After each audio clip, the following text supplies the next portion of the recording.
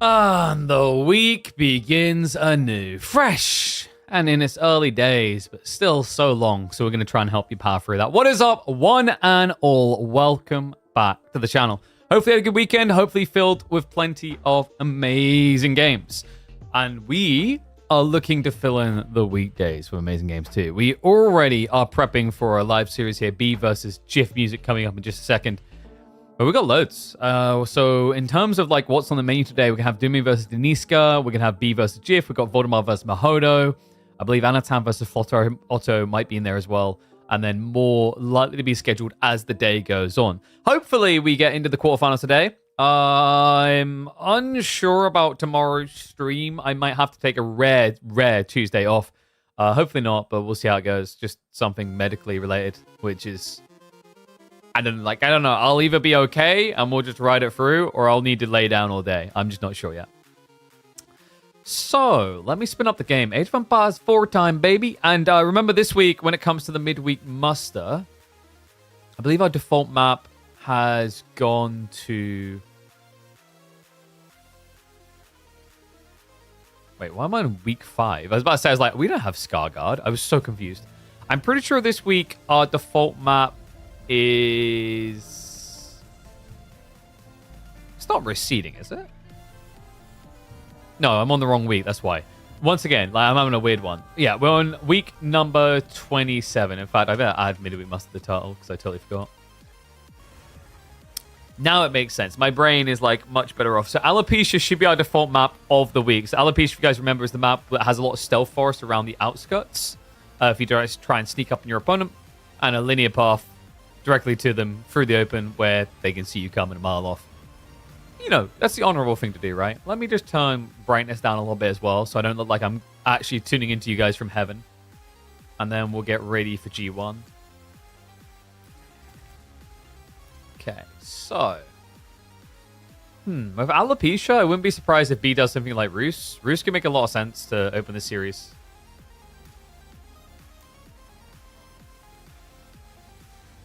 Hey, I was right. Yeah, so it's going to be Roos. Marleon's on the other side does make sense of Jif as well. You could think about Shushi here. It's not too bad. It's a little bit random whether the golds actually spawn close enough for you to jackpot it. But let's get ready to hop into this one nice and live. That is a bracket. I am very on it today, like a carb on it. In fact, give me 1 second. I'm literally going to open up a can. I need it.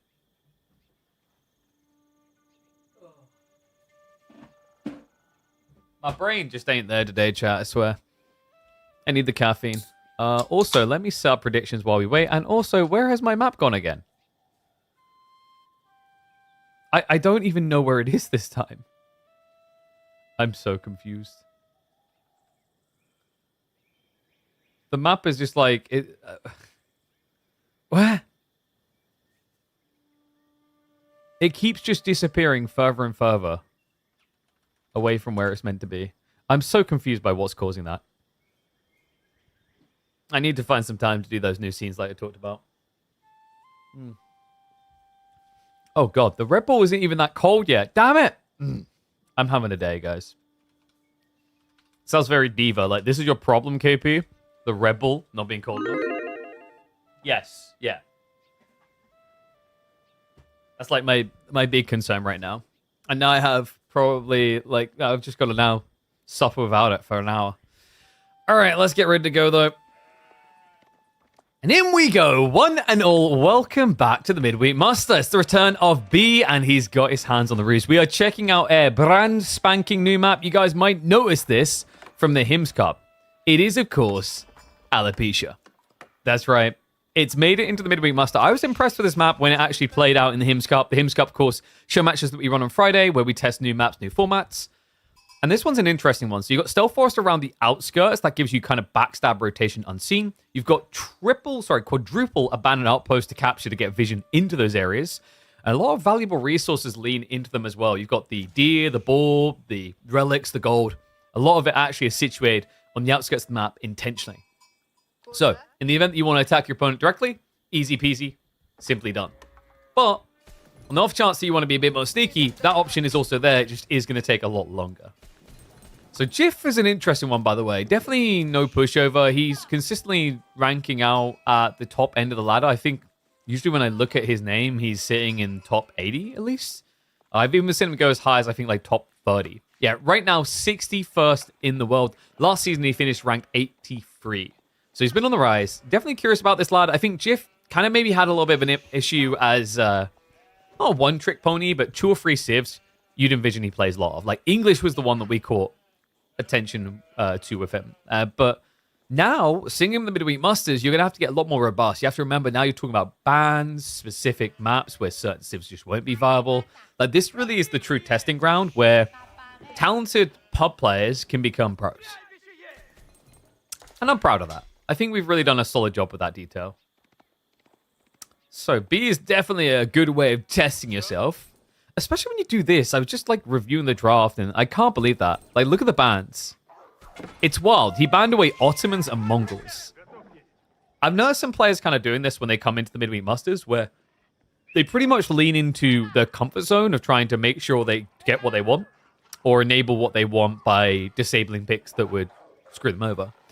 And I like that for the most when you're in a meta where no civ is ridiculously dominant. But we've been in a meta for a while where Atri and Roos in particular have been very strong performers. So letting this through is a little bit cumbersome and a bit odd to experience this actually. I don't think Jiff was anticipating a Roos Rax rush. I know Malians are always susceptible to it, no matter the civ, but this is weird. And Jiff now has to come in with his own weirdness. It's going to be a Saharan Trade Network answer. Yeah, and notice where he places it, guys. Right on the edge of the TC range, so that if you dive him, he can actually kill you off.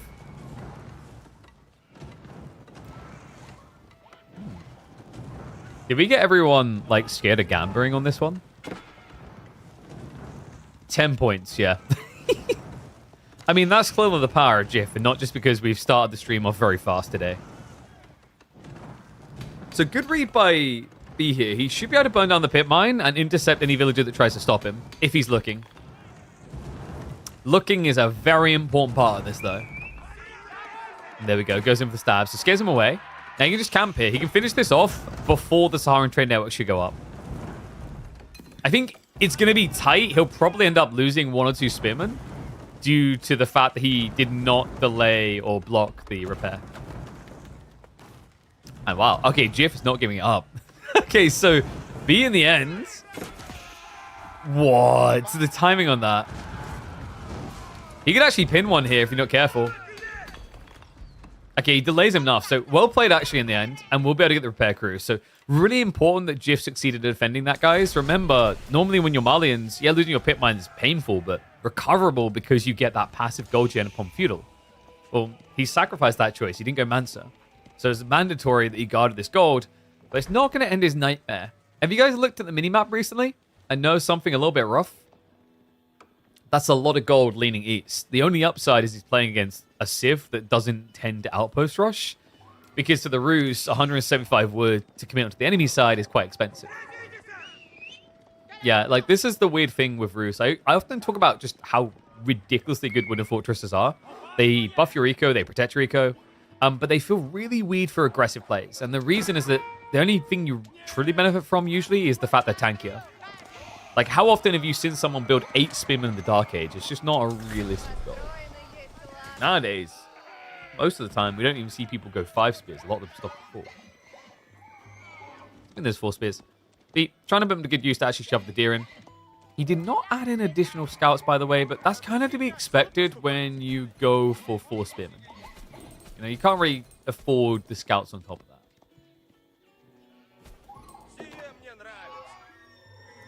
Losing the scout is definitely going to prove a little bit painful here. But I think he knows what his opponent's going to be up to. It's going to be a focus onto the deer. The curious part is whether Jiff wants to play pro scouts. Doesn't look like it. And I'm kind of okay with that if he doesn't.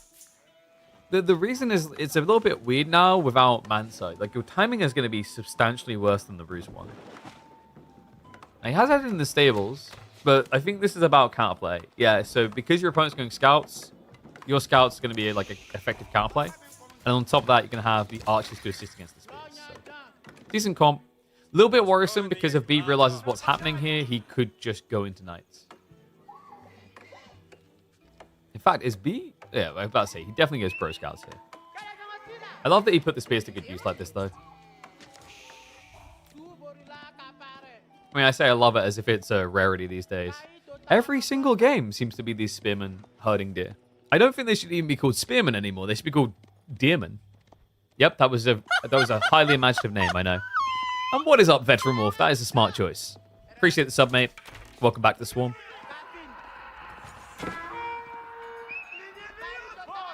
Okay, so second pit mine is going to be up for Jiff. He seems to be pretty safe with the duty of it. It's likely that B will be aware this is going to be the place that gets dropped, but it's so retracted back that unless B now wants to like double down on Feudal, it's not going to be so many targets. And looking at the macro, I don't think B really cares about Feudal. Interesting, yeah, he's just going to bypass the age. I guess it makes sense because your opponent's got archers, actually. That's interesting because like normally the idea of just fast casting into horse archers maybe doesn't have as much impact because of the javelin threat. But because you built spears, you're anticipating your opponent has to react archer.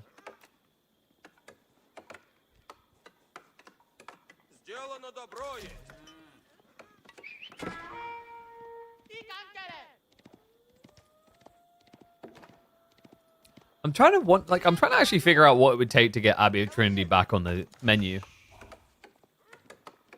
I mean, the thing is, it has some very cool, unique techs. I think part of the issue is they're just too expensive for what they are. Like, a lot of them are around 500 goldish, right? 300 to 500, I think. Yeah, it's just... I mean, High Trade House just does so much. It gives you all this passive gold gen, usually 2 relics worth, and then it fixes your food issues. Remember, like, even if you went on a pro scout build, you're generating 350 foods that you can gather from every minute. Which is crazy when you consider the pacing of something like Madrissa, right? It's like, yes, obviously this is a cast-based landmark, but it does kind of what Madrissa does, and then something else as well.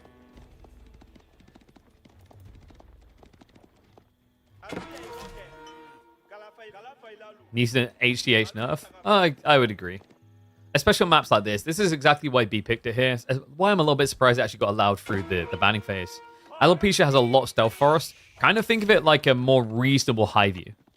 But the thing that won't be reasonable is the HDH number. Get your numbers in, folks. We're going big.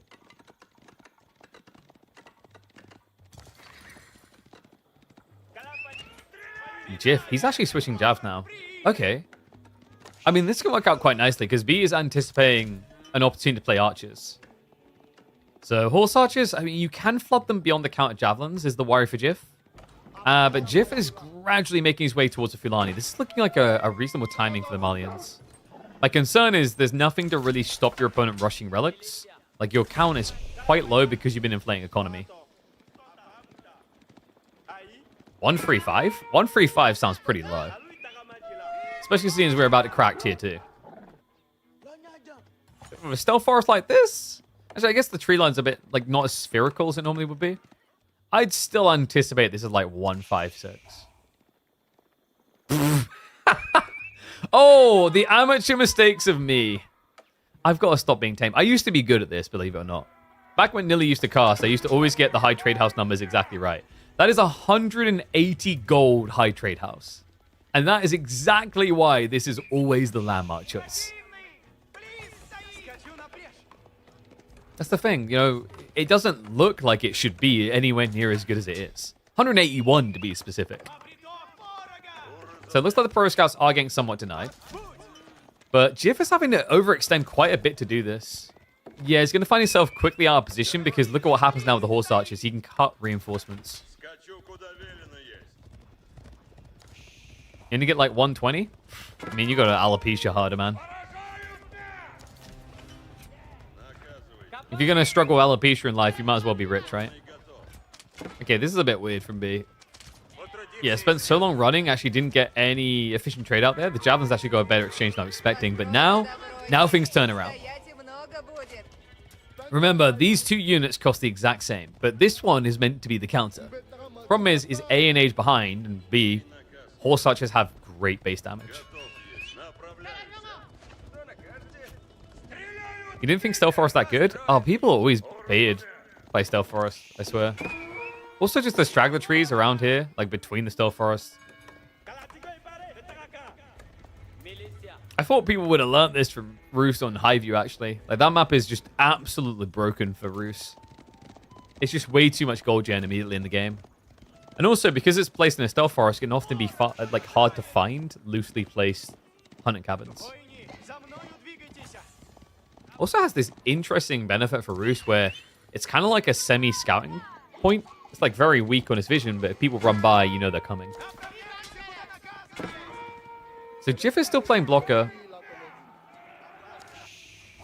He has to pull the trigger soon, though, and I think he knows it. It's got more stables being prepped, so might add in 2 or 3 Sofa just to start off with. I don't know if it's really worth it here against Horse Archers. Like, Feudal Sofa against Horse Archers are kind of an irrelevant unit. It's even more so when your opponent's now producing Knights.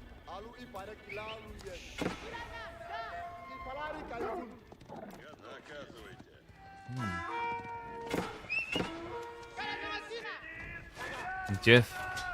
He has at least got enough jabs to one-hit the Horse Archers. I just don't know how you one-hit these Knights. Easier said than done. So he's going to start sacrificing the Scouts. Does realize he's going to need a lot more Donzos now. And we do finally have the Warrior Monks from B. So his timing's going to be there to move into the Relics. Which means he has the potential to have a 7.5 Relic game. That's the high trade house effect for you. Nice. Just getting an easy cleanup. Jiff discards the Javelins.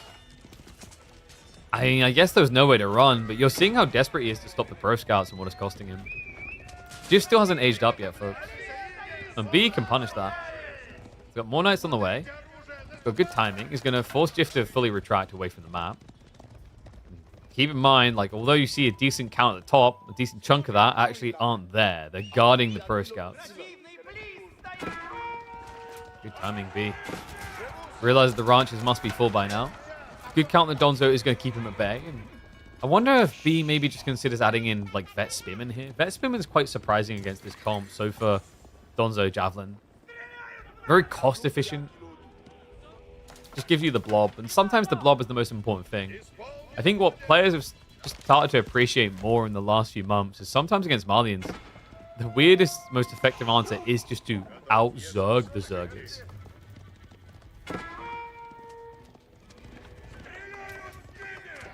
What's that Alopecia really streamer comment about? Like, are you personally attacked?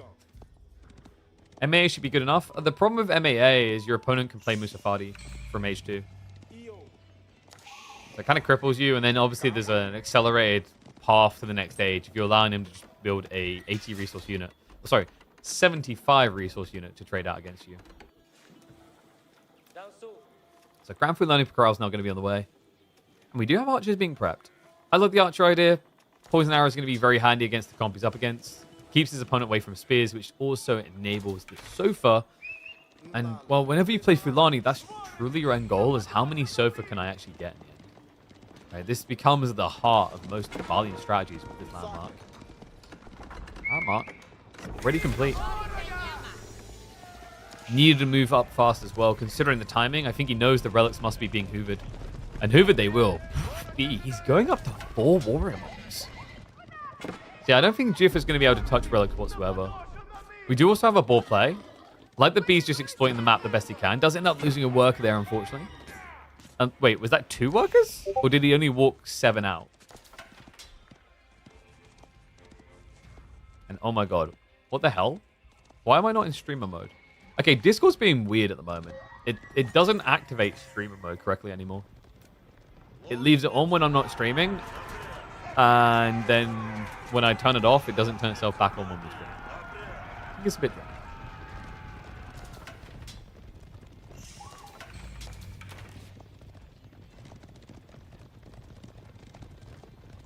Okay, so what's B's next transition? Does he think he can just win the game with Knights or Horse Archers? Does he need a switch?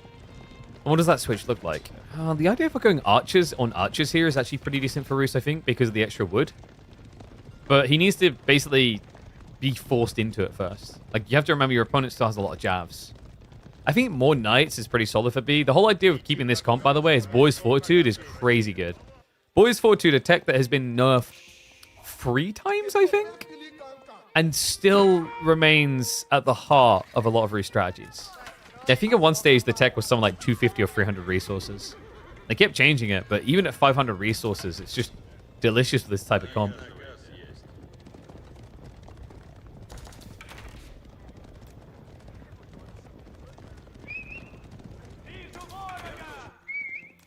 I like that we just baited everyone with that. Should I just start playing random noises? We'll just get like an MSN notification noise. I don't even remember what MSN notification noises sounded like. It was so long ago. I can just feel my beard growing grayer with every mention of that service.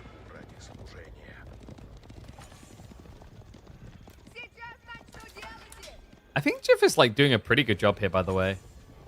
He's been chip raiding at the back, which has been punishing B quite a bit. On top of that, he's got the Fulani. Like, I'm pretty impressed. I thought he'd just get outscaled. Now, you know, although there is an eco lead on raw villagers, remember that the relics, the high trade house helps out a lot. But you can never discredit the power of Fulani. What's even crazier is just how early Jiff is adding in the farms. Yeah, we've got him ramping up food income quite a lot. So I guess he wants to maybe just focus on Sofa.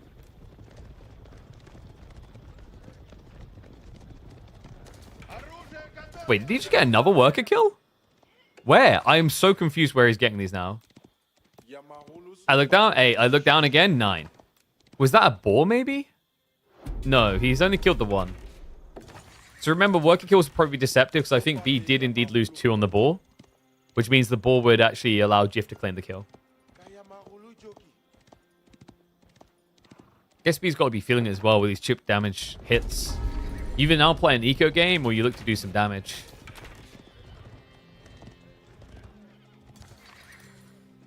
I guess he's just going to stroll in again. And looks like B has made his choice. It's going to be 2 TC. So it's just going to offset the damage done.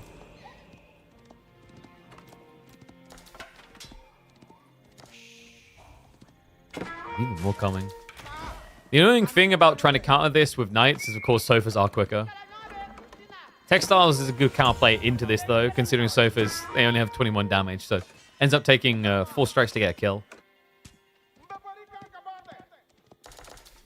And I like the wall.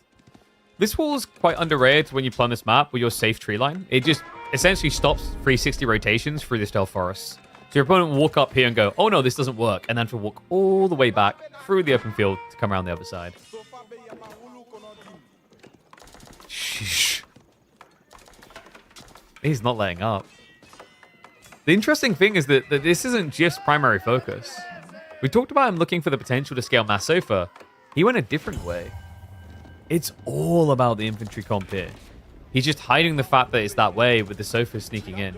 Because it means that B is like not diving him. He's too busy reacting to these tiny raids. Roost not that good?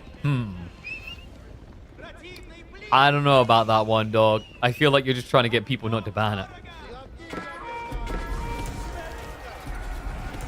I think B's going to be forced into siege here. It feels so weird to go full cav into siege, though. But I don't see any other option. Like, this doesn't look like a favorable trade whatsoever. We'll see what he can do there. He has got the Saint's Blessing coming in. Knights are going to spread out. No Boyer's Fortitude, though. What? Hold on, however. The Knights with the extra armor. They're starting to break through. And Jiff, no way. Is he losing this fight? The archers are overkilling the horse archers is the big problem here. Knights are finally going to go down. Second wave is going to arrive, so Jiff will be fine, and he will be able to break through. The Warrior Monk buff was not enough. Knight count still at 10, but most of them not present and able. And on top of that, B, now with limited army, is finally making that springald switch. Okay, that was crazy.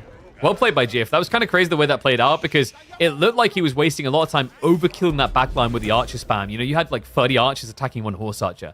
Definitely more damage than you need. And the Warrior Monk detail, also pretty scary. You have to respect that +2 damage, +1 armor. Jiff just proving superior on the push. And he now will be rotating towards that ball location. So a few torches out, not much in the way of burn power. He's going to need to get some more troops here if he wants the kills. And B, not feeling like he can lose 8 villages, actually comes to face him here.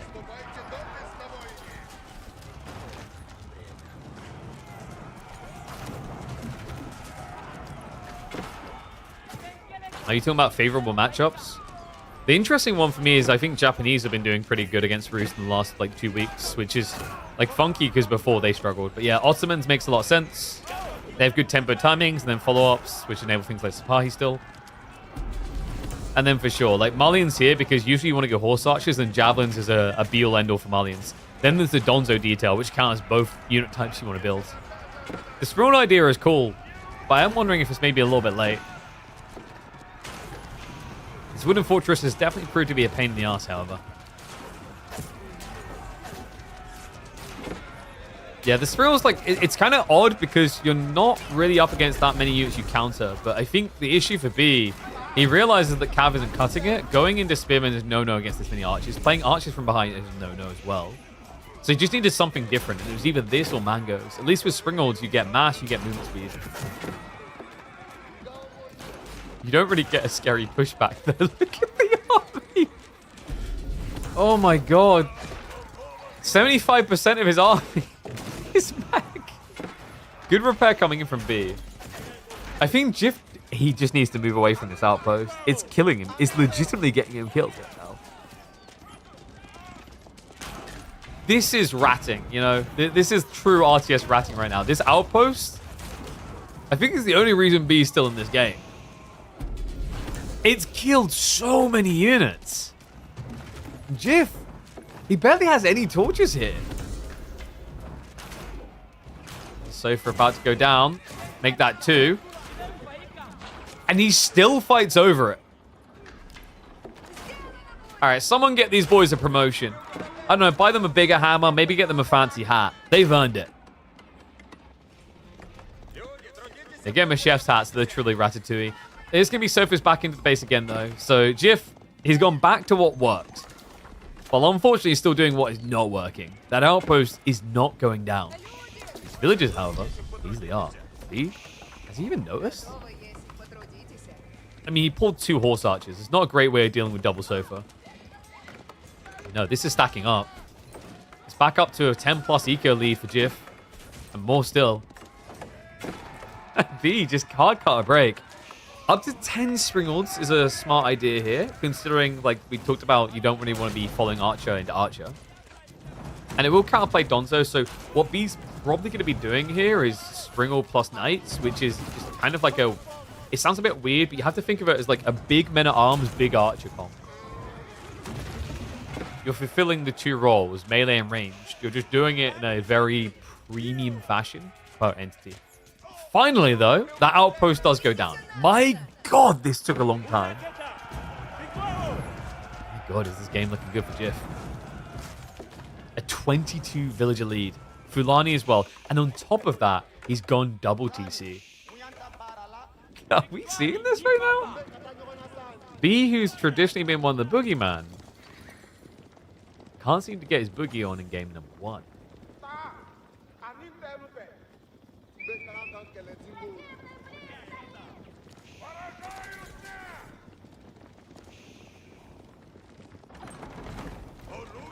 The oh, this is I love this. Okay, so this is not Louis walling. This is something different, guys. When I talk about Takeshi castling, this is the true Takeshi castling. It's just clown doors. He's building methods to just move left and right constantly. Like, he just has all directions, right? Because there's not enough room here for all these Springolds. But he doesn't need them all to get in. He just needs them to all get through a gate and out the other one.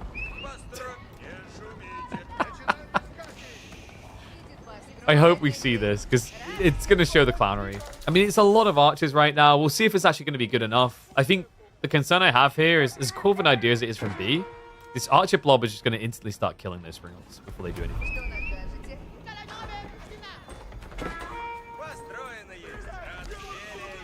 So for once again, into the breach.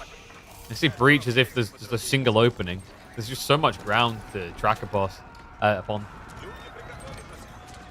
This position just getting ridiculous now. B, I mean, his food income is starting to stabilize with the additional farms coming in. It just doesn't hold a candle to what the Malians are doing, though.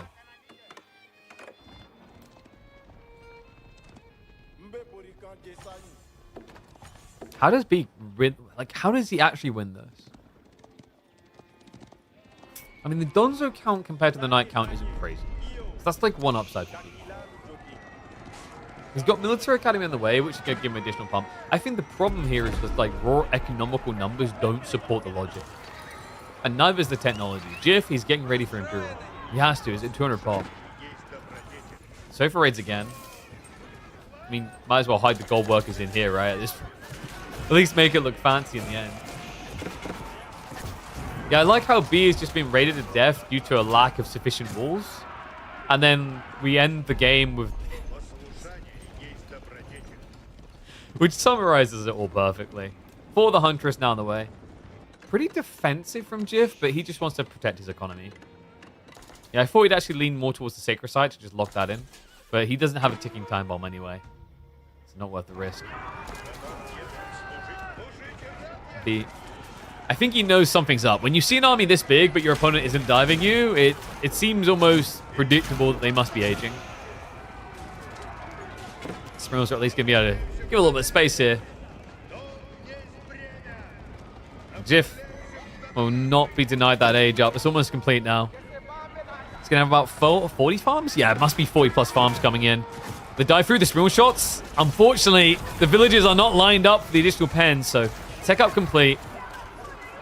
And now the Springles are going to be sniped. I like the usage here. It's the biggest threat to him right now. B. 12 is the highest count he's going to be allowed to see. The rest diving through are now going to get sniped out. And to Jiff, it's just a matter of biding your time. You don't really need to engage with this. You just need to let the castle kill it all. Chases him away. B. Does he look for a tech himself now? I mean, can you really when your army's about to be so small because the archer's coming in? Pristine for sniping out the Springles. We'll get some target fire in. Knights just have to be ignored. Yeah, because if you kill the Springles, you can then just run back towards the fortress. Jiff, elite tech is on the way, but he's still got some ways to go. 35 seconds out. Jiff has exploited himself to the maximum here.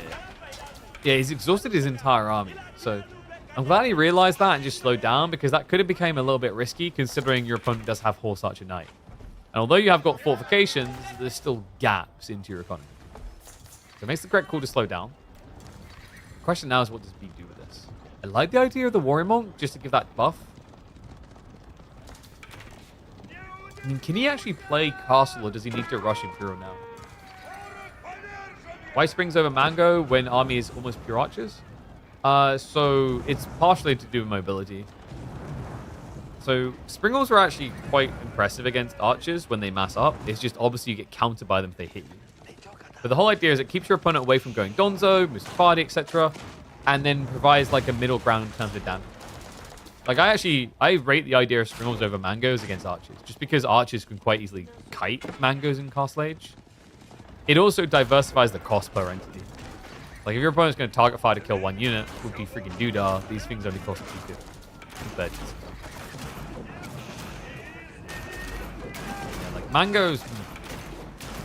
I guess also the other thing is, like, to that point, you could argue that if you have Mangoes over Springles, there's less ground to cover to protect. But I think that's the other thing for B. Like, if he has to protect them, then why have we built cavalry? You want to be able to trust these things to do what they need to do without being a liability. And if you have 4 Mangoes, you feel like you have to sit on top of them.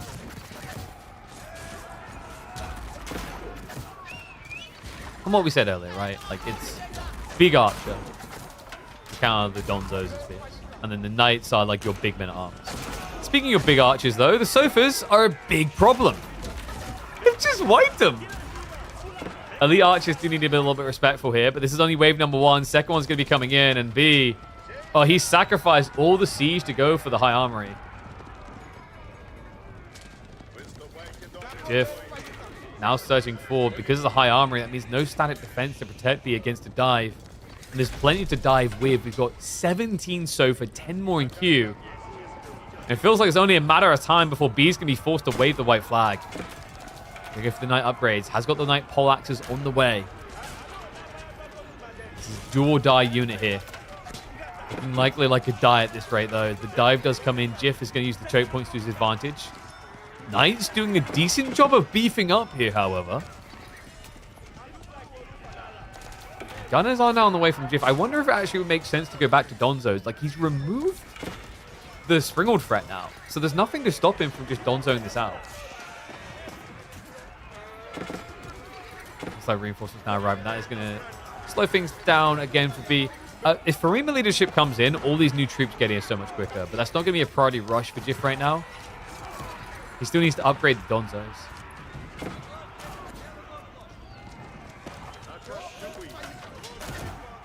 Well, when you have bulk, the Knights can do okay against archers, but when you're down to a small count, the poison damage can just trickle away at you. Well, no poison damage needed for these villages. They're just going to get one hit. Dives in under the farms. This has to be breakpoint. There's no coming back from this. He done it, and I am damn well impressed. B, yes, we haven't seen him just reigning supreme week after week like we did just a month ago. But Jiff, a relatively unknown figure in the Age of Empires 4 community, definitely to those who only watch pro games, is about to take an early lead in, and sorry, I don't know why it says a BO5, a BO3 against B. Not just that, while B is playing one of the most banned civs historically and currently in Age of Empires 4 history. He just can't believe it. He's like, nah, not like this.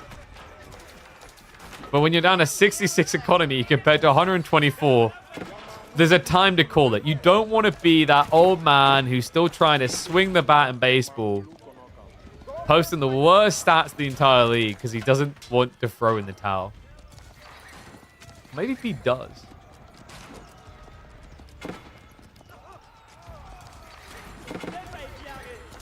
Yeah, he's... Oh, there we go. We finally used the walls. They kept him safe. For about 2 seconds.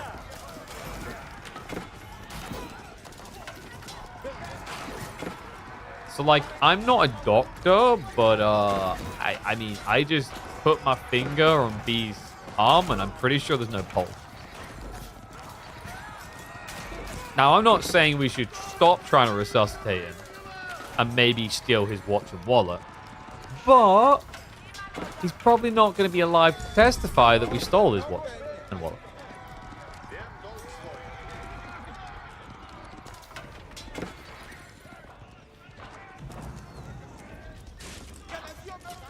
Alright, I guess we're just going for the Kilyadi award now. That's 36 minutes into the game with 6 villages.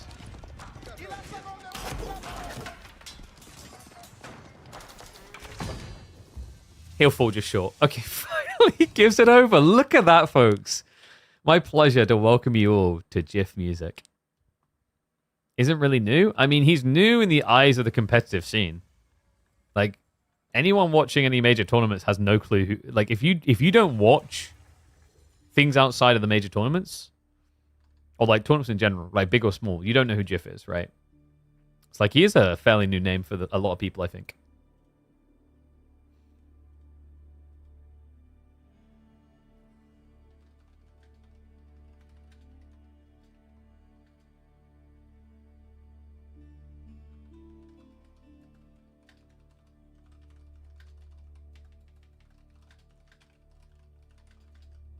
Okay. I have to think on what that one's going to be called. That was a cool game, though. So game number 1, locked in for Mr. Jiff, and that was with Malians versus Rus.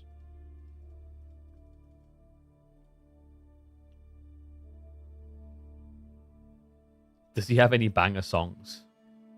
I think his songs probably play at like 1 frame a second, probably. Like all quality GIFs.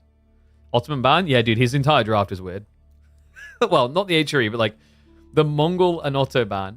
I mean, Mongols, like there is Kawasan, right? But I feel like there's higher priority bans on Kawasan. Then again, they got picked straight away. So we're probably getting Shushi versus Knights Templar for game number 2, which makes a lot of sense.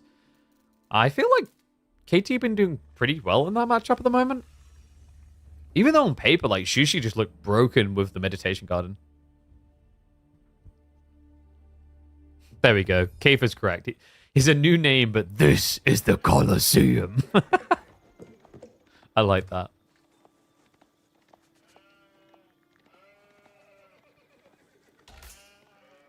Well, if this is a Colosseum, gladiators ready! Viewers ready! Okay, I'm going to stop that now. I'm not even sure how many people get that reference. It's time for game number 2. GIF music up against B, and you are seeing that score correctly. I have not misclicked. I have not fudged up. It is indeed B behind in this best of 3 against, for many of you, a fairly unknown player. Okay, I am curious on this one. We're going to get predictions up and running for game number 2. Because Knights Templar versus Shushi, I got to say, as the weeks have been going on, I've liked Knights Templar more and more in this matchup. The Shushi are definitely very powerful with the Meditation Garden drop in the center. Not in this game, they're not. Oh. Oh, that's... Ooh. Oh, no. Honey. You don't often get this double tree line. I think it's quite frequent we see like a single tree line. Normally the gold is pushed into the berries. It's the opposite here, which means he hasn't got an insanely high value Meditation Garden. That's important, guys, because a popular play at the moment for Shushi is to not build a dock, rush out into the center, drop a Meditation Garden worth about 150 to 180 resources, and then roll your opponent off of his pond. But here, the best you can get is going to be like what? Maybe 120? 130? Because normally you get 4 berry bushes in range, but this is a grief spawn. So good news for B as well. Then again, B didn't actually go into the pond. He's playing for a fast fuel himself. Now that is a little bit more surprising. I feel like normally we do just see the Knights Templar take the greed early.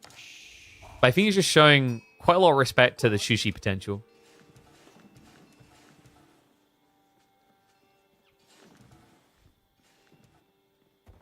Jiff. His tech timing is going to be notably worse. I mean, it's time to choose, and it is going to be the way de France. Kingdom of France on the way. We're going to hit the 2x speed just because I realized we can actually catch up a little bit. As this series is playing live, but obviously they're a few minutes in. And wait, he's actually going for it. Yeah, so he's medi-guarding. It's just... B kind of caught him off guard with this. And he's going to find out just how much soon. He pulls 5 to get this medi-garden up. And yeah, it's not that great. It's okay, right? It's 108 food, 25 stone, and maybe like 10 wood. But that was not what he's expecting. And now it's a roll of the dice. If you guess the wrong pond, and let's say B just rushes the archer ship here, you should just get blocked out. Now, B done something greedy. Instead of going for an archer ship rush, he queues up a fishing boat. Yeah, so I guess he's now inviting Jiff onto the pond. He's got double dock coming. I'm a little surprised he didn't take the archer play. I guess the argument could be made that 5 villagers will be able to rush up a dock before the galley could kill them. So didn't want to risk it for the biscuit.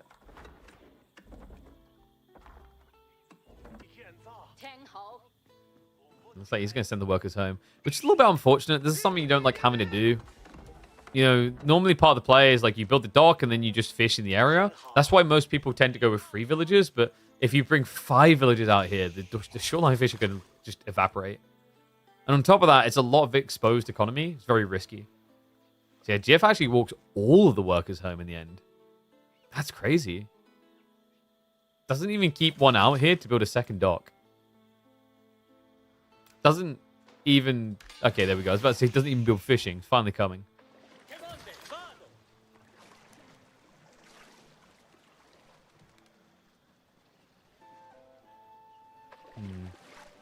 Oh, the archer ship already there. I don't see an easy world in which Jiff gets on this pond now. And B, I mean, it's only 2 fishing boats, but this can inflate quickly now that he knows that the pond is secure. And we do have Jiff now, after walking all the way home, coming back to drop the dock. This is definitely not ideal. There's been a lot of wasted idle time. I think, like, one thing that Jiff is probably already feeling is that he shouldn't have come home with everyone. I'm wondering what the paranoia was. Maybe he was expecting B to just open with 1 Chevalier. Then again, a Chevalier is an insane investment at this stage if you're going pond. You have to spend 150 wood and then 166 resources on the unit themselves. So it's over 300. Yeah, look, 25 stone, 14 wood, and 108 food. So yeah, Like, what was it, 147, 146? It may seem like a lot, and I'm kind of like, why am I turning my nose up at it? That's not that good. And normally you get a lot more food, that's why. The food is important because it lets you contest your opponent's pond very aggressively with good timing into usually things like sprinkle chips, which can often feel a little bit off limits that early on. Triple dock now. Okay, so he's fully locking it in. Whereas B is just going to fixate more on economy. Now, that doesn't mean that Jiff can't follow up, right? Having 3 docks means you have 3 that can produce fishing boats, and you are a civ that produces said boats quicker. So he should be able to catch up. The B is not waiting around, folks. Look at the economy. He's got pilgrims on the way, and he's rushing Castle Age. Okay, pray tell, Mr. B, what do we see this game? Because if you want to be normie, Genoa, sure. Kingdom of Castile is for the crazy. But I think Angevin Empire can be pretty good here against Shushi. Considering they often want to play Lancers, it blocks that play quite well. The issue is somewhat to do with mobility. Because obviously the Armored Spear is very tanky, but also very slow. And you are not walled in yet. I mean, he does have a good spawn for walling it with that tree line connect. Plus the gold here. So you can definitely minimize the approach. At least the angles of it.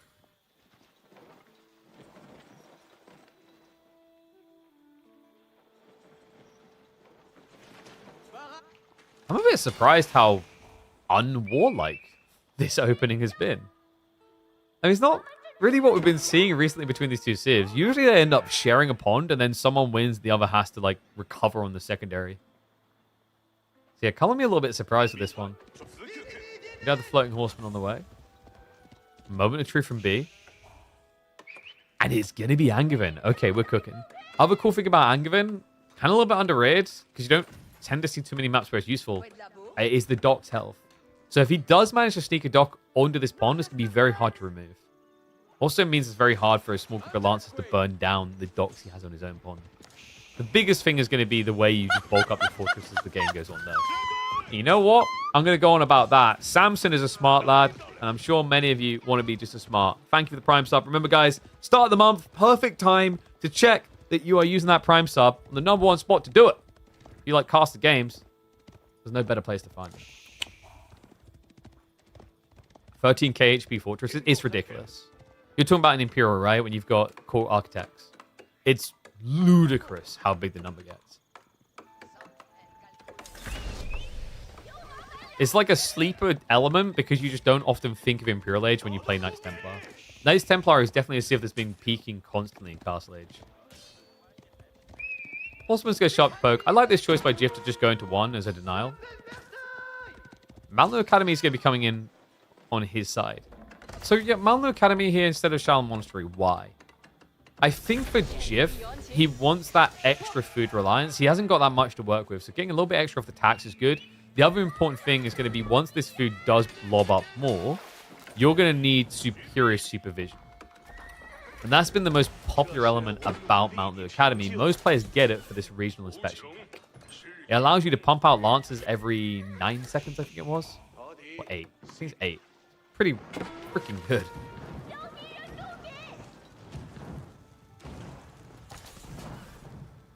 Okay, so it's going to be heavy spears to just clear the docks. I like this. It counterplays the Lancers. They're very tanky. They're tankier than standard spears. You save resources not needing to get veterancy because they're already a vet unit. And he has great economy to blob like this. Look at the count. Scaling DPS. He's going to queue up a demo. The demos are going to struggle to find their impact, though. In fact, they might even struggle to find their birth. Yeah, he actually gets denied. All right, 1 dot down, 2 to go. We also have B pilgriming to the north now.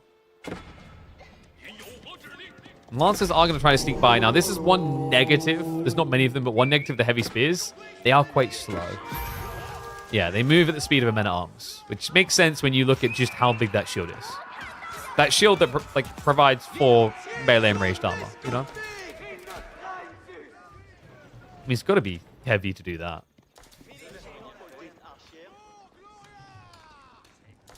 So when does B start thinking about fortresses? Probably around like 60 economy is a good time to maybe contemplate it. It's deceptive because we're super early in this game. You have to remember that right now a third of B's economy is fishing boats. Which means he doesn't really have much ability to flex between gold, wood, and stone currently. Especially if he starts getting raided and blocked on those pilgrims. And also we have got him marching towards the base, but the crossbow revelation comes out from Jiff. Now B did start to build archers. He could stick to archers, or there's another option which is pretty cool, which is to like go into horsemen here. They both only knew. Oh no. Oh no, the crossbows, Jiff. Abort. Finally realizes you do not want to be standing still against these guys. We better scare him away. We do have more of the boys creeping around on the docks again. There is going to be a relic coming over, so you could wall log to actually delay this to buy time for boats. He's going to want to wall log quick if he's going to do it. Instead, Jiff decides he wants the money. Oh, she's now arriving. They're going to just trade their lives to get rid of the crossbows. Yeah, this guy decided he wants money instead of the kills. I don't know. It's giving me flashbacks to when you offer a kid coins or like paper money, and they always take the coins. I feel like shutting this down is much more valuable if you have a logical follow-up, like a boat that could save you. Because once these docks are down, remember, he's going to be food dry. And Jiff, against this many spearmen plus archers, I don't know how you get back on this pond either. I guess it's tricky as well, because like you could have played archer ships, but remember, archer ships will not do that much damage to heavy spears. It's crazy. Look at the damage. So that's with the ranged upgrade, right? You can get them up to a maximum of 8 times 5. And these units can go up to 6 ranged armor. You do barely anything against a unit that has superior health compared to standard spears. And the cost is pretty damn good. 80 food and 28 gold for all that. Yeah, I think the thing that's interesting about heavy spear blob, whenever we watch it, it doesn't look like they're great DPS traders, but that's not what they're meant to do. Sure, like they're going to suck at trading out compared to a men-at-arms, but they're more cost efficient. Their production rate's superior. The whole goal with these guys is to zerg. It is a meat blob. Jiff's going to be sneaking back out in the pond again. D is getting an eyeball on it though. Has also got archer ships here, so the junks can't even try to trade out poorly against the heavy spears. Feels like he needs springolds. I think when you see these heavy spear comps, the answer is meant to be springolds. Crossbows can work too, but you're seeing how he's like struggling against the archers. I think for Jiff, maybe Palace Guard plus springolds would have been the most logical play. And demo, even a good one like that isn't going to be good enough. He's going to have to fight to try and get on the dock again. We have pilgrims at least still being shut down. Another dock attempt on the way, but I mean, B doesn't have to run away, I don't think. Not with this many spears. Just almost feels like he's toying with Jiff a little. He's showing respect to the crossbows, right? Like, it's not a crazy count, but we talked about the fact that like the spearmen aren't great at getting through. It's the toddler analogy, right? How many toddlers can you take on? Heavily armored toddlers, apparently.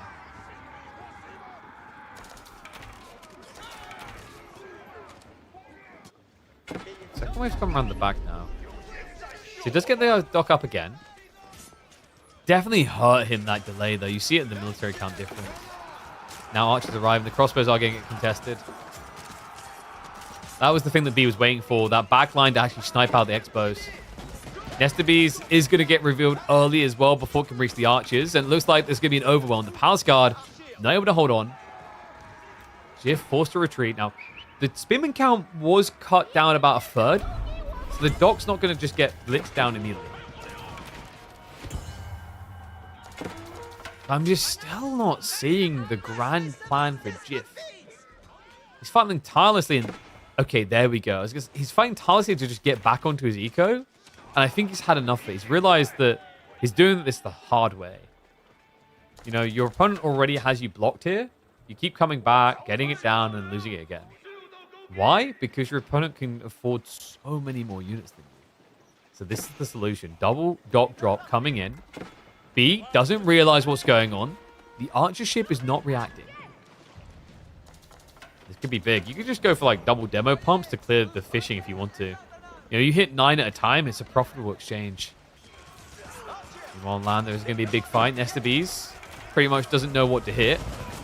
We'll get sniped out. Military numbers are looking bad for Jiff right now. The archer count is too damn high. It's clearing all expos. Even the trickler pass guards are finding this problematic. Did he realize? No, he's just exhausted the resources. The boats are coming. However, with this wipe of the PG, I imagine B is going to just target down the dock again. And then look to consolidate. We do have Archer plus Spiral coming out. B is finally given notice to this. He's got his own demo ship play coming. Meanwhile, it's going to be a dive onto land. He's going to find the workers on the tree line. This many archers. I mean, Jiff doesn't have an answer. No Nesta Bees. Barely any units stand in the way. The only upside from right now is that B didn't immediately start chasing and killing that entire time. Could have easily been an extra 5 worker kills. There's still more time. And no, the Seek Shelter! Never trust that button! Never! That button just lost him 8 additional workers. This, folks, is why manually garrisoning is sometimes your absolute best friend. Unbelievable. Waterside, it looks like B has actually kept all the fishing safe. 14 boats hiding on the opposite side of the pond. B has, for some reason, decided he wants Spring-Ons himself. The thing that we thought Jiff might go for.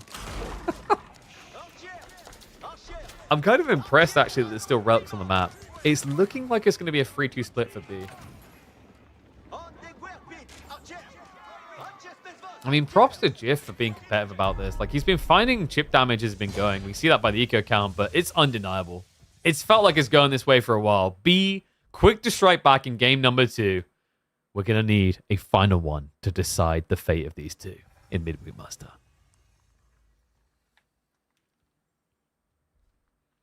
Oh, dear, oh dear.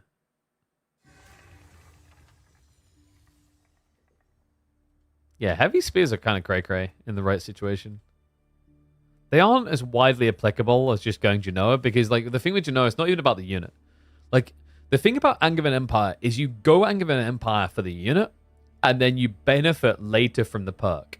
Whereas, I find often with Genoa, you go Genoa for the perk, and then can sometimes justify the unit as you go. It's very weird. Usually, most Knights Templar logic follows the path of you take it for the bonus. Okay, so that does mean we've got a deciding game on, is that Coastal? Sorry, Dry Arabia. Dry Arabia, and it is going to be Jiff's Mongols against Japan. Oof.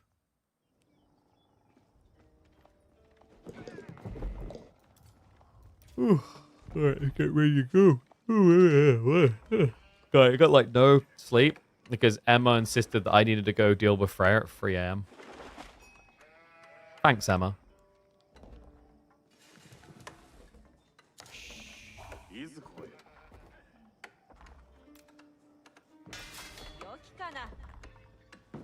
It's time to sally forth for a deciding game between these two. That's right, Jiff has taken it down to the knife's edge, but that knife is sharpened like a samurai's blade. B picks the Japanese for game number 3, and Jiff, we finally see the logic of the Mongols. Look at the draft. Do you see something weird about Jiff's compared to B's? Yeah, you saw that correctly. He banned Mongols away from B to get it himself. So apparently we're getting treated to something signature or special from Jiff on Dry Arabia. Let's see how he's going to cook. So he did actually hang around the Gur for the initial wood on the tree. I like that. And he has got the UV set up. Do you really want to try and outpost rush the Japanese, though? I'm not convinced by it. I think Japan is like a really annoying civ to actually try and outpost rush now with Mongols. because of this Dark Age Rax play, you know they're going to produce a few units, and at the start, they'll easily be able to keep up with you because by only paying 75 wood, they're going to be up at 4 spearmen when you're producing your first double back. So yeah, it's a tricky one actually for like Mongols to find that all-in timing before their opponent can actually just be bypassing onto the gold. Speaking of gold, oh no, B scouted it. Yeah, he's going to try to deny the gold, but Jiff, this is an aggro tool, right? No, it's greed. He's gone pasture. So he picks up the gold, and he'll pick up and pack up home. Now, you might think, wow, well, this is a pretty big mistake. B is now, like, stuck with 3 spearmen that do nothing. He's dead. What a sucky game for B. What an underwhelming way for it. No, guys, like, this is the thing. He just goes and pushes deer.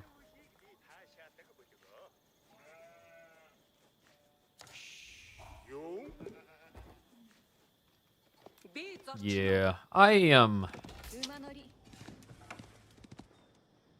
certain that Jeff is going to need these dead. And I think he knows it. He's coming round. Because double deer stack like this can just... We've seen what B can do. By 6 minutes, he can have both the deer stacks in his base.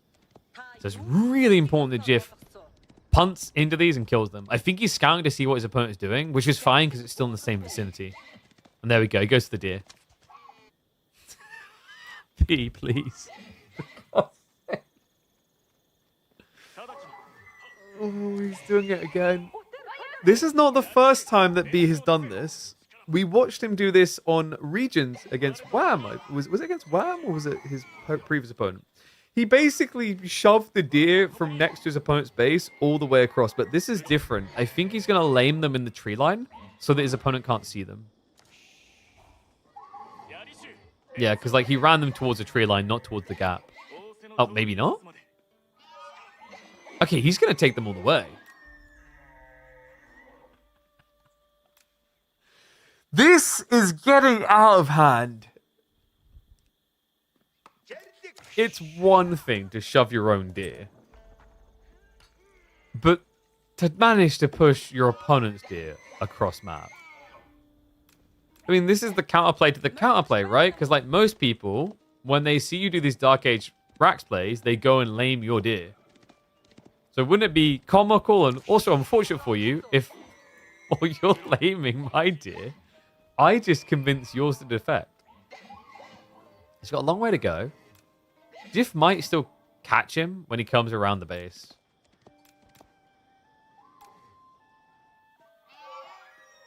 Wait, what? How did this one get over? He's just pushing them anywhere he can. Oh my god. Just take the 6, man. Just take the... Is he... So he's now going to rally them to the west to regroup with this one deer that got away from the pack. So what? He's going around this way? Oh, and he just saw the Khan walk east. So it actually makes a lot of sense, guys, because the Khan is going east. He saw him when he would have shot probably at the building or something. That means that you like want to lean it a bit west so you don't get seen. Reminder, we are now 5 minutes in the game. These deer started here. He's already halfway home.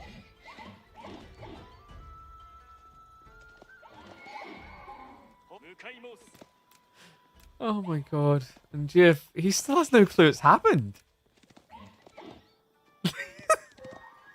Okay, as cool as we think Dear Garrick, like, I guess this seems really cool, but it also seems so silly that he was able to do this. It would have been tricky for the Khan to stop because there's 3 spearmen and a scout. He could have probably killed like 2 or 3 of the deer at least, though. The fact that B got the entire deer pack, -1, who's really constantly eager to get away, back to his base is crazy to me.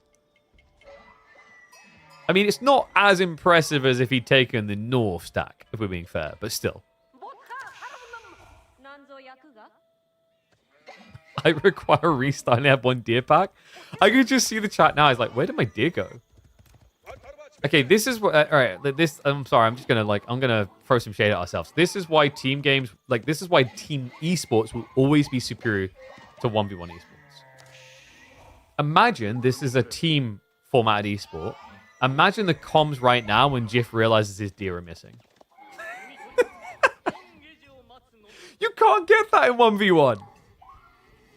Just capture the listener and he's like, where the hell are my deer?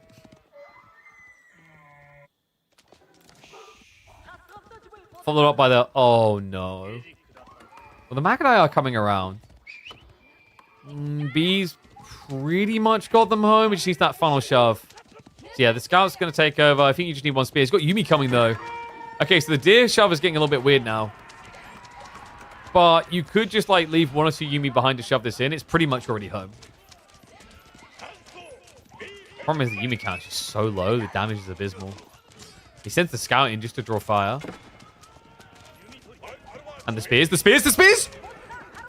He got baited for the scout. They got a good hit in there. So double Magadai goes down. The Con Hunter finishes what they started. And that does mean that B's riding blind. But let's be totally real. It's pretty obvious what he wants to do next, right? Right? This has to be castle. And you say that, we've been seeing the rise of Yumi, and B, that count is rising currently, but it was more reactionary play than just to do it, because we do it. Now that he's began, though, there is this cool build of Yumi where you build up to like 25 to 30 and then go castle. The question is, what's your opponent getting in response? Because, like, you know, could Jiff just try to use this opportunity to go into Imperial? Undoubtedly, it's looking like a step readout game.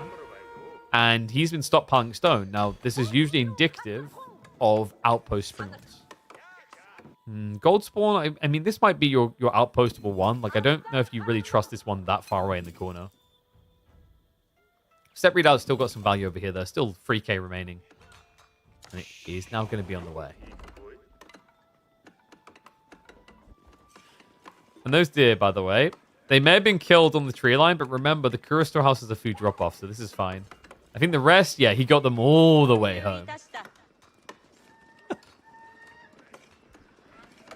Honestly, I'd say worth.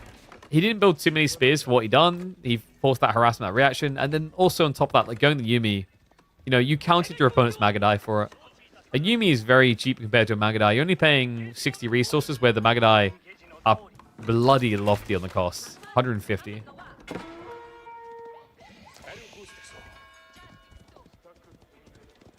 So how does this now end?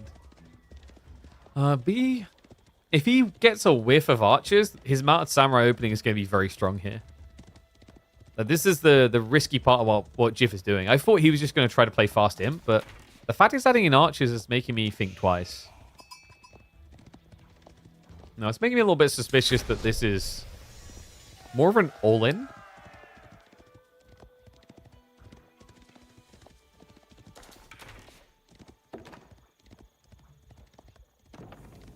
He's going to move out in the deer. He's like, look, he can't push them all the way back to his base if I eat them. Ah, that's a fair point. Yeah, I think just laming them probably achieves the same. Like the walls as well, just in case there were some more Magadai coming. And should be moment of truth. I mean, if we're not seeing a stable, then it is just going to be about the Yumi.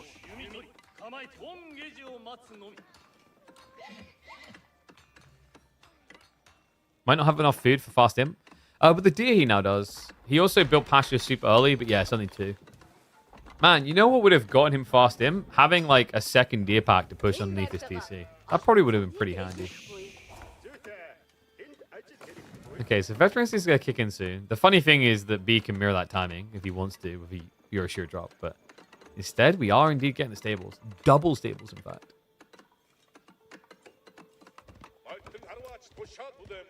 Funny thing about Yumi here, with this play to go into relic rushing with Jiff, like, Yumi are pretty good at shutting that down.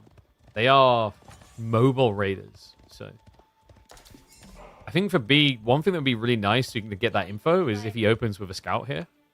You know, you want to be going mounted samurai, but like one scout alongside that makes a lot of sense. Otherwise, you're riding blind anyway. Which brings a whole litany of risks with it.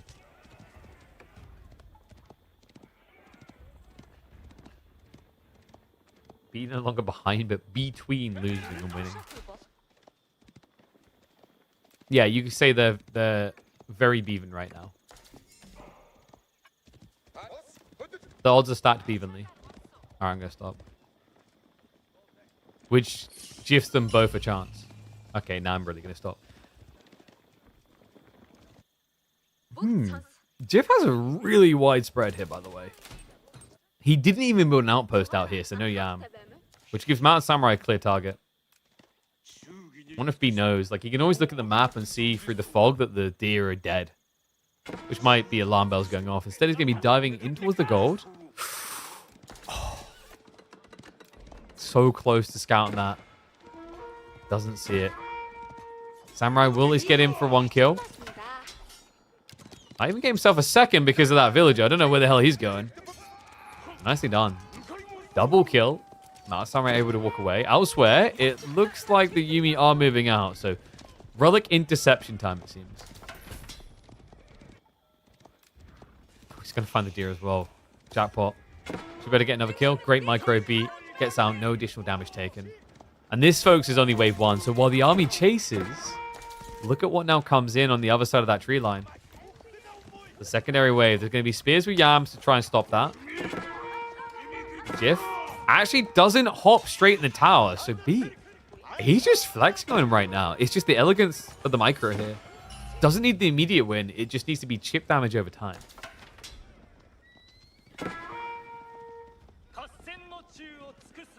Now the Yuumi wave. Well, the outpost should be able to keep them safe from that, but there's just so many workers here from Jiff. Now, keep in mind those Yuumi haven't been upgraded yet, so they don't pose a true threat compared to the veteran archers. The real threat is what's happening on the map. What should be happening is relics galore for B, but Jiff has defied that decree. He's managed to sneak the relics back, so it's looking like a free relic game for the Mongols. Well played. But B, wait. Does he suspect? He's hugging the tree line. Meaning he's quite likely to actually catch this cheeky little monk.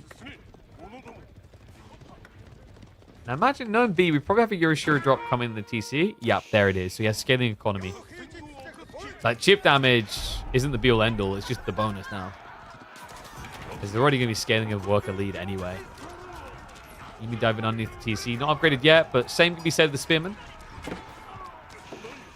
And he actually hides with the Shaman in the tree line. That's actually pretty smart by Jiff. Because the thing is, if B sees the relic and snipes you, he's going to keep guarding it. But if you just idle yourself a little bit, sure, like you can talk about blah blah efficiency. It's more efficient than just being dead, having to replicate, and then getting blocked again and again and again. However, Jiff is getting raided again and again and again. This tree line is getting him killed. It's 13 worker kills now to 0. And, well, Jiff, there's only one thing left. I think we knew he was going to be doing it. You could just tell by the lack of raw crossbow count. He wanted that Imperial Age, and B made him pay for it. Step readout is the other plus you're going to have alongside the Cargonet. The interesting thing, and this is going to be baffling for people to hear, this is not over yet. A 15 worker lead when Mongols are fast imping does not end the game. Yeah, especially if you slow roll it. Once that Cargonet starts to pump out the units, you're going to regret not contesting them early. So for B, knowing what he's now up against, what does he do? Does he try to dive? Or does he slow down and greed himself? Kind of looks like he's greeding, really. Yeah, sure, he's building units, etc. He hasn't built 2 TC, yeah, but he's not up in his opponent's face either. I guess there's a world in which you could let your opponent get imp and then go in straight away. No Uber for Jiff to get some replacements. Yeah, he had this stone earlier. That's the weird thing to me, right? Like, did he double produce crossbows instead, which was surprising. I'm glad you brought that up, because like we were hyping it up that, yeah, he's just going to basically double Springald and camp. Never done it. Finally gets a new Uvu up and online. The Springald placements would have been great here. With the Arrow Fire assist, it would have guaranteed that the Mountain Samurai get punished for the dives. Well, let's see if punishment's coming from the Imperial Age. B now with the confirmed info. Springs into action. Japanese army is on the march. And Jiff, he's going to be trusting the spears. He's got veterancy coming there. And we finally have the first Springald placement Post-Imperial Age for the Mongols. Yeah, but it might be a little bit late. Against this many Mount Samurai, that's just wasted stone. And funnily enough, wait, did Jif cancel it? He did. So he bails on the objective. Triple Sacred Site now locked in for B, and he is going to go hunting around the back, but not finding anything. We have got triple pasture, not uvu'd up, which means lack of food as time goes on here for Jif. Lack of gold, apparently. I mean, at this stage, you're playing Karganet with nothing else, and to make matters worse and to deeply pain me more, I believe I did just see that correctly. That is double Warrior Monk. What? That's painful. No. Like, don't do this. There's no way he get it 3 times in a row. Or a Hui power, right? Okay, thank God. Magadai on the way next. He gets something useful. Landmark gets destroyed. I can't believe the step readout's been forfeited that early. Even goes for a very dramatic death.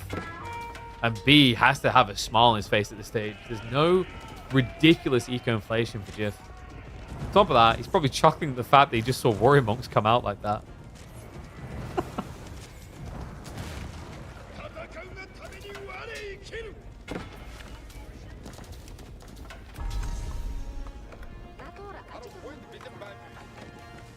Okay, so goal for Jif now is just survival.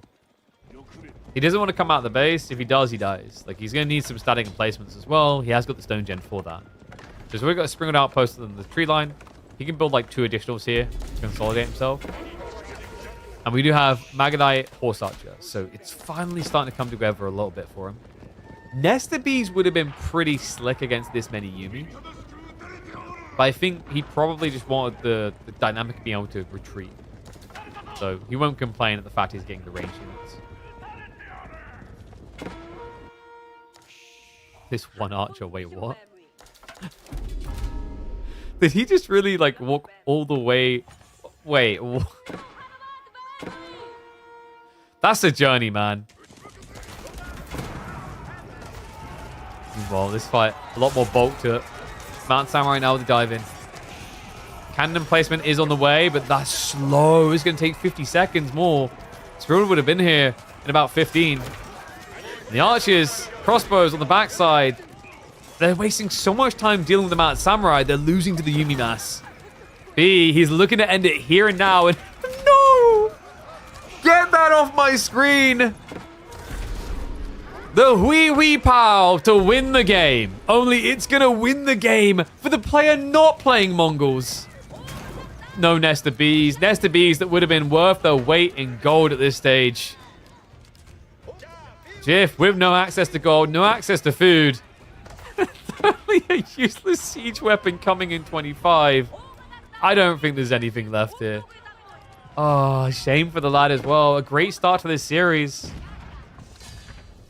In the end, the expected outcome, B comes from behind to win this best of 3. But Jif has definitely given us a lot to think about, to cook about after that game 1. And also game 3, because what the heck was that deer shove?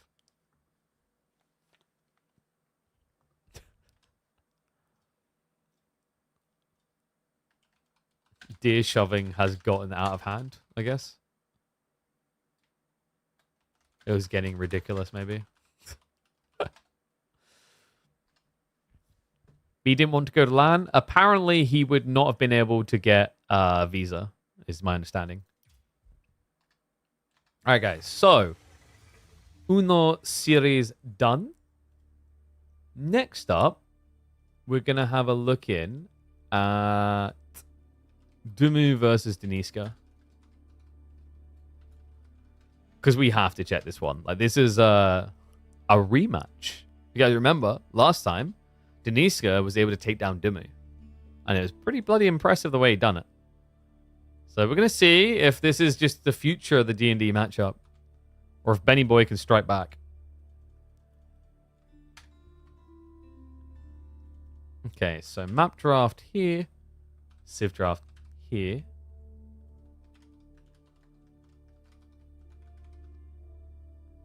Map 1, Alopecia.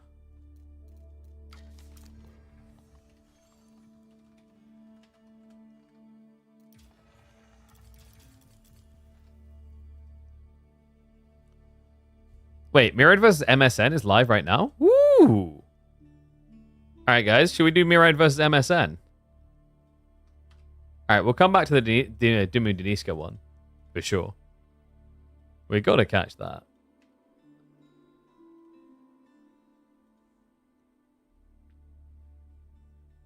Let me reset everything again. Ugh.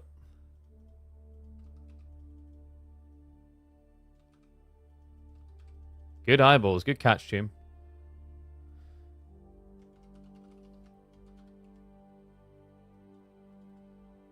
Okay, so get that updated.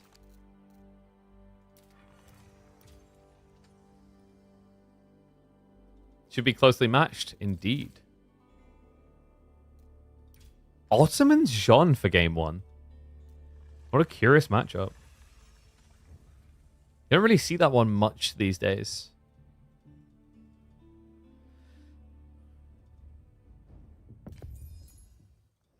Alright, let's hop in. We've got a little bit of catching up to on the series, so we'll go 2x speed.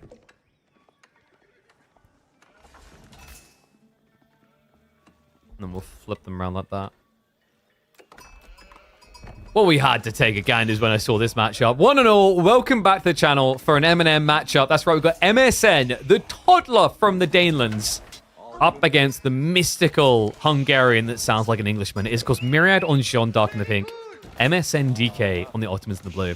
Going to be on the 4x speed here just to get through the early game into feudal. Kind of curious about this matchup, though. When I saw they were playing this, I instantly knew we had to have a look. You don't really see Otto versus Jean anymore. I feel like it's a matchup that just kind of hard fell off. In the early days, Ottomans was actually a pristine counter to Jean, and it wasn't even for the guns that you think it was. It was actually because they were so good at just hunkering down and going Castle Age, and Jean didn't have any clear answer. Now, Jean still has a lot of problems these days. Janissaries, key amongst them. The fact that Sapai exists means you can't really go range on either, which is annoying because it means Ottomans can actually just lob into siege. So we'll probably still see Mira just go range on because of the feudal presence. But once you get a little bit later in the game, it's going to feel a little bit underwhelming and wonky to have. So 4x speed. We'll stick on to it until they get into the first units. And there's the melee Jean as anticipated. So Myriad on the offensive. We'll slow this down a little bit now, down to 2x. And we do have pro scouts. So Myriad is going to leave himself a little bit exposed here. MSN looks like he's gone for active racks production. No military schools. I'm a big fan of this. I think military schools in general just feel quite underwhelming in Dutch as feudal age. The biggest value prop early on is for deer shoving. And you don't really feel capable of deer shoving when you're up against Jean/French. Because if you send 2 spearmen out to push deer in, they're going to get pushed 6 feet under by the knight. Alright, we'll slide down to the 1x speed now. As we're starting to ramp things up. It is going to be Sapahi. Now, Sapahi can actually do reasonably well spear spy against Knight Archer here. The power comes from the meta. But because it's archers, archers tend to scale really nicely when you lob big. So you want to be respectful of that and try to utilize the meta before you get to the point where you can get sniped straight away. A little bit of a freebie there. MSN, why did he give over his scout? Oh, he traded scouts, but that's not a great trade. I mean, he can reproduce his own, right? But it looks like the goal from MSN here, if I'm not mistaken, is castle. You can push the deer in Dark Age, but the opponent can kill the deer before you can shove them in, with military school, that is. The point I'm making, though, is in this matchup, you don't want to do that because the knights... Like, the knights can come in fairly fast, unless you get, like, a very close deer spawn, in which case, sure. But you have to remember, like, the deer shove starts off really slow because you only have 1 spear. And your scout's still scouting, so you don't usually bring him. Yeah, like, if it's a close enough spawn, I agree. The military school can find value through that play. The interesting thing is actually, like, when I watch players do racks opening, just so they can get, like, the double deer shell potential.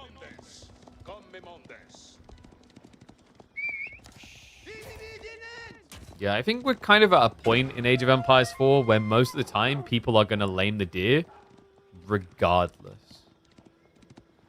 In some ways, I wonder if scouting is too easy in AoE4. I know some people are going to hate to hear that.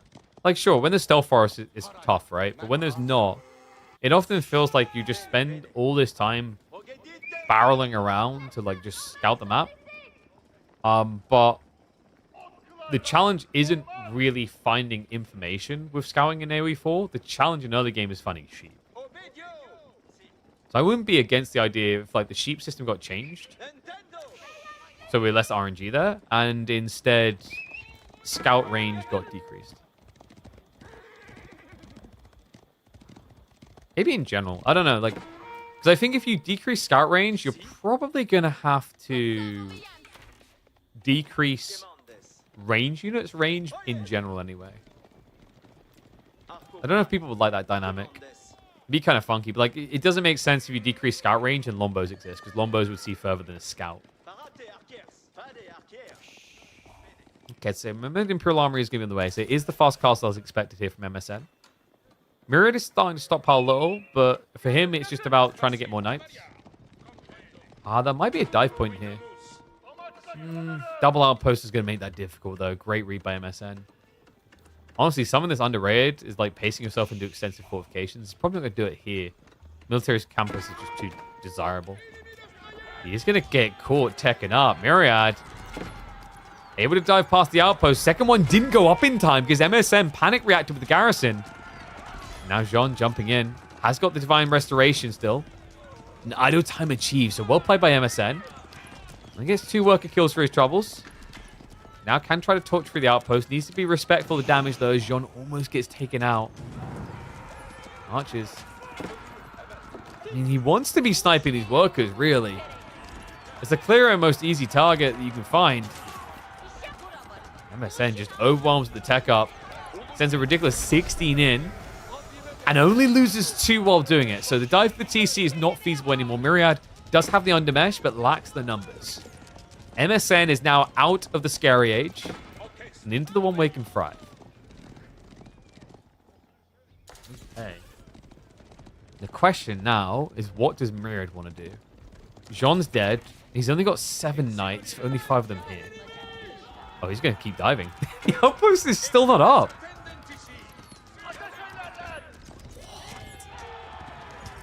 Catches them building stables as well. The first Lancer is there, so I think this is where Myriad probably wants to be a little bit respectful. All his knights are pretty injured and bad, and these are knights of a high quality because of the age difference.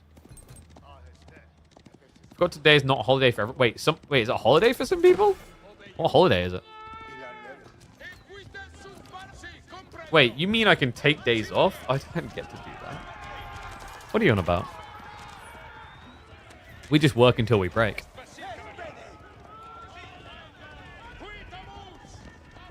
I mean, I haven't... So I done something rare yesterday, chat. I actually took a day off. And even then, for about 3 or 4 hours of that day, I went and done some work. I have an unhealthy work-life balance. It'll creep up on me. But you know what we say to those concerns? That is future KP's problem. Just like Myriad is going to be future MSN's problem. This knight count is bulking fast. And Myriad really hasn't got much to show for it. I guess it's going to try to switch crossbows. I mean... Oh, sorry, MSN rather's not got much to show for it. I guess you try to switch crossbows. Or Janny, but like you don't want to be Janissarying against archers. At least with Expos, you won't take the extra damage. Yeah, no chill. I mean, for good reason. These were never fortified. Jumps in. Goes for the burn through. He knows his opponent can't get knights to contest him if he can't get gold. Starts standing his ground. Divine Restoration is on cooldown, but doesn't need it. He's just got Raw Knight Master Overwhelm. Good snipe on the meta. Easy 18 XP. John creeping our way up there. Well, the knight count for MSN creeps down. Big snipe on the siege weapon. The mango comes out and crumbles. And Jean not far away from getting to that brutal level 3. Repair crew's not going to work out. Jean de Cleve is there. And soon it's going to be Jean de Stomp. 40 XP out from level 3. I mean, MSN, I'm impressed with Myriad here. He's just strangling him. Warlord to try and protect is going to be irrelevant. The Imams just can't carry this.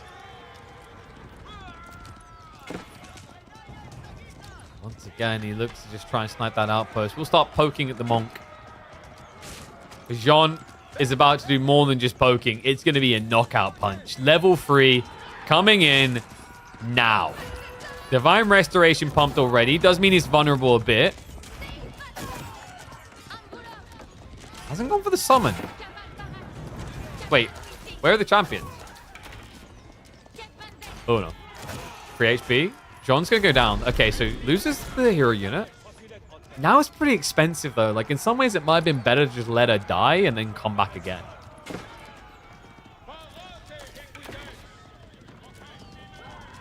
I'm confused right now. What the hell happened there? Did I miss a patch this whole time somehow? Does Jean no longer get the unit straight away? I don't remember that.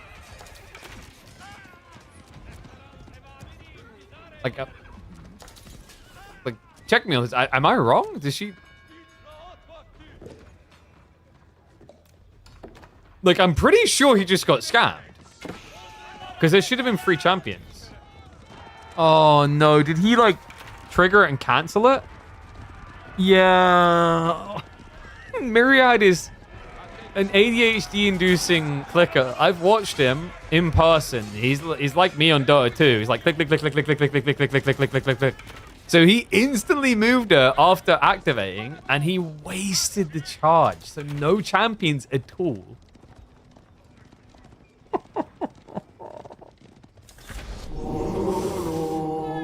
Oh, God. Well, despite that detail, MSN is still in a pretty shaky position right now. However, this breathing room is pretty important. There's a lot of night exhaustion on that die for Myriad. We do have the meta again. We've also got the imams to top off these superior lances, and more on the way. Guys, is that going to cost him the game? Nah, surely not. There's no way he now loses this game because he pressed buttons too fast, right? Because, like, I'm confused. I've always been told in RTSs, you press buttons faster, you win games. Oh, God.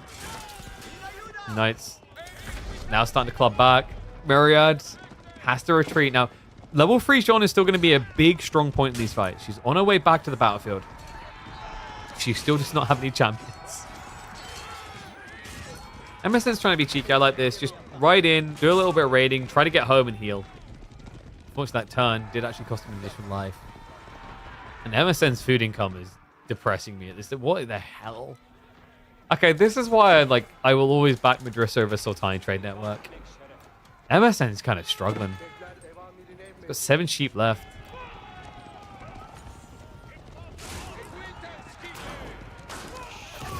Knights now looking to overwhelm Myriad. He's got enough archers to scare the Springwood away. And Melee Jean is actually tanking up a lot. Double Lancer are trying to kill her. That's never going to work. So waste all their attention on a target which is not feasible. And then has to retreat. And all of a sudden, Myriad back on the offensive. 12 worker lead. This is getting out of control now. And the gold's the biggest problem of all. It's what's meant to make the world go around for him. He's actually over-leveraging it. It's once again food that is just kind of kicking him in the teeth here. And maybe good news for him that Myriad is actually targeting the gold again. Bad news is he left 5 people behind. Yeah, this is like when you go back to your car, you're like, oh, we had a good time in the shop, and we're like, wait, where are the kids? Oh, no.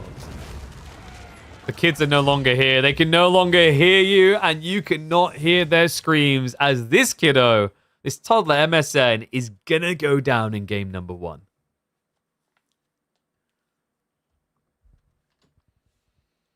Don't blame him. Sometimes I'm careful about it and I cancel it. Yeah, you just have to, stop. Just let go of... Just... When you get level 3 Jean, you just have to embrace the fact that you can't control her. She's grown up now. She's out of your control. She's independent. Press 1 button and see what she does. Yeah, so pretty brutal outcome for MSN in the end. Despite the shenanigans on not summoning your peoples. Oh, sorry. Wrong side. We marked it. There we go. Myriad with the G1 lead. How long has that bug been in the game? Quite a long time. For a second, I was like, have they just changed it now so you don't get it straight away? I was like, I'm pretty sure you do. Oops. Okay, game number 2, we're going to actually have Rus versus Chinese.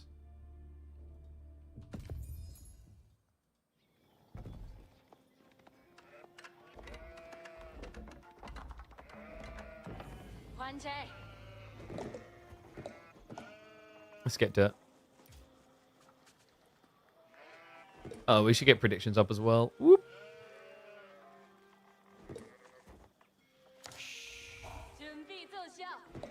All right. The question now, is my Red Bull cold enough? The only real thing that matters. Oh, that's so much better. It's so nice and cold. Oh. That's the good stuff.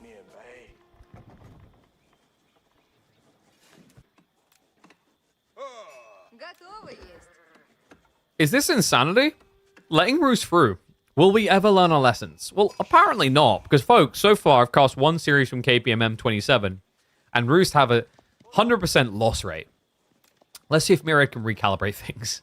We've got Rus versus Chinese. This is usually a Pro Scout and Pro Scout matchup, no? And I quite like the way Rus can play this because of the early deer shoves.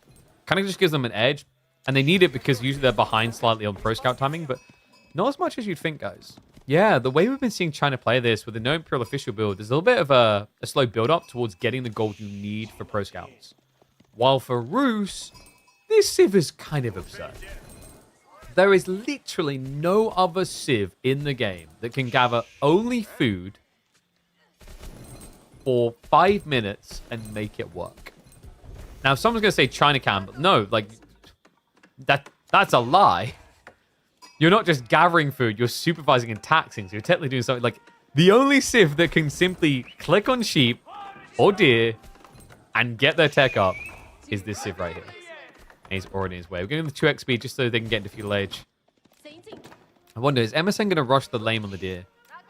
He's got 10 sheep, which is decent. And there we go. Great read by MSN. Really difficult to do here, though, against Myriad, because remember, he's spamming out scouts. So as you stay here longer and the more scouts arrive, you're going to get clubbed down. But luckily for him, it looks like Myriad, he went elsewhere. Yeah, wait, what? He was poking on the gold. That's a little bit surprising. We'll stick the 2x speed until the 5-minute mark when things should start to kick off. But what I would have expected from Myriad is just to try and maybe shove the deer from both sides to minimize the chances his opponent can lame him. Because now your times have been slowed down a bit. Yeah, in fact, Myriad isn't even trying to deer shove. With his 600 APM, he is running around the enemy side? Okay. He just wants to be the greediest boy imaginable. Which is great news for MSN. Look at what he's doing. Horseman opening. Bad news for MSN is he's treating this like any logical person would. Ah, yes, he's going to take the first deer stack with some of his scouts because he wants better food. I will walk across the map and stop him. Don't look in the back of your own base. Yeah, he might not like what he finds. And I love that he's actually just shoving the deer a bit. Because the thing is, he can't pick it all up himself, but he can make sure it's very difficult for MSN to get it home quicker. So we do get the Rus deer shove, just not in the way you'd ever have expected. Okay, MSN at this stage has to be scratching his head. He's checking the other deer stack as well, so he's going to camp both the safe ones. But Myriad is already aware of this. He's got Spimmer coming. Damn, MSN, like, the idea was cool, but just now feels like he's a step behind. So deer being dragged home already by Myriad. Scouts. Can't gather the nearby deer, sure, but like if he can at least now secure his 2, that's him ahead a few minutes from now. So the onus is definitely on MSN to try and take something back. Now he's playing Spear himself, but he has to run all the way over to where Myriad's base is. I really like the way that the Myriad opened this. And definitely you can tell that it wasn't the plan for MSN because just look at the macro. He's overgathered on the gold now because there was this timing he had in mind, which would have made sense, but then he had to invest an extra 150 wood and they had to invest an extra 80 wood. It kind of screwed up the efficiency of Pro Scouts. Now, cool thing about being China, even when you screw up the efficiency of it, you're still pretty cozy because, of course, you have got the supervision. But definitely someone who's going to be shaking his fist about.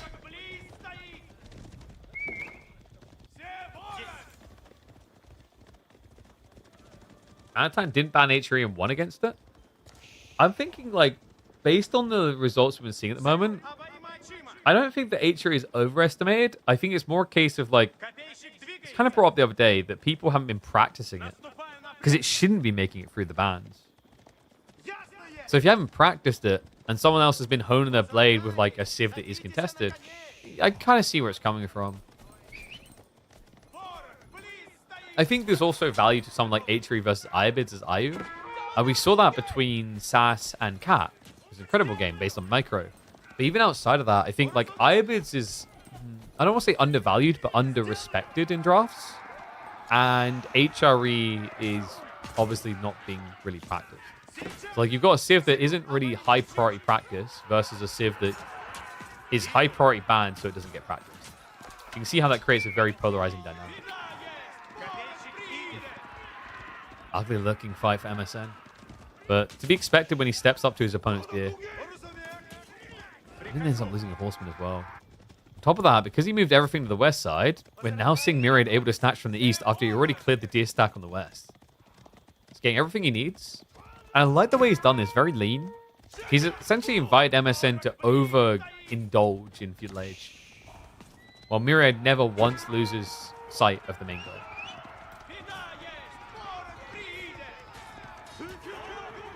Still not losing one of the scouts, but the price of doing business. Alright, how did you guys gamble on this one?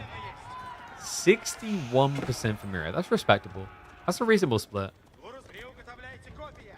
And honestly, I'd be favoring Myriad right now with the timings. Like, MSN just got sucker punched into this.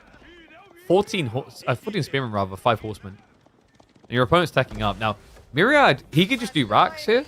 He's got archer range coming, so likely we're going to be seeing horse archer. I like the idea of men-at-arms and horse archers. It just guarantees your opponent can't block you. We do have the horseman raiding around the back, but the high trade house is basically completed, and the wooden fortress has room for safety. Scar inside there.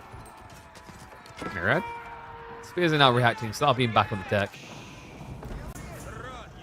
And MSN has got some big catching up to do. Switches 8 over onto the gold. Has got plenty of attacks to work with here as well. It's got 160 sitting in the middle, 150 sitting here.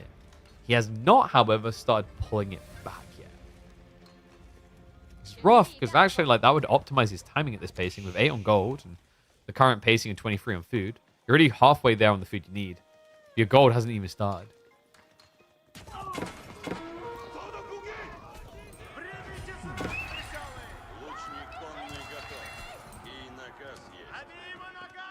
Such is now arriving already. He did actually go for the men-at-arms. Probably me a little bit surprised. I guess your paranoia is your opponent will still go Lancers, so do you really want to go MAA and enable him? Probably not. The other thing is China quite often likes to play spears, crossbows. And spear crossbow could make a lot of sense against horse archers, because Lancers will get kited, right? So I think he's just trying to lean into his strengths without giving like this double counterplay of crossbows beat all.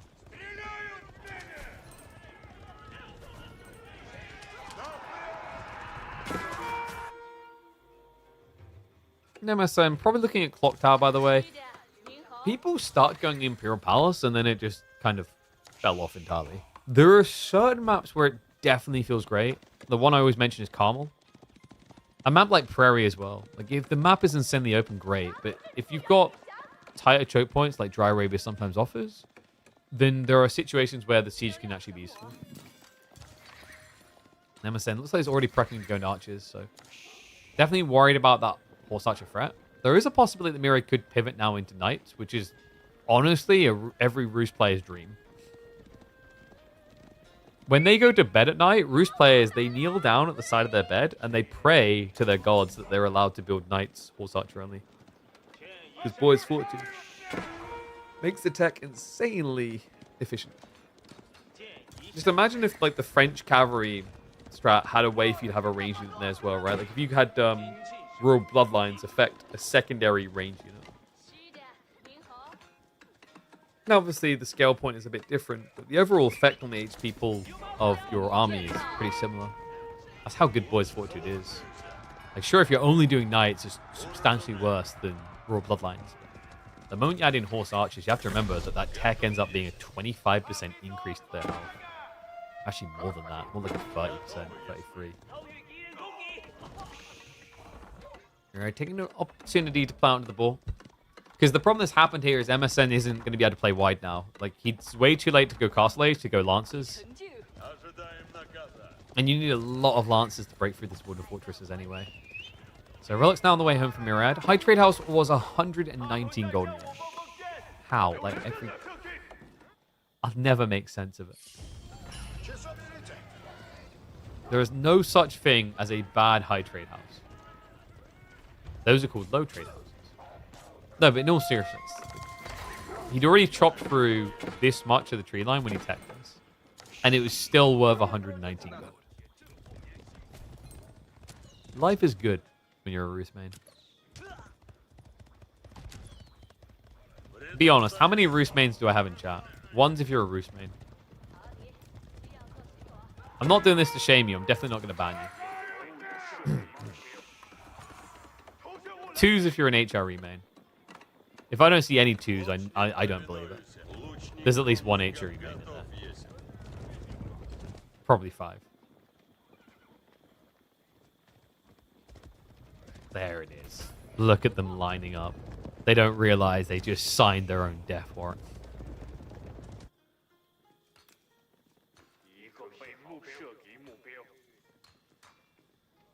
What's the most, like, okay, I'm curious. What is the civ that people think of? And they go, oh, I can't believe you played that. Like, everyone has a civ in their brain that functions that way. I remember there was a time where that was Ottomans. You guys remember that? Back when the fast imp Ottoman builds were just unstoppable. I actually think for a lot of the community, that's still Ottomans. At least that's how they envision they play, because like lower rank games allow you to get to that stage more. So it looks like it's going to be a 4 relic game. I actually made that 5. There's nothing to stop Myriad really getting these home. MSN is going for a big blob all in, which is great if he finds the timing here, but if he whiffs it even remotely, the gold is going to drown him.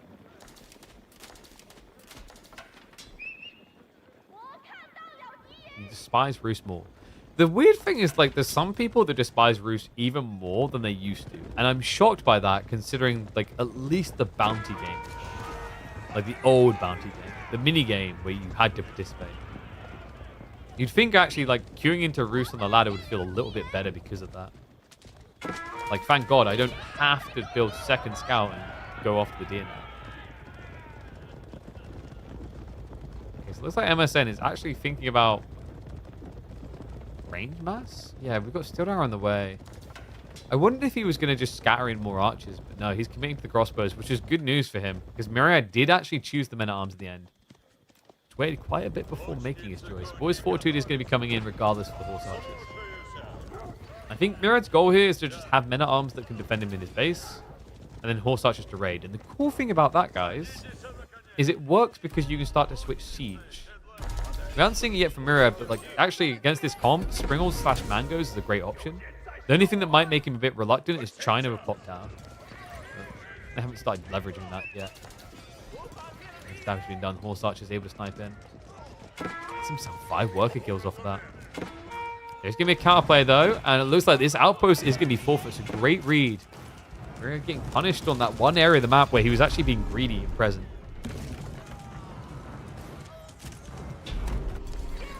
I mean, Myriad is bringing the army across, but with this many troopers, there shouldn't be a way to keep those workers alive unless you duck out early. Makes his way to the stealth forest. The scout does see, though. Could this get MSN killed? If you make him run all the way into the corner, possibly. Yeah, because look at the army intercepting from behind. And he walls himself in. Now, this is sucky against the crossbows. You're still going to die. But now you force a weird commitment. The spears can't instantly clean you up, so he spends more time standing here. And although Myriad looks like he's taking the knee on the eco count, he can now look to take MSN's head. And arms start to march in. Horse archers need to exchange with that back line. It's finally the MAA to deal with the spears. But MSN, he's just trying to buy as much time as possible, but it's just not working out that way. The crossbow count falling far too fast. And Myriad turns what looks like a huge L in the game into a big W. A W that starts spelling out, what the hell just happened to my army? MSN gets erased. And your opponent now sitting there looking pretty with 30 horsey archers. Yes, I'm now calling them horsey archers. Too much time around the kiddies. Now, MSN does still have an economy lead. He's got Song Dynasty to get him further ahead, but Myriad is having none of it. Second TC on the way, and that is wholly justified because of the fight he just took. Nothing greedy about it. It's just calculated.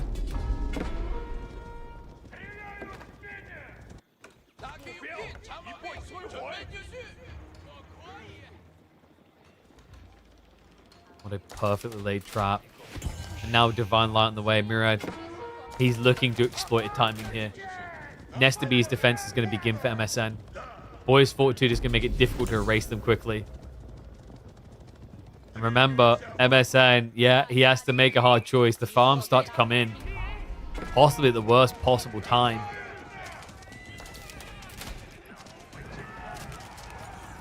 You need to dive underneath emplacements. Needs to be careful about that. Starts to peel off a few of the horse archers to go raiding.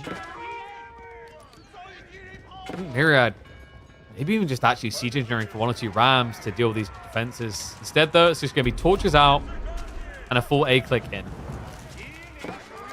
Workers aren't going to try to leave. Nicely timed there by MSN. Yeah, because Myriad backed up the horse archers. He didn't want to stack them for the Nesta Bs. Almost all workers making it out alive. Now the dive comes in. He does reveal them MA into Nesta B. Horse archers are going to start sniping down those crossbows quick, though. He's still in the groups a little bit. And 1 Nesta Bees is not going to cut it here for MSN. Myriad able to break in and now able to raid as deep as he well chooses. Yeah, there's nothing to stop him now. Village is being pulled for the repair. The only thing that could kill Myriad is bad micro, bad formation shuffling. If he just splits it a bit, it's going to be a bloodbath. And there it is. He just jumps on top of it. And the villagers pay the price. MSN now with half of his economy idled. More to come, but nothing more to come from him this week. It will be a 2-0 annihilation out of Myriad. And what a sick way to do it. That play into the corner was incredible. In the moment, Myriad turned a huge loss into an overwhelming win. Damn. Miri Chad, what a lad. That was sick.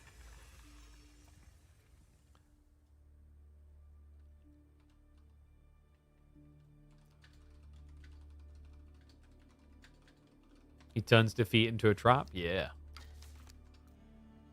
Delete horse archers from the game? I mean, it's just like awkward positioning in the fight anyway. I think sometimes people forget that crossbows got nerfed. They're not as ridiculous as they were.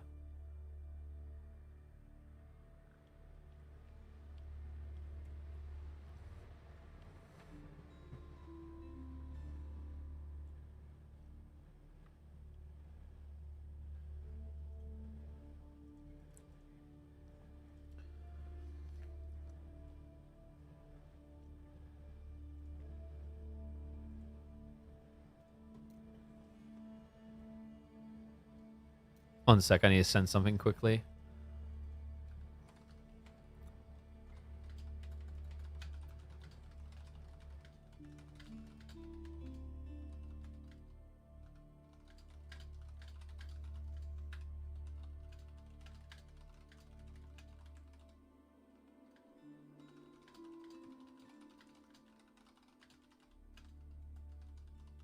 All right, there we go. You're tilting game 1 though when the companions bugged out. Oh yeah, we talked about that. I was like, you had me thinking, wait, did they change it now? Did I miss like a hot fix and they don't spawn until like after now? I was so confused for a second there. You actually full on got me with that one. I was like, huh? Did I miss a patch? Me? I feel like I watch everything. All right, so next up, we're going to do the Dumu Deniska set. 'Cause I don't think we have... Is there another live one happening right now? Let me double check. We've got Cat versus Gully in a little bit, but not yet. So we're going to do Dumu versus Deniska now, and then we'll look to do Cat versus Gully Deckel afterwards.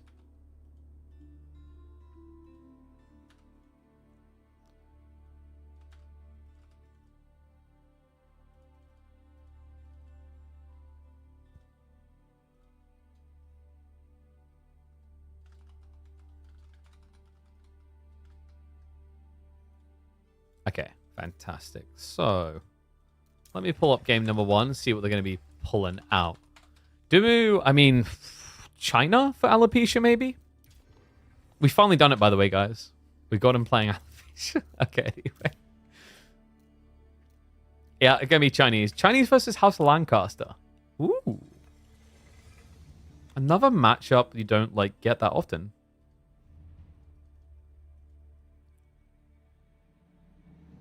But yeah, Mirai, just gotta be less fast, man. Too much APM. I think in the cast... What do they call it, chat? Do they call it ADHD APM? I think it was. I've watched you on LAN, mate. I remember watching you in like a fight where it's like, I feel you, because I'll click a lot like this as well. But I remember watching the fight, it's like, he doesn't need to click this much. I think it's like...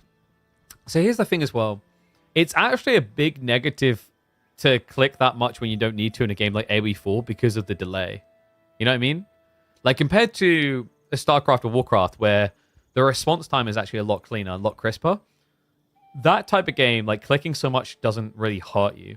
But the weird thing about AoE4 is because of that built-in delay, it's actually, I feel like it's more painful. I don't know if the pros in chat agree, but I feel it's more painful than like those games comparatively when you are like high APM. Different when you're doing things around, but like for micro anyway. For micro APM, I think it's more painful. All right, should we get ready? Let's go.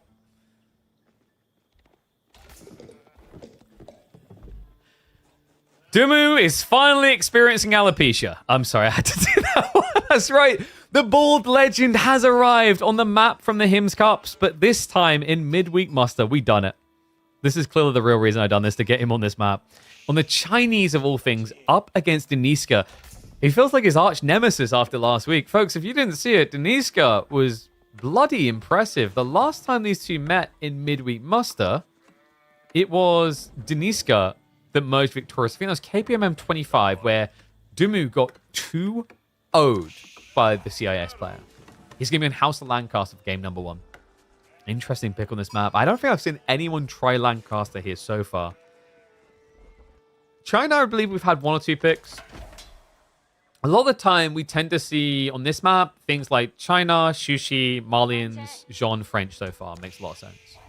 Just really solid picks. Pro Scouts is quite desirable because there is 4 deer stacks spread wide. I don't think Pro Scouts is OP, but oh my god, this spawn is. What the hell is that sheep spawn? But yeah, remember, this is the map that has got the stealth forest around the outskirts that hides all these details. But it's not just Pro Scouts oriented. There's nice things with the abandoned outpost to allow you to get vision in the areas without being scout heavy. Laser missed out on a global qualifier to EWC by 1 game. Really? Whew. Okay, so he's back to AoE4, right? Okay, so like my prediction around StarCraft 2 is I think what was probably going to happen was very obviously players like a laser, etc. were going to stop looking at AoE4 and go back to prep. But I felt that after EWC, those that were thinking about AoE4 would just take the full plunge.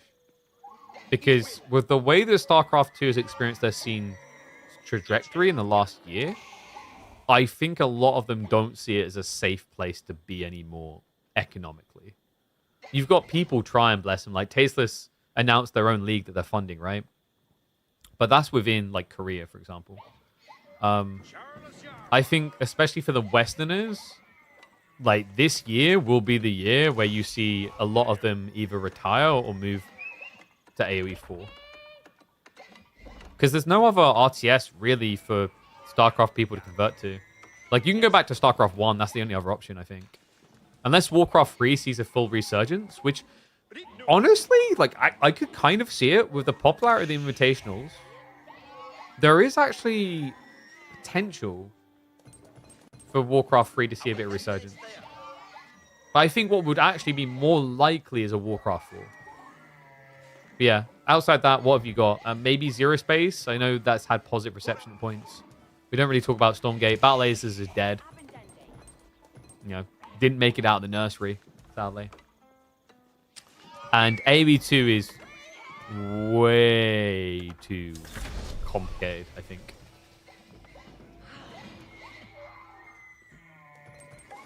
Like, AoE 4 is complicated, but the thing is, if you are starting from scratch, I always talk about this and why it's important to have soft resets. Like, if you want to get into AoE 2, same with people who want to get into StarCraft 2 now, you're so up against the odds. Because you're playing against people who have played for half their life, right? With 2 and StarCraft 2. But with 4, at least, yes, it's pretty deep. It's been 4 years of competitive, but it's approachable still, in a way. Especially when you consider compared to those games, like new civs get added. Yes, they do with 2, but I think with 2, the point that you make is there's so many civs already that like it doesn't dilute the core element that much. Whereas with Knights of Cross and Rose, we added 2 new civs in. That heavily diluted things, in my opinion. Especially when you think about drafts. Like, we're already exploring new drafts this year to change up the formats. So anyway, Lancaster Castle is going to be coming from Diska. Pretty much what you'd expect here. And China is going to be going towards Pro Scouts, right? Yeah, we've got 3 on gold, plus the tax gold. And I imagine it's going to be FC after that. Or do you maybe do like an all-in? Ooh. I could kind of see an all-in. China's really good at spamming archers. And that deals with the spearmen that usually Lancaster relies on pretty well. Even archers, actually, to a certain degree. Speaking of those spears, we have got them actually going for a deer shove on the far side. Something that Dumu hasn't even scouted the area of yet, so he wouldn't know about this. AV2 good players are just too solid. It's hard to enter. Yeah, because they're like sitting on a huge bank of information that's built up over years, right? There's always microscopic details you just don't realize as a casual player that they have. So another example of this is actually Counter-Strike. Counter-Strike does get new people entering, but like those people usually played for years at that point. And also there's like some soft skill overlap, more soft skill overlap because FPSs are more popular than RTSs. But the point is, like, if you look at Counter-Strike and then think about Valorant, well, Valorant was that big opportunity for a lot of people who maybe could have competed in Counter-Strike if they started at the same time to compete. That's why soft resets are important. That's why having sequels and follow-ups and new esports is important. Because the tough part is with a lot of esports scenes, if you don't have it, you do risk kind of a gatekeeping environment unintentionally. It's tricky though, because like the flip side is building an esport takes a long time. We talked about this on the channel before, that like if you look at all the big esports, they've existed for 8 to 10 years.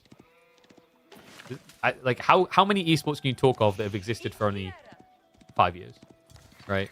Like Valorant, now Marvel Rivals is kicking up. We'll see if that lasts. And then there's also like another one that has just like announced $1 million LAN, was the finals. Which the finals, for those that don't know, it had a huge like 120,000 user peak on Steam, and then it like nowadays is down to like 10 or 11,000, right? So, you know, there's not many esports that have been able to just rapidly accelerate a trajectory and then keep it. Apex Legends, actually. Apex Legends is one of the best ones of it, I think. But they've struggled on keeping players engaged, sadly. Did you guys notice the common theme of all those? They are all Pew Pew Boy games. Yeah, they're all FPSs. So, Deniska, what was the plan here? Is this just an FC? It is. Yeah, we've got Fast Castle Lancaster. Okay. Which is a bit crazy because Dimu, I mean, he's just doing standard Pro Scouts. Had Dimu tried to attack him with archers, then this would be great for Deniska. But because Dimu's just playing like a logical eco game, it means he will just mirror Fast Castle with Lancers. I'd love a new MOBA, even though I'll love Dirt forever. I think the MOBA market is like weirdly saturated. The only way you could get a new MOBA is if you do something drastically different. Like the Paragon game recently re-released, and I feel like I saw no one talk about it. Or if you guys remember what happened with, was it Smite 3 or 2? I forget. Smite 2, right? Like, that flopped on release. No one cared. With MOBAs, it is basically Dota 2 and League of Legends. And then there's, like, here is the Storm from a casual standpoint. Here's the Storm's esports scene we don't talk about. That's, like, dead. But I've heard apparently HOTS does pretty well casually. Again, which is nice to see.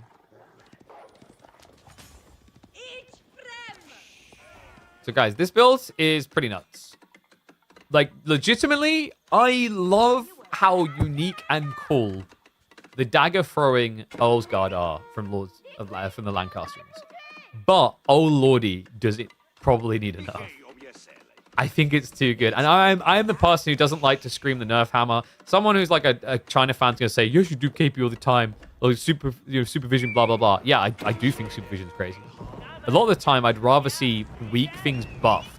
And I like to see unique things remain in their true form. But the Earlsguard dagger strat, I think is too damn good. Like, maybe if it was locked behind a tech, instead of you just getting the dagger by default. Or if Earlsguard had some of that damage from their ranged attack, bonus instead. I think what this unit is probably going to get is the Musafadi treatment. Do you guys remember that? When Musafadi released for Malians, they were giga busted because they had very high base damage with very little bonus heavy damage. So what was the change the devs made? They rebalanced it so a lot more damage was moved from the base into heavy. Now, if you look at the damage there, you see the problem. That dagger throw hits harder than a melee attack. Try to make sense of that. How many examples can you think of where ranged is better than melee? Outside of Siege, it doesn't make sense. Like, an archer has 5 damage, a spearman at this stage has 8. You're basically rewarding someone high damage with the easier thing to do. And the thing is, at this point in the game, that base damage is so high, it deals with counters to you. And it also kills villagers very well. Dive coming in. Good micro. Dumu minimizes it to 1 worker loss. And the clock tower has complete. Now, is this going to be Springles? Springles are kind of interesting here. In some ways, they do counter the Earlsguard, but if you get reached, you don't have much ranged armor against that dagger throw. No, instead it's going to be straight crossbows. Okay, this is key. You've got to start shutting down the Earlsguard early, because I've seen this before. If your opponent sees the crossbows coming, he keeps throwing daggers at them, you lose. We have legitimately watched this situation play out multiple times in KPMN. And it makes no sense that Earlsguard can actually counter crossbows. Like that. Now, the key is not to hang around too long. He's got a 15-second cooldown until he can snipe another Expo. Got a second wave on the way. But the crossbows... Oh, that's where they are. Dumu, he's been cutting them. Okay, sick interception. Then, he slows down the second wave, and that stops the snowball. Deniska doesn't have that clean timing again. No, instead he's going to be held back. Crossbow count is good enough. That's going to be hard to engage. Now, you can technically kite and kill, but it's a very long wind-up animation. So when you're very even on military count, it means the slow-moving crossbows will get range. And it'll be a 1-to-1 trade, which is not what you're looking for when you play Earlsguard. I'm impressed. Like, to really emphasize, and you know, one's in chat if you agree with me, because some of you would have watched this constantly, we're baffled by it. This Earlsguard strategy has been annihilating people. It has been rolling over pro games like a plague. We've watched so many talented players just get rinsed by it, even when they build a counter. I think the most depressing one happened about 4 days ago, I think it was, where we saw a player build Onimusha to counterplay the Earlsguard. And he just died, 1 by 1. He couldn't get them out. Earlsguard has accurate throw knives as crossbowmen and crossbows. Oh, no. The even better one is that Donzos can throw javelins further rather than javelin throwers. There's a lot of theological things with melee units that toss things. But yeah, it's very insane range as well. Like, keep in mind a longbow is 7 tower range, and these guys throw 6.5 tower range. They throw a dagger almost as far as a longbow can shoot. There's the really ridiculous part. Oh, God. I mean, I don't doubt the accuracy. Guys, have you seen, like, England's performance in darts recently? We're very good at throwing these small things.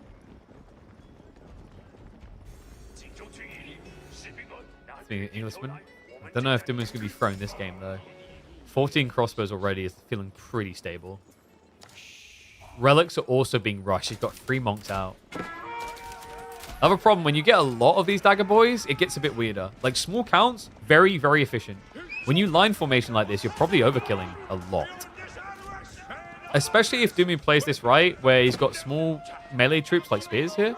Because when your opponent approaches, they're all going to throw daggers. So what that does is it puts a lot of APM onus on Deniska to prevent himself. Like, he has to cancel a lot of animations. Or he just wastes. He does also get the Barbican up. They're feeling pretty sturdy. And there's the PG. So these are going to be the damage absorbers now. It's quite smart, actually. PG compared to the Spearman, because the Palace Guard have a lot more health. So Deniska won't be able to just say, oh yeah, six are going to kill like a spear or whatever. They have to overkill a lot. And yes, good eyes. Deniska is upgrading the range damage because, remember, the dagger attack is ranged. So watch it. Doink. Remember, that's +1/+1 because he already has the +1 from the White Tower's existence. I wonder, does maybe Dumu just think about raiding with the Palace Guard? And your opponent doesn't really have much. He hasn't even built a single mana yet. How has he still not built any manas in this game? He can't afford to. He's playing a Burgrave type build here. Stopping off for economy just feels like losing the game. The problem is, because you haven't built any manas, you don't have permanence of economy either. So he's going to run out of food, whether he likes it or lumps it, and he has ran out. If he just moved across to a berry batch, that's not good, though. No deer, because they've already been exhausted from the map. No sheep to work with. And Dumu, I love this. He's got Yuan coming. And why not? You're at 4 relics. On top of that, it's going to give you the movement speed to match the Earl's Guard with your crossbows. And he's buying a lot of time with this rotation around the back, but what's he buying it for? Is he actually just going back for them now? He is. Yeah, mana's coming in. The Benny boy has to be feeling pretty confident about the state of things here. With the pagodas, he's going to have the economy to ramp up into a push. How good is the double dagger tech throw? We haven't seen it often. It's a bit of a weird one. I haven't been able to gauge it fully. Like, in theory, it should be decent, but if I'm not mistaken, it has the same AoE as Azutsu. And I imagine, for that reason, plays out similar in the way that a lot of people think Azutsu are bugged. So if those don't know, like, if you're in standard formation like this, the Azutsu quite often don't splash to the next target. You have to be basically, like, no-clipping each other. But getting 2 dagger throws is pretty nice. I think also at that stage in the game, it just does feel decent because there's so many things that all of a sudden being a stormtrooper with your aim doesn't matter. Because there's always someone to hit. Then again, like we say the same thing about stormtroopers and they still somehow miss over 100 people charging at them. So who knows? Okay, this guy has no army. Like, this is bad. Dumu could just dive, or he could even just set up triple ram to clear the new manas, the fresh manas. I mean, the ram's definitely the safer way to go, considering the White Tower. And remember, Deniska, although he's now got some manas in, it's very limited food. He's got small farm clusters, but this is so underwhelming.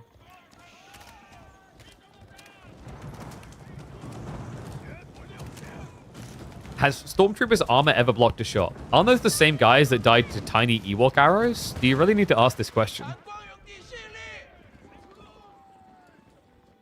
I mean, I forgive, like, the giant rocks, you know? Concussion and whatnot, but teensy tiny little stick arrows. You'd think maybe your armor would be decent against kinetic. I think, is Dimmy just going Imperial? Without farms? I mean, he must be running out of food now. So I think Imp would be ambitious. We do have the wood switch, though. Look at that. It's a hell of a lot of work is over. So 41 on wood means we have got farm transition in the next 2 minutes. But Dimu's in a position where he can still just strangle his opponent out here. The mana count is increasing. He's going all the way to 9. And honestly, like, some people can look at this and say Deniska's being really greedy. What's your alternative, guys? You have to, really, from this position. Like, you're so far behind militarily, you need a good enough economy to stab back into this. And at least the mana's going to add in some arrow fire to protect you. I mean, Palsguard aren't going to care that much. But it's something. And oh, that's something else. The timing on that. I think Deniska was looking for a castle drop to secure him. Which also maybe plays him back into Ulsgaard again. Remember, each castle dropped is going to be +1 damage to your men-at-arms. And not a terrible idea. Like, if Deniska can stabilize, there is a plot here around Palsguard plus Yeoman, which I quite like. Because the PG's damage is going to be so high that they'll beat the... the Ulsgaard damage is going to be so high, they beat the PG. So EG beats PG. That'll get confusing quickly. And then obviously the Yeoman can just snipe away at the Expos. And that also keeps you healthy in terms of movement speed. It doesn't seem like it's coming to life the way that Deniska had hoped, though.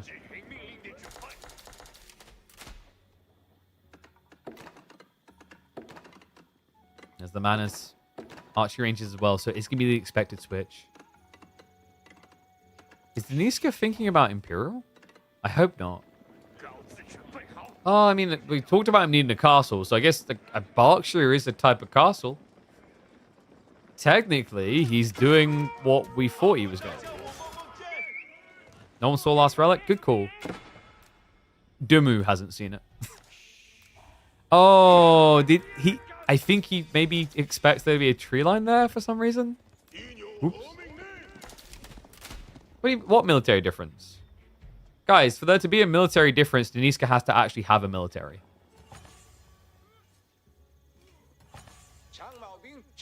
You know? It's like, oh, wow, look at that drunk guy, and then look at that priest. Oh, the alcohol difference. That guy's never drunk in his life. Okay, that's probably not a good example of priest drink all the time. That's like saying, hey, look at KP's car and look at mine. I don't have a car. It's like, it's not a fair comparison. It's like saying, oh, this person plays basketball, this one plays football. Who would win? Like, what? Deniska is trying to spread love. Peace. He's done it in a hypocritical fashion after he just tried to murder Dimmu, but love and peace, guys.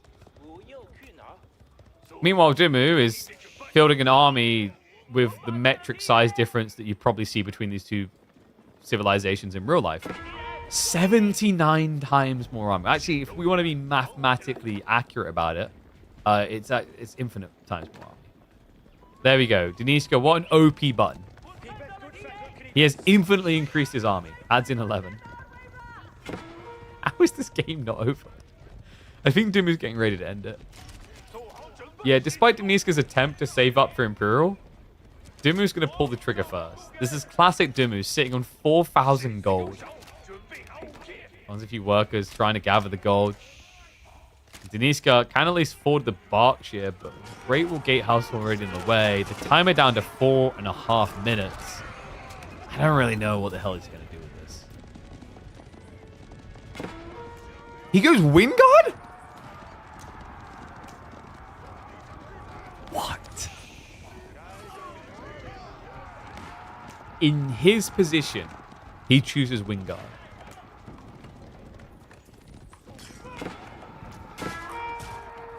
I can't believe that. I guess Deniska feels like he needs army, but the thing about Wingard with Lancaster, I don't feel like it's something that leans itself towards quick unit production the way that English Wingard does. It quite often feels a little bit slower. I mean, in fairness, you are getting 8 spearmen in 30 seconds, so not terrible. But really, what are 8 spearmen doing against this many PG? I don't know, man. This looks a bit short. The issue for Dimmu might be the fact he hasn't built a castle over here yet. So that would be his one weak point. And we did get him going into pagodas, right? Yeah, he's got triple pagoda. So that's an extra 750 resources passively due to that, instead of, well, it's normally just 240 resources.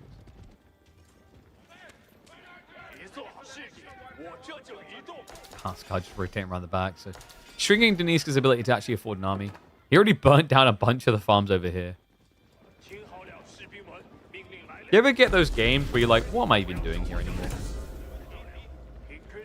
I have a feeling Deniska's going through that motion right now.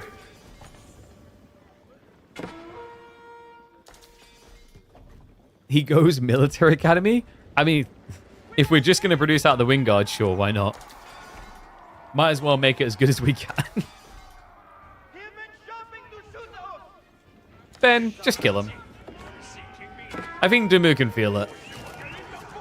He was just waiting for the key upgrades. He is missing the Expo upgrade, but the Palace Guard are chunky. I've got elite army tactics already. So full dive under. With Yuan Dynasty, there's no running away. And GG gets called. Benny Boy will not see history repeat itself here. Already leading against the man that annihilated him just 2 weeks ago. What a way to do it as well. Able to overcome it.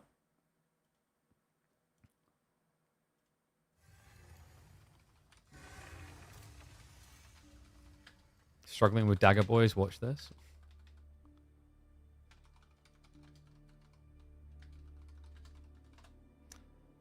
That was a cool game. Okay, so Benny Boy on the board already. G number 2. We're going to be going into 4 legs.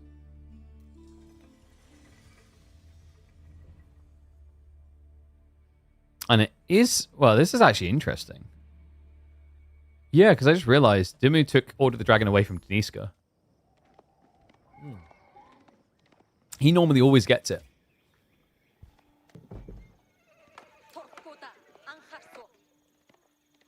Alright, we'll hit the 2x speed for the game.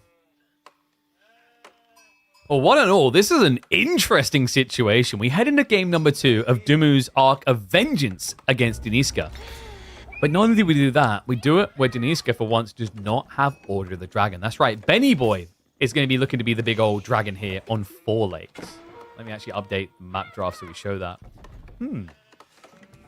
Interesting, yeah. Like, I mean, so we were seeing Deniska play a lot of Order of the Dragon when we had the other Order map, the one that looks like pants on the minimap. 4 Lakes is a little bit different. I think the pick priority isn't necessarily Order of the Dragon oriented. You're usually thinking of Mongol still works really well here. Japan is phenomenal on this map. China Sushi have kind of fallen off in popularity here. I am curious about something like House of Lancaster on this map, though, considering they are secretly a very, very good knight. So Deniska looks like he is going to scout out and push the villager away from the starting dock. That's just going to prevent his opponent from easily just circling around, getting a second dock up. As a Mongol player, you're almost like feeling an imperative need to be aggressive here, no? We're going to stick on the 2x speed just because when you have a map like 4 Lakes, the opening of the game is a lot slower. Initially, right? Because people have to set up their food supplies, etc. But once they do, things ramp up at a crazy rate.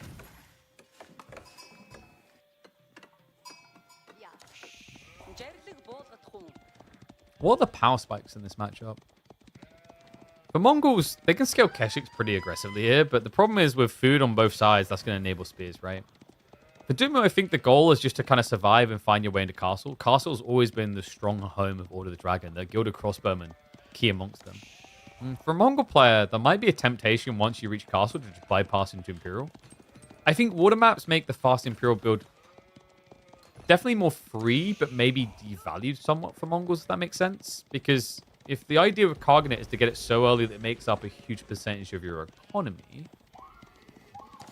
doesn't really remain a big percentage when you have fishing on top of that. We have actually got a deer shot from Diesel as well. A little bit surprised he's going for that. But I mean, if you got a deer stone, right?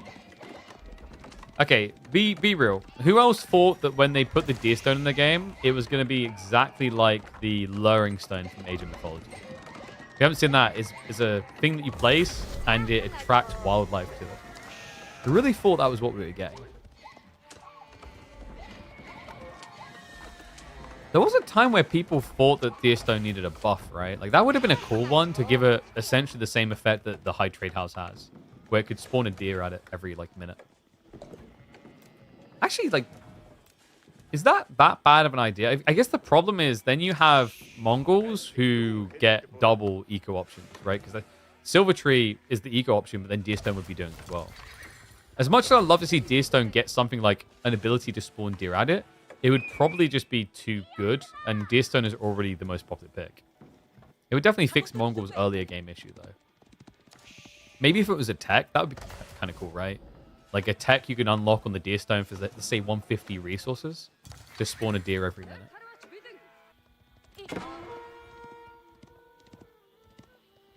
Okay, so we do have the Magadai strat from Niska, and you see what Dimu's doing. We talked about Castle Age being his strong point.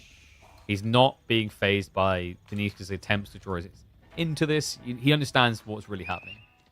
Because the thing is, guys, like Magadai is Mongol's way to thrive right now off of forcing reactions. Like the thing we've seen consistently are people is Magadai come, they react overly aggressively because they have to, because it's Magadai, and then the Mongol player does something greedy. Like if you were to dissect most Mongol fast imp builds, Magadai is at the heart of it. The alternative option is quite often Keshiks, but it always focuses on cavalry because, as I'm sure we all experienced before, shutting down cavalry usually requires a lot more units than your opponent. Because you have to somehow stop them getting in. And that means either walling up everything, building outposts everywhere, or placing units everywhere.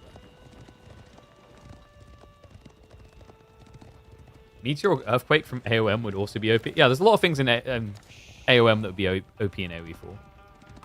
The way I've always described Age of Mythology is Age of Mythology is the most cinematic Age of game. And what I mean by that isn't, wow, look at the beautiful landscape. I mean, whoa, look at how the landscape just exploded. You know, if you want Michael Bay movies, Age of Mythology is that. That's why I still wholly believe the best move that Microsoft could make is to make Age of Mythology 2 and make it beautiful. What makes Order of the Dragon good? So the units cost more resource than standard ones, but they are like double the power into one. So these men-at-arms coming out, even in the early form, have 230 HP. And early men-at-arms for a different Civ, a normal Civ, would have 125 HP by comparison. 120, I think it is. So ridiculously more tanky, almost double the health. In a direct engagement, like the big value you often get out of Order of the Dragon is that they tend to be better at transitions than most Civs. And what I mean by that is if you get ahead of switching to a counter unit type, you are vastly ahead. The negative is it's a double-edged sword. When you are wrong on your counter switch type and you're countered instead, it feels like you're already buried in a hole trying to crawl out. So to me, like Order of the Dragon is definitely one of the more polarizing units for standard players because they're the most punishing or most rewarding. There are some things that I think generically are very hard for lower ranking players to deal with, and these are one of them.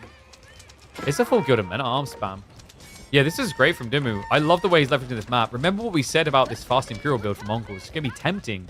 It comes at a price.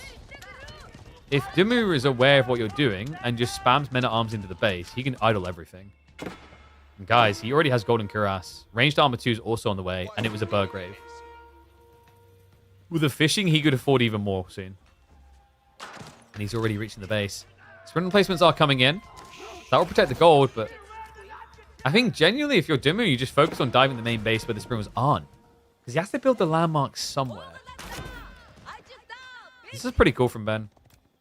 Looks a bit cheesy, but it just makes sense. I mean, it's cheese to combat cheese when you think about it. How else would you describe fast Imperial Mongols? It's not their cheese, KP. It's the only way they can live. Well, then maybe it's time for them to die. Let them be reborn. It's such an oppressive way to get killed as well. As a reminder, these guys, we said they're 230 in Feudal. Look at the health now. They're 290 HP. And Golden Cuirass, remember, that's the tech that gives them a lot more health when they're close to death. 20% less damage when 30% health or less. Especially impactful against high damage metrics like spring replacements. Dives in, forces the out of time. I mean, we're kind of at the point where Dimu should be able to keep up a consistent pump underneath the TC, 1 minute arms at a time. Which is going to idle out 20 economy from your opponent. And because of the Burgrave discount, it definitely makes it mathematically worth it. Health is same as a Knight? No, they have more health than a Knight. A Knight in Castle... Like, reminder, a Knight in Castle Age has 230 HP. A Gilded Men-at-Arms in Feudal Age has 230 HP. So you have the same health as a cavalry unit and age up on you. Obviously, the trade-off being Knights move really fast. But the other way of thinking of the trade-off is that men-at-arms don't have a clean, obvious counter until you get castle. The only way to deal with them is to kite them to the extreme. But as you're seeing, kiting is very difficult here. Instead, he has to just idle. But that idle is costing him a lot of inefficiency. Like, he's on the cusp of affording Imperial. Dimu definitely would benefit from more production, by the way. Instead, is he actually going Imperial himself? This is nuts, folks. I thought that Dimu would just ramp up Rax production and then just flood him, which, when you're looking at this right now, we can probably agree would have worked. Instead, I think he's mirroring the greed. So, Palace of Schwabia?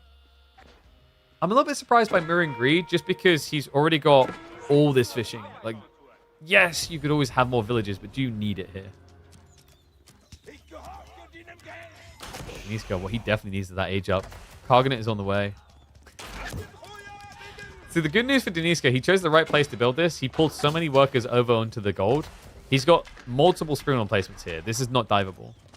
This is solo spring placement. In fact, that one spring placement is the only reason why Deniska hasn't just died of idle time. Yeah, the way I describe this spring placement here is like a big crossbow. And it is indeed going to be Palace of Schwabia. I feel like I am watching super old school HRE when I see all 4 landmarks built on the same screen. That's a blast from the past. Deniska definitely makes out first. What's Dimu's plan now? Game's got a little bit weird now, right? Because you're starting to ask the question, was it Dimu's goal to kill him or just delay him? I do wonder if originally the goal was to kill him and then he felt like he wasn't hitting his timing, so he started being greedy. In fairness to him, like, he's pretty solid when it comes to eco. He's got double pond where Deniska only has 1. The Cargonet is going to add in a lot of economy via production, though. And the more interesting part is Deniska just rolled double Warrior Monk, and no relics have been picked up so far. That's crazy, actually. Ben, I'm a little bit shocked we didn't see him try to sneak relics, because all attention was in Deniska's base. And gold's pretty important in this map because you don't actually have much safe in your base. In fact, if you look at the mini-map, you see that both players are going to have to rush forward at their initial spawn points to get gold. What a risk. Maybe a big sigh of relief moment for Deniska because that's a huge boon to his late-game economy.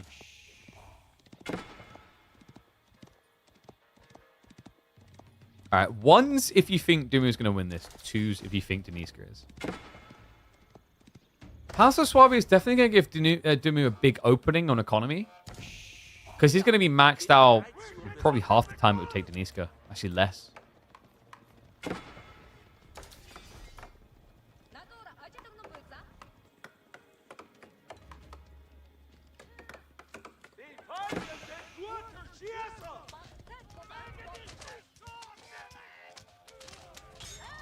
MAA upgrade not quite in. Deniska, have we got the appropriate upgrades? Because some important things need to be researched. For one, he does not have Cybo limbs. In fact, whoa, yeah, did I just see that right?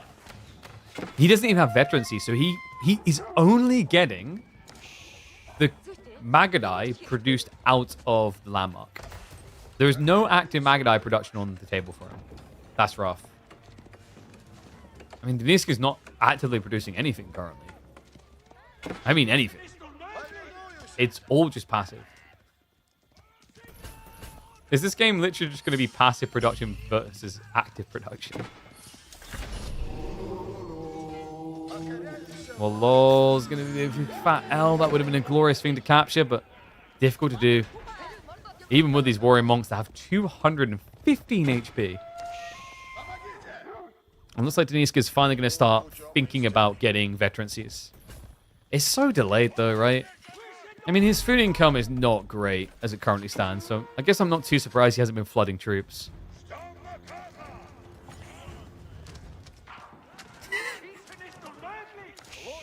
Okay, let's make this more interesting. 3s if you think Dimu will change unit type before the end of the game. 4s if you think this is all we're seeing.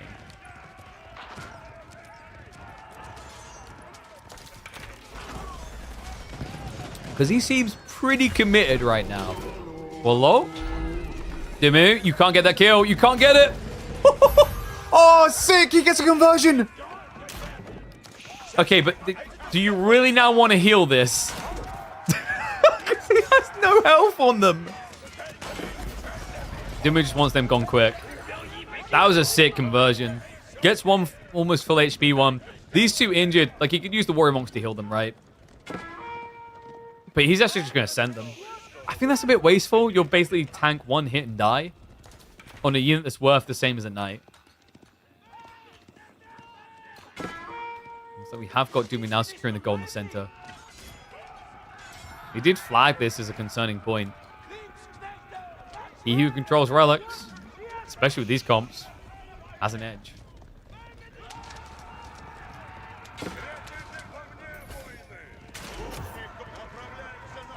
Doomy, just it's okay to admit you might need another unit.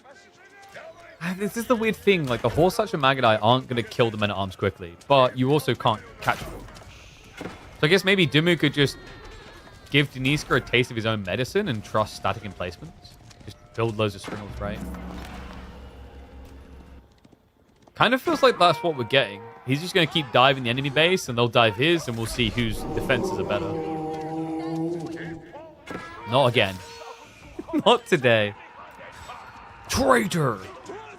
Wow. This is the only time we'll get to see a Gilded Mirror in competitive. By borrowing. Oh, whoopsie. Accidentally hit the wrong key there. Kargat could spawn gilded units. What if we just got a version of Mongols that's like gilded? Mongols of the Dragon. No, wait. It's so much. We call it Order of the Khan. Okay, be honest. How many people are just getting PTSD thinking of there being another gilded Civ in the game?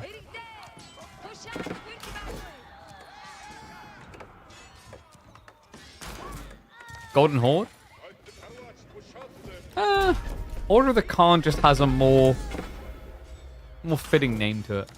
This feels painful though. I don't think he's realized. No, he's not responding, so he's getting distracted elsewhere as he tries to stand his ground. Wait, what's Deniska looking at right now? Oh my god, no. Like, everywhere, there's no movement. The Horse Archers just died standing still. The villagers just died standing still. Did Deniska just get up to do some jumping jacks? Oh my god. I'm looking at his vision, trying to figure out what had his attention here. Because that was ridiculous. Now Dimu finally getting a solid long-term answer to these Magadai. Hand Cannoneers getting queued up.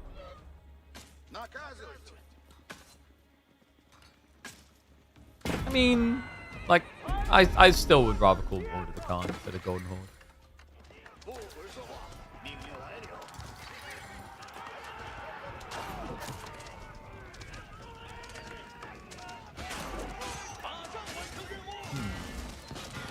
Wait, wasn't the Golden Horde covered in the Roost campaign? I think they were. Yeah, this is ridiculous now, though. The gilded count is pretty damn high. And with Elite Army Tactics, he has 391 HP on each of these bad boys. Folks, this is just wave number 1. Yeah, this is 6 of them. There's still double that to come. And Hand Cannon is also now arriving. Warrior Monk has got a Warlord to work with. That's going to force Dimu to reset. But I think we're on the verge here. I mean, Deniska, how long can you really keep this up? Why is he not transitioning the crossbows? Because he wants to keep mobility. To raid, but also to run them down like this. Because you can see, actually, it's not too bad once you get quantity. Magadai plays a lot like Desert Raiders that way. Really hard to justify in the small counts because easy to counter. But as the numbers scale, it gets a bit crazy. The problem with Magadai defense is it's a terrible defense, great offense. If you're defending in your own base, you're going to lose something. The goal for Deniska is to try and get out towards the middle of the map again, because then he can just kill these troopers before they get anywhere nearby. And that's why you're seeing Dimu so fervent about his timing. Never letting up on this press. And oh my god, look at that vision. His Civ and their outposts. Oh, they're always something else, aren't they? There's no move that the Magadai could make that wouldn't be seen coming a mile off. Still no flaming arrows. He's finally got on the way. I think maybe he's struggling on the wood a little bit. And I think he also doesn't have... Okay, he has at least got Sire Bow Limbs, but not the improved. That's more damage being missed out on. Tricky part now is, like, before this, Deniska had an easy click around, just avoid them situation. But with the arrival of hand cannoneers, you now have to take time to click fire on what you want to kill. It muddies the fight in a really annoying way for Deniska. Dimu, the count is quite frankly ridiculous. He's up to 16 hand cannoneers. And the HCs will get outranged by the Magadai, courtesy the Khan Hunter range, but it's only by half a tar range? It's not crazy. Oh, look, a wee pow. Well, now this is great, because it means Deniska can outrange the hand cannon. No, that's the... Oh, I see you got one of those useless wee powers. Let me remove it for you. Shout out to good guy Dimmu. Oh, this is ugly though. Look, the men-at-arms just getting folks fired down. And the hand cannoneers could just try and snipe. However, that split may be a little bit expensive for Dimmu. Instead, he's going to rotate now towards the gold. Okay, this is actually going to keep Deniska alive. Yeah, this type of cut is really important. Hand cannoneers on their own here are not going to trade that well because they're going to overkill a lot. The Magadai able to snipe them out. New men-at-arms are coming, but Dimmu practically lost all of them. He was up to almost 20. He's only got 4 hand cannoneers left. Deniska, you might be going, yeah, but KP, why are you acting like this is close? It's 127 eco to 65. It's been that way for ages. That's not a unique change between these two. And now, what the bloody hell? The wee pow just in time for a castle drop, but not in time to stop it. Dimmu gets it up. Wait, what? He shouldn't have, though. Deniska, he had multiple Magadai standing there. They were A-clicking into Gilded Swordsman instead of killing the 3 workers in the area. That's crazy, because now Deniska, that means he has no gold access. North side's already been blocked out. And he's got 3 relics, but that's it. Okay, this is ridiculous. Surely not. And with so little gold, Deniska, he goes still bowstrings, which seems a little bit furry, but the thing here, guys, is it's not. Yes, he could put this 700 gold into Magadai, but now he can't afford Magadai. So what makes sense? Building a few more Magadai or building the thing that keeps the Magadai out of range? In an ideal world, you do both. Deniska had a hard choice to make. Make matters worse for him, Dimmu's reaction makes a lot of sense. We've got Gilded Archers down the way. The hand cannoneers weren't really trading that well anymore, as you noticed. The archers will, because the archers can get access to scale armor. Oh my god, Ben, how many of you queued up in that book? Just a casual 7. Nice raid through is going to find some workers. Classic Magadai maneuvers. It's difficult when your opponent has passive Schwabia. Okay, so congrats on Silk Bowstring, but if Dimmu now just mirrors, Gilded Archers destroy you. Magadai seem like they're machine guns, but they're really not. They attack 0.88. Actually, I guess that is pretty fast. But just as machine gunny as Gilded Archers. It's 1 attack speed. The difference is in the health. Veteran Gilded Archers almost have more health than Magadai currently. Magadai that have got biology. But once you get the elite tech and the scale armor, these things will trade out phenomenally well to Magadai. God, I feel like I'm watching a Fae game at this moment. I'm watching Magadai versus Emplacements. I still remember that game between Corv and Fae. It was legitimately just a cajillion cannon emplacements versus Magadai. And it's happening again. I think in some ways this helps Dimmu, though. He's got way too much economy at this stage. And Oh, he catches him going fishing on both ponds. Dumu with the double sneak. He shuts down all eco on water. Brutal. Deniska has at least started prepping pastures on land, but that's a painful point in the game for him. Dumu just has so much eco bloat at this stage. He's sitting on 2,000 surplus stone. Yeah, I think if Dumu wants, he can just spam a bunch of outposts in the center now. Set up springholds even. Don't even necessarily need cannons. And you're good to roll. We do have incendiary arrows now on the way. And the final range deck should also be queued. So this is where it gets interesting. You're going up to 13 damage, increased by 20%. So you're actually hitting for about 15 damage per Gilded Archer compared to the 16 damage on the Magadai. But remember what we talked about. The scale armor is huge. The extra free ranged armor, look at that. You're going to negate 6, almost half of the Magadai's damage out. Meanwhile, Deniska wasn't even anticipating this. He hasn't been prepping Undermesh level. Why would he? His opponent spammed men-at-arms and then hand cannonades. You don't think you need range protection like that because +1 damage reduction is nothing compared to hand cannons. Make him regret this. Dumu is ready to roll. Overwhelming military lead. Step readout also now denied. If he packs it up, it just dies straight away. If he doesn't, it dies in about 20 seconds. He's trying to edge the fight, bless him, but the difference in range now is 7 tower range versus the 5.7. You just can't stand your ground against it anymore. And I think Deniska is just going to have to bow down and accept the might of Benny Boy here. This is a tricky thing with Mongol Magadai. I feel like a lot of the time, it can bait you because you feel like you're winning the game, even when you're technically not.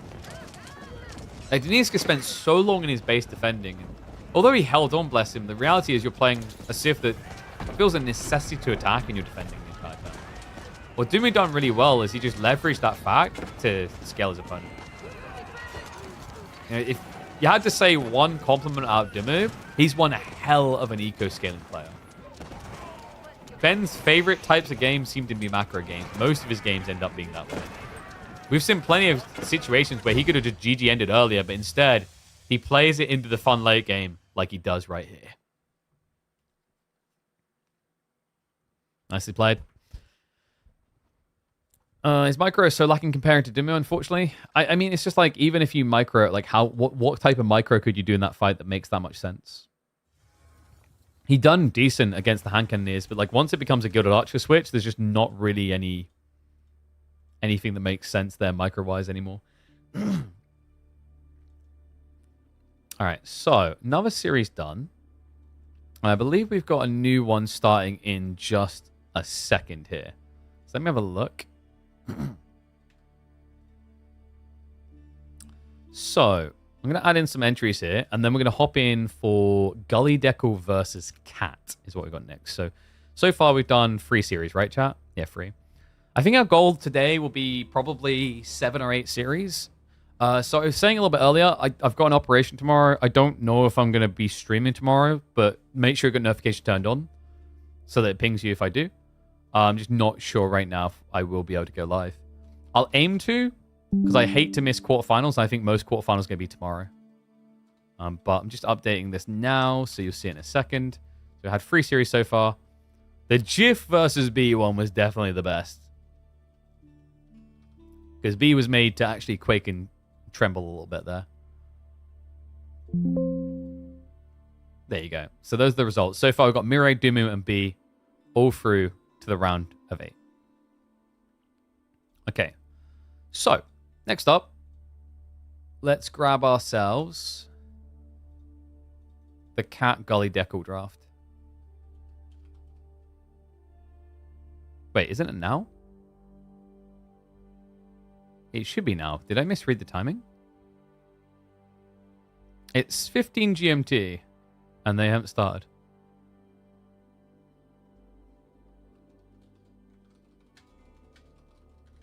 Let me double check.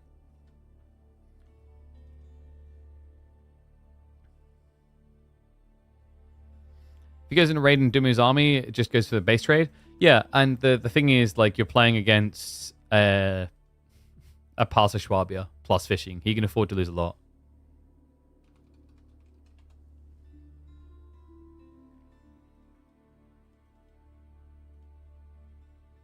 All right, I'm just checking in now with Cat and Gully.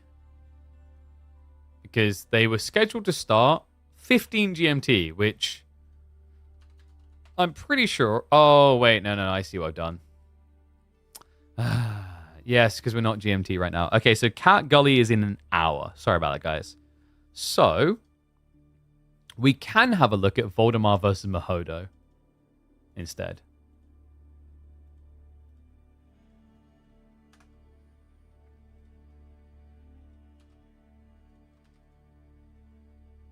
So let me pull that up now.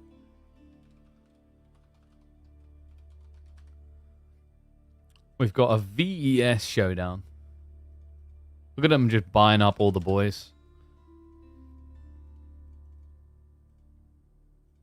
Alright, so we'll have Voldemar versus Mahodo now. And then we'll have Cat versus Gully afterwards. And then we should have Anatand versus Flotterotto as an option. No update on Numadon Rivtal yet. I believe Wham and Avaku will be happening after the Anatan series. So there is maybe some potential for like at least one quarterfinal today. We'll see how it goes though.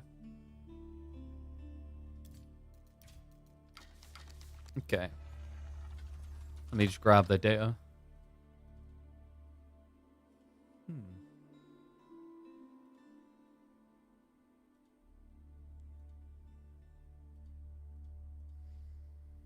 How's the pigeon killer do? Whoa! Dude, that is slander right there. I protect the pigeons. We've been over this already.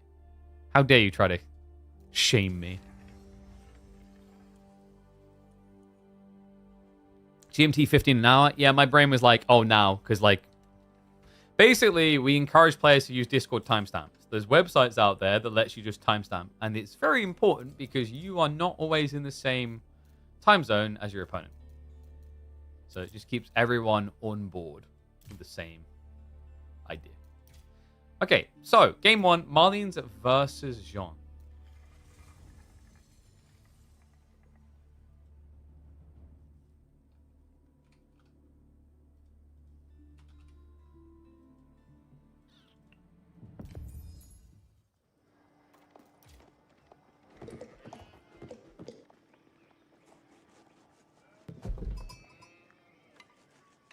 Kids are there to kill their parents? What kind of childhood you been rocking? I think maybe parents took you to see Macbeth a few too many times. And may regret it. Yeah, that's a version of Batman in the alleyway that no one saw coming from an alt universe.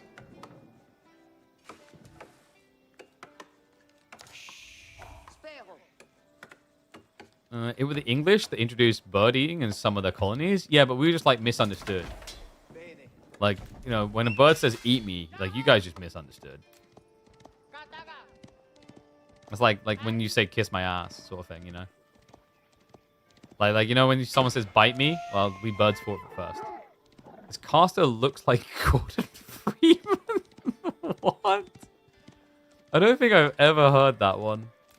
That is legitimately a new one. I've never been given the Gordon Freeman card before. I think like we've had Tony Stark. We've had Richard Hammond a lot. There was another one recently. I mean, like with my old glasses, I can kind of see where you're coming from.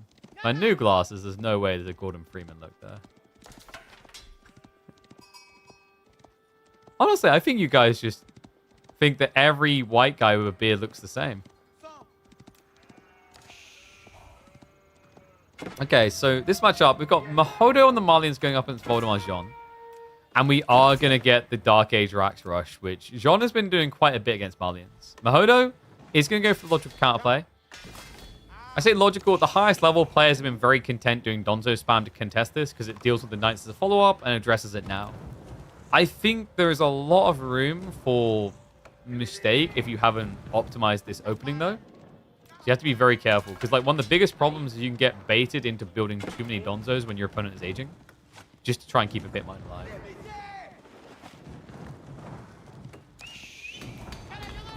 So, Mahodo. He's already getting the jab throws out. But I think the timing was maybe a little bit off compared to what he was looking for. I mean, he definitely done this right. He only built double house. He didn't overreact.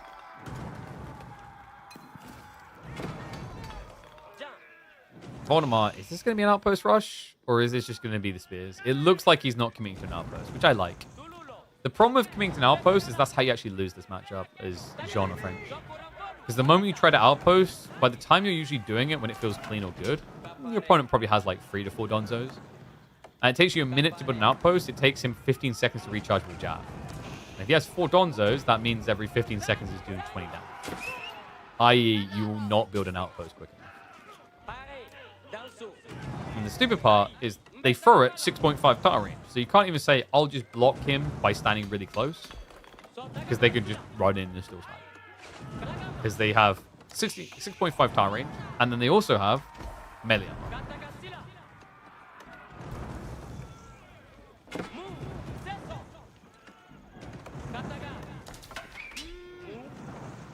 Oh, and my Harry Potter as well. Wait, what? Really? I don't know about the Harry Potter one. I think that's just like we went from categorizing white guys with beards to categorizing British people. You know? Like maybe the K-Pig surprise face is kind of like Daniel Radcliffe with that was it Gun Akimbo or whatever it's called? If you type K-Pig surprise, you see what I'm talking about.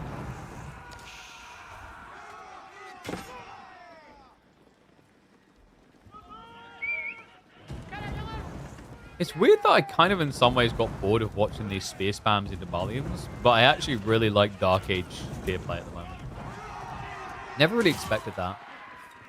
I think it's because of, like, with point of interest maps in particular, there's a dynamic effect to the spearman engagement. Like, the control and value is in flux.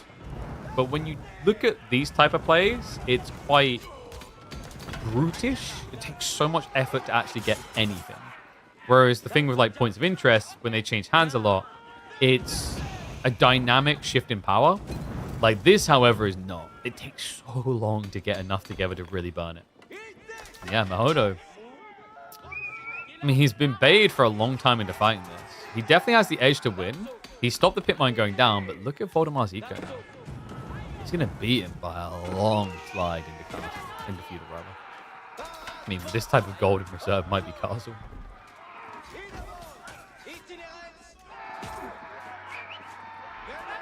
I think that most people look like Radcliffe from English.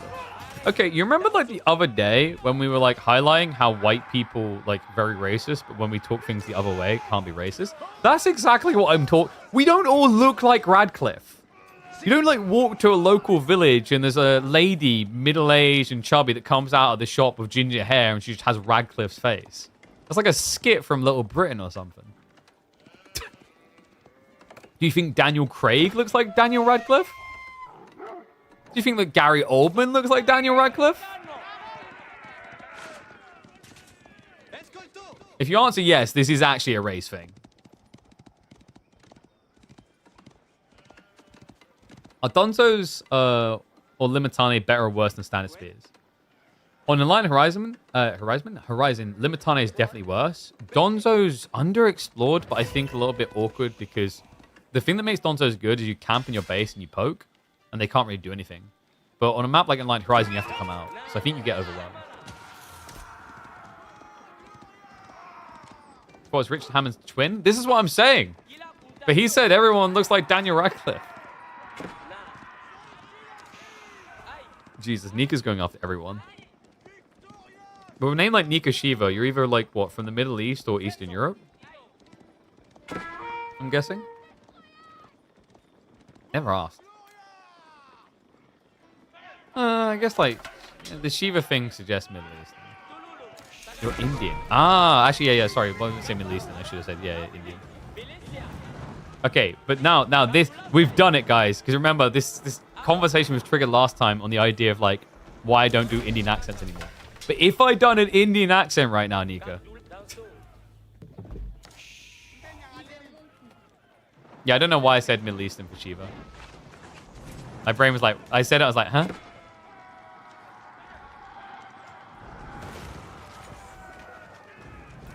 So Voldemort has finally killed the house.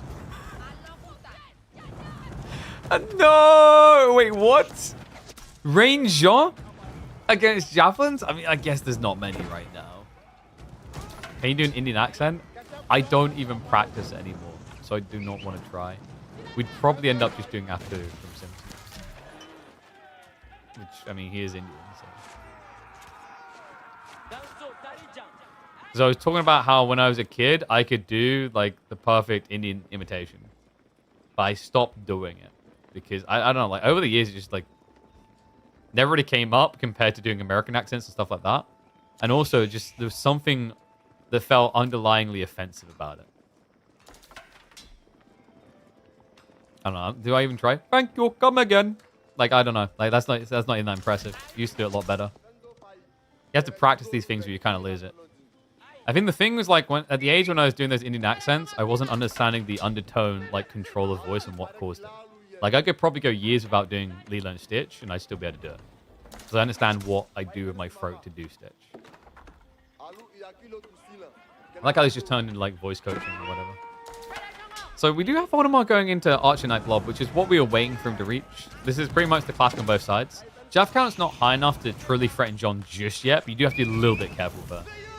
This, however, is ambitious. Just full-on pounding it in like that. Knight goes down. What? So Voldemort micros, focusing on Jean, forgets the Knight, and still loses both. Okay, remarkable timing now from Mahodo. Able to break out the bow constrictor feeling. There's no pro scouts on either side, right? So they're both playing risky resources. What are you doing with your throat? Well, when you do like a stitch, Elson, it's almost like you're applying pressure on your throat, like you're contracting it inward slightly, you know? And then you kind of get like this, and then you're gonna high pitch at the end, and then people really like that, and yeah, stitch.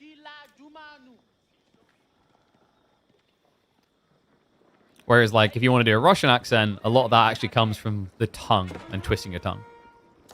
Давай, comrade. You know, you got to kind of lean into it slightly.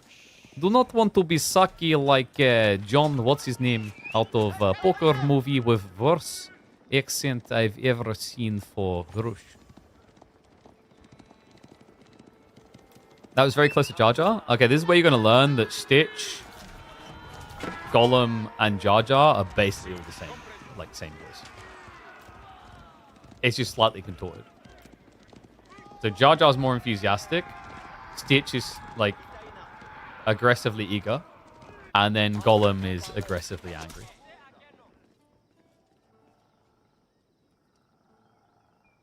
Eight out of 10 Slavic. You can do different ones as well. Like why you have to do? Why we not we just win? Valdemar, why you get range on and lose? Why not push with melee? Kill Donzos. Win game. Это здесь.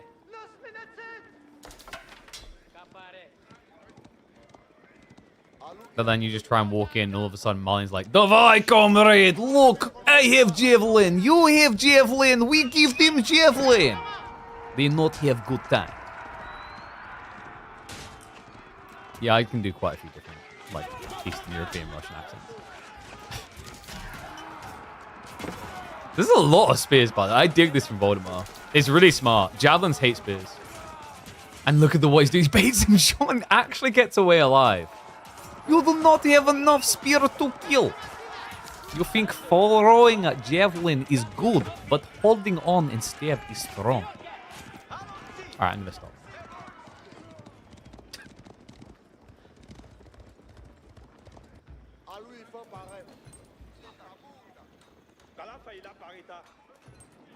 Now everyone's going to ask for, like, Nico from GTA.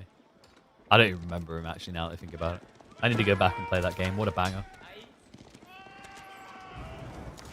So Mahodo. What happened here, man? Like, it looked good for a moment, but the Donzo line now starting to thin a bit.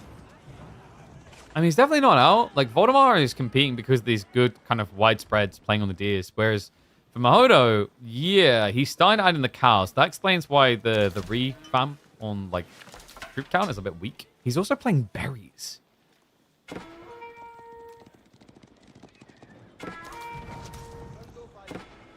I want to say that this is maybe slipping just a little bit. A teensy-weensy bit, if you will. Okay, now that we started doing the accents, I feel like we're going to keep doing the accents, you know? What I love about this tactic is that the French are ironically like us in World War II. They're very dabei schnell. They like to go fast. With the archers and the knights and the zoning. Ain't nothing like showing to make you moan though, folks. Especially when moments like this happen. Mahodo, what was that? The goal gathering. Did not expect the dive whatsoever. And wow, he gets hit on the tree line as well. So double strike there. Voldemar able to claim 4. Decent eco lead. Needed as well when you're up against the Pitmine Mancer effect. Knight count is not going crazy though. Like I actually really dig the way Voldemar played this, where he leaned away from the expected.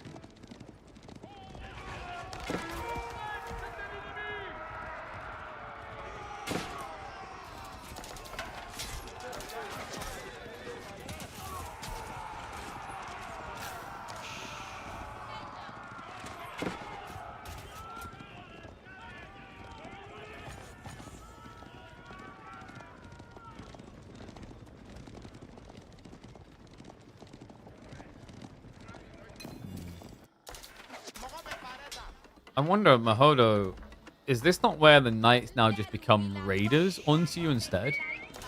Like, Voldemar's army is big enough to be scary in the direct fight. And we have to remember, Jean, now that she's been surviving, which is impressive against javelins, by the way, she's making her way towards level 3. 338 XP at this point. Chivalry also going to be there, because the knights are actually starting to survive the bouts, the engagements. Own the format of casting an accent. You know, I've thought about it before. I've talked about, like, I've actually done it before. Where I would... I feel like I was casting some pub Dota games years ago. And I just, like, basically talked with myself in an accent. Like, well, I don't really know what he's meant to do with this. I mean, on this push, Voldemar, I think for him, he doesn't need to rush the end of the game, right? Yeah, that's correct. For him, he simply needs to drag game back and forth. You know, you don't commit too hard. Not too soft. Tender. Like tender, weak chicken wings. You know, you'll just munch down on them like this.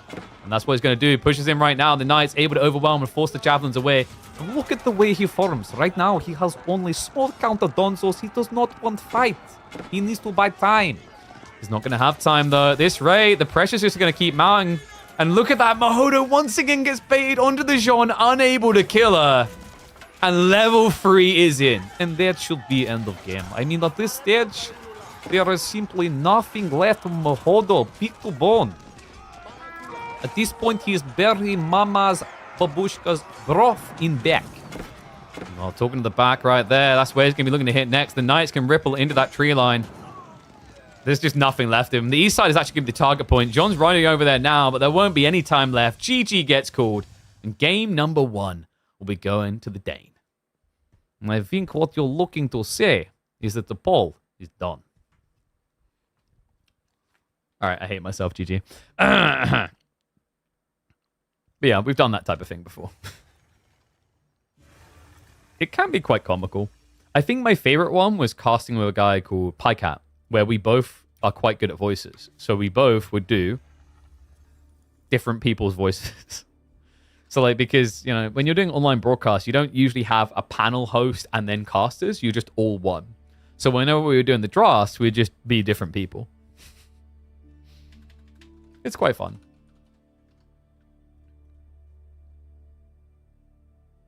Okay, so game 1. Left side. It's very nice. No, I'm not gonna. No, we're not going down that route. I don't know how on point that one was. I haven't done that one in a while.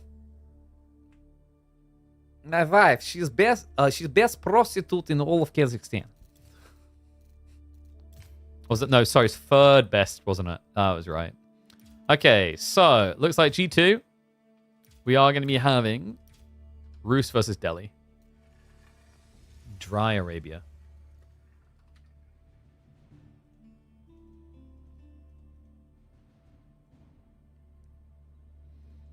Oh, sorry. Yeah, sister, not wife. Yeah, yeah. You're right.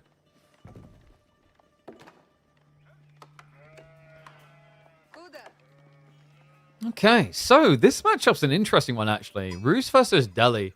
I've heard people say that it just doesn't feel like Delhi can do anything right because Roos would just get pro scouts and win the game on Season 9. But Season 10's a little bit different. The pacing is not exactly the same. So Roos could actually be more vulnerable to early game engagement from Mahodo here. He needs it, being one game behind already like this. Now, what other iconic voices are there in like games, I'm wondering?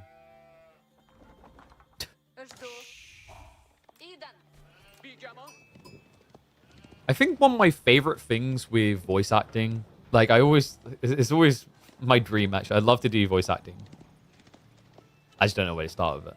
But like I always get a smile on my face when I think back to Matthew Mercer, who voiced McCree.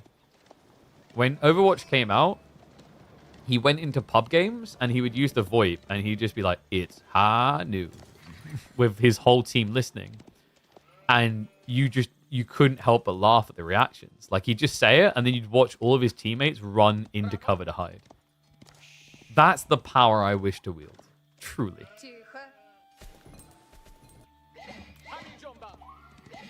You know, just like get the Hanzo right. Oh, Kamio. And then the full Yuga Waka Teki Waka Rao, and everyone just hides. Like Matt Mercer, true D&D nerd. Yeah. The dude really seems to get into it. I love that they created a Amazon show out of their D&D experiences. That was really cool to see. I forget the name of it. I need to go back and watch season 2, and I think there's a season 3 now. Definitely recommend it. If I could remember the name. And I actually like a lot of the things that TV and movies have been doing with D&D. Like the Chris Pine movie, that one, the D&D one, fantastic. I actually, like, I greatly appreciate the thought they put into how they created that D&D. If you guys haven't seen that movie, the choices and the things that happen to them and the way they interact, if you're a D&D person, you get it. You understand the feeling that they're rolling dices on their choices, almost. So what makes it so genuine and so good.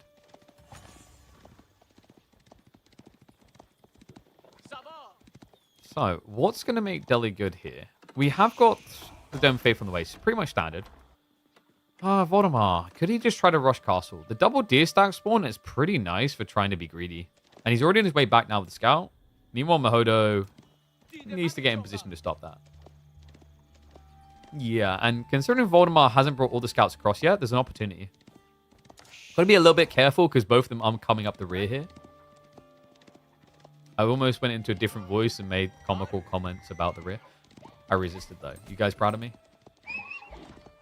Okay, so Mahodo now knows what's happening, but like that from Voldy, he just takes the closest scout and chases him. So this is what's meant to just keep you away from laming the deer. It's why usually you see people go free spears. So there's two reasons why people go free spears when they're going for a deer shot. Reason one is it's definitely easier because you can create a V shape to shove deer in. But reason two is when your opponent comes to lame the deer, you send one spear to chase while the other two shove.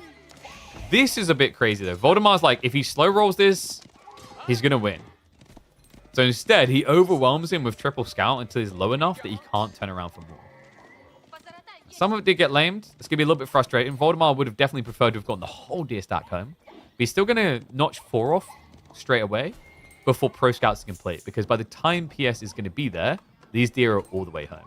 And what he can do is he can then walk north and start shoving these deer closer to stop Mahodo's timing into guards.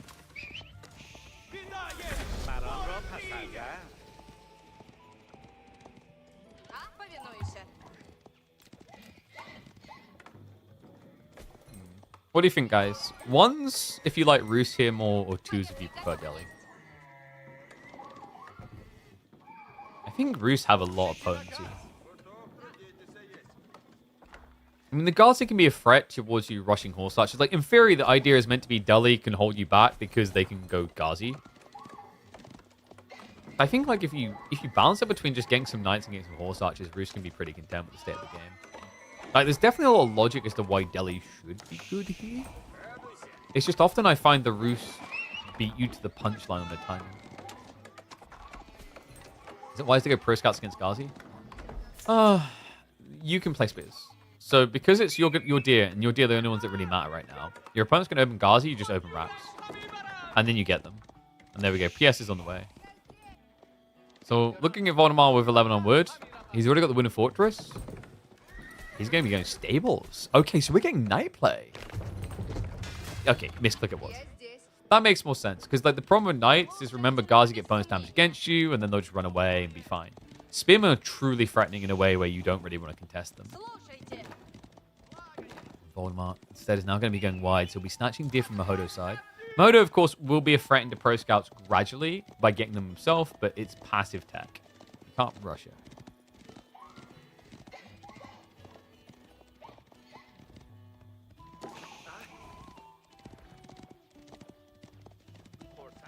What's he doing? Is he just checking?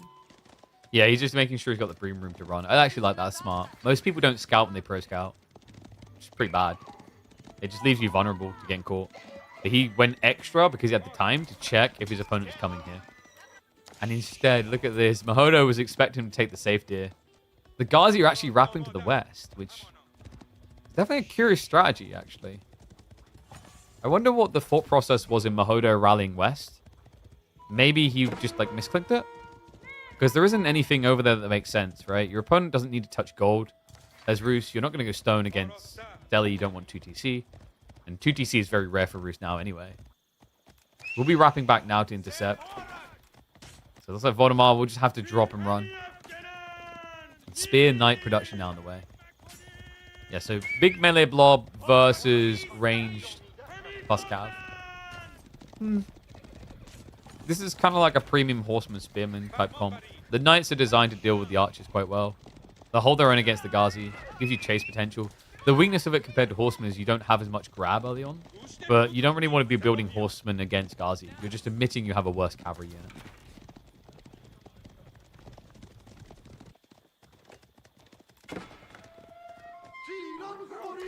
Looks like Mahodo has got that timing now to go for sacred sites. But this is the other thing that makes the knights feel great. Yeah, and he knows. Okay. Actually, this is going to be even better. 2 for 1-er. He can snipe the central scholar and then go for the south one. And look where the Ghazi are. They're nowhere nearby. Mahodo does realize what's happening. Panics and starts to run away. But we'll get chased down and killed. He's not got any reinforcements coming to protect that scholar. So that's minus 75 gold. And I wonder, does Voldemar now suspect the next thing? And what is Mahodo? Mahodo, he's actually trying to go for that central sacred site again. Is he just meant to hide here until he thinks it's safe, maybe? Or is he just blind scouting? Wait, no! No! He doesn't know! He never scouted it. The sacred site isn't revealed to him. So Mahodo doesn't know about the third one whatsoever. Painful. It gives him less breadth. Means he's going to be more focused on like brute forcing a sacred site. And he has got a good amount of archers, so like if he brings extra scholars here, he should be able to easily sustain in a fight. And we can see that Voldemar doesn't have a backup plan coming. It's not like he's rushing castle. He's double downing on this age. Yeah, and that's good news for Mahodo. It means that he has an opportunity to try and outskill in the fight. No, no, no, no. What? Where are we going? Mahodo wasn't looking, so the archers run head first into the melee blob. Ghazi just trying to create the space. You have to at this stage to survive with the archers, but too little, too late. They're dead. That's a critical blunder. Mahodo was distracted, and now, well, you've got knights, scouts decapping on the sacred sites. The military lead is there for Voldy. Remember, Mahodo, a lot of his army count is actually scholars, which will contribute a grand total of Duckle.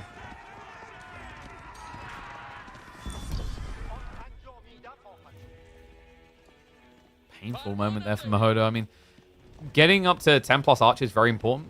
You know, once you have 10 archers, you have the flexibility to easily kill. Like 10 archers will do 100 damage to a spearman. So 9-10 is where you want to be. Once he went below that count, it left him very inefficient at trading out against the spears. You always want more than enough to kill one, right? Because you're going to lose 1 or 2 archers as you trade out anyway. So it made a world of difference that he just kind of ran in blindly that way. Now Voldemar to come over the top of a superior lob. But not for long. Voldemar is choosing tech. Good reason. Mahodo's been blocked out of his win condition. He finally did discover that Southern Sacred Site. Painfully long to do so. And the north side have mostly been retrieved, some from the east pack as well. Voldemar is reinvesting actually, so he's got one eye on the combat and one eye on the tech. Which is nice because with Knights, scaling them, like, you don't feel terrible. It's not quite as good as French Knights, but you have a very quick unlock with Veterans, you remember. With Knights, it only takes 30 seconds and it's very cheap.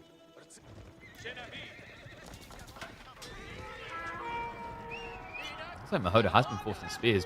Funnily enough, Voldemar now pivots archers. Yeah, so we've got to the 1-1-1 comp, just different routes. A route that I feel like favors Voldy because of how many spears you needed just means Voldemar has the superior melee blob. To leverage it. Barely any spears here. Wait, Mahodo. For a guy who has 8 spears, a lot of them seem to be AWOL. They haven't shown up yet. The Scholars are at least going to tank on the retreat. Buy himself some time. Maybe not enough. No, the chase is on. The Knights are in. Spreading out well. And look at the body blocker effect. Just stays on top of the Ghazi so the archers are protected. Mahodo once again forced to retreat. Ghazi, they're just going to run headfirst into Spearman, it seems. Yeah, I like what Mahodo's trying to do with the Ghazi, but I don't know if I like the timing. He just abandoned ship on the fight. Sacrifices the bulk of his infantry. And some skulls to boot. And there's a growing lead now for Voldy. I think in Mahodo's mind, if he's looking for that moment where Voldemar's greedy and goes tech. But what Voldemar's doing very well is resisting the temptation. You know? There's a little thing in his ear going, do it, do it, do it. He keeps saying no, and that's very important here. Because if he does give him that temptation, the Ghazi can poke in, raid a little bit. It gives him the breathing room that Mahodo needs. This is a bit overzealous. That dive was maybe questionable. TC Fire is big at this stage in the game. Does end up costing him a pretty penny. Voldemar, it looks like he's finally ready for Castle. Last piece of gold to be dropped off. He should have a Golden Gate ticket coming in, okay, in 35 seconds if he wants to wait. Instead, it's going to be active gathering and hello, Mahodo. Not able to get advantage on that. This is the thing as well, though. Like, Ghazi raiding, this idea that Mahodo is coming up with only works if you've got a lot of them and your opponent's teching. Because, like, this is a rarity here. You see how Voldemar could have done this without ever touching gold if he wanted. That's the power route. You think about it, civs that have these overwhelming defensive advantages where something isn't exposed. It doesn't seem like a big deal until you see it in action. And it's so subtle as well. You don't look at it and go, well, that was obviously why he won the game. But then once you review it deep and you realize the lack of risk, also the efficiency. You know, if you keep poking at goal and I keep walking away, even if I don't lose villages, I lose efficiency there. If I just sit them here gathering food, that's good enough. And on the wood line as well. It makes you a lot more lean. In fact, the most obvious comparison is just look at Knights Templar on wood. The fact they don't have to move and what that does for them. Roos is like that, just with their food. Night raid. Uh-oh. Mahodo finally hemorrhaging villages. I mean, there was one that died on the dive, right? But that was a high price paid by Voldemar. This is just a clean exchange. Only cost him his time. Well, one knight who's a bit ambitious. With tech up now complete. The whole world in his hand. Voldemar secures the win over his teammate for 2-0 annihilation that will see him book himself a date up against B. Which usually leads to a stream title of about to get my ass pummeled by B. I can't remember what he said last time. Voldemar versus B now? Not right now, no. 1 second. Who's the guy I talked to? So I got someone asking about someone.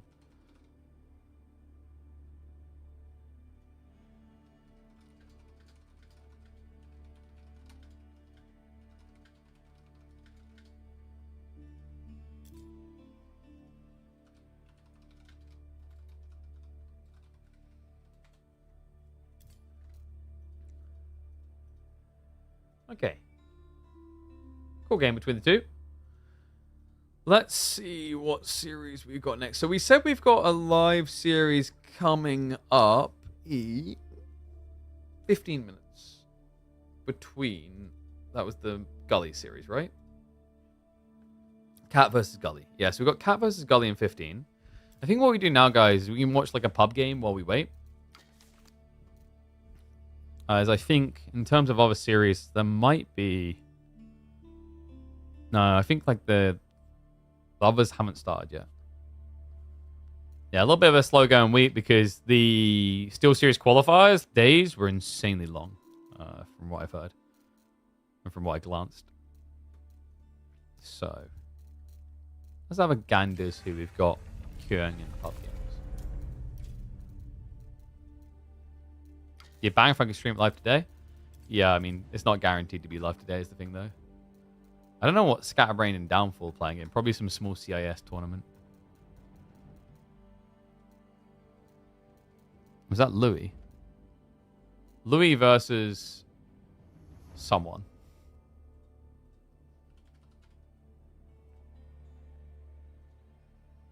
Rank 167, so not that competitive for a rank number 2.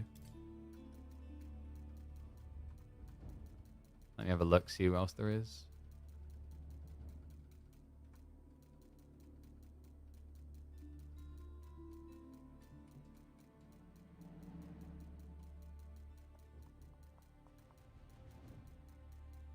Alright, do you guys want Louis versus the randomer, or do you want this Scatterbrained versus Downfall game? Choices, choices. Which do we choose?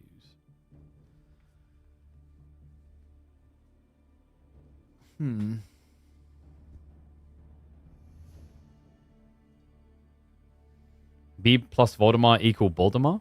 Oh my god. Is Dimmu secretly their kid? Time travel does exist. Damn.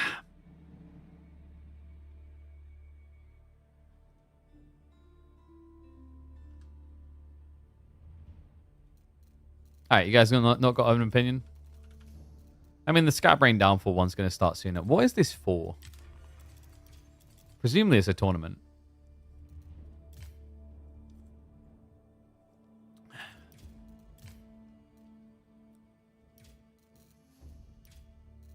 Because, like, otherwise, why is it public? That's great. You guys want Louis. Let's check in on him. It's all the rank versus HRE. Like, yes, the guy's lower rank, but it's HRE, guys, so. So, yeah, little reminder, we're doing this because the next series doesn't start for, like, 10-15 minutes.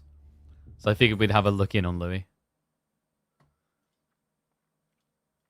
And then hopefully I'll be able to run ads again before it begins, so then the ads are out of the way for you guys. We're so thoughtful.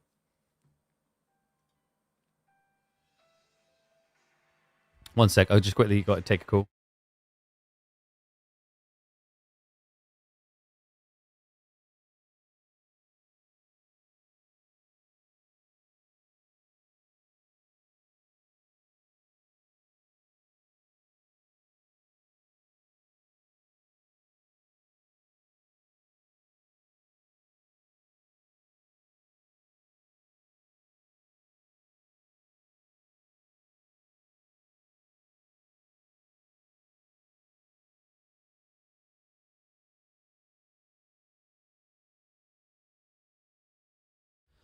All right, just had to confirm something for my appointment tomorrow.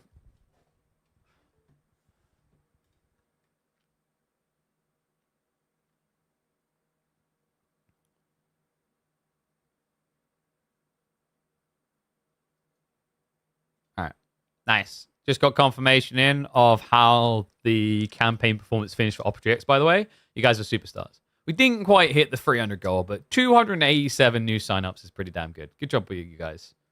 That actually does support the channel financially, so you're legends. Oh, we need to choose prediction outcomes.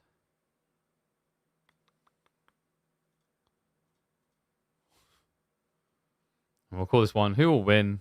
We'll do predictions because it's a pub game. We can. Louis MT or Chinese guy, which is totally confusing because they are both Chinese. But oh, does this scene work? No, that is not the right scene I'm looking for. There we go.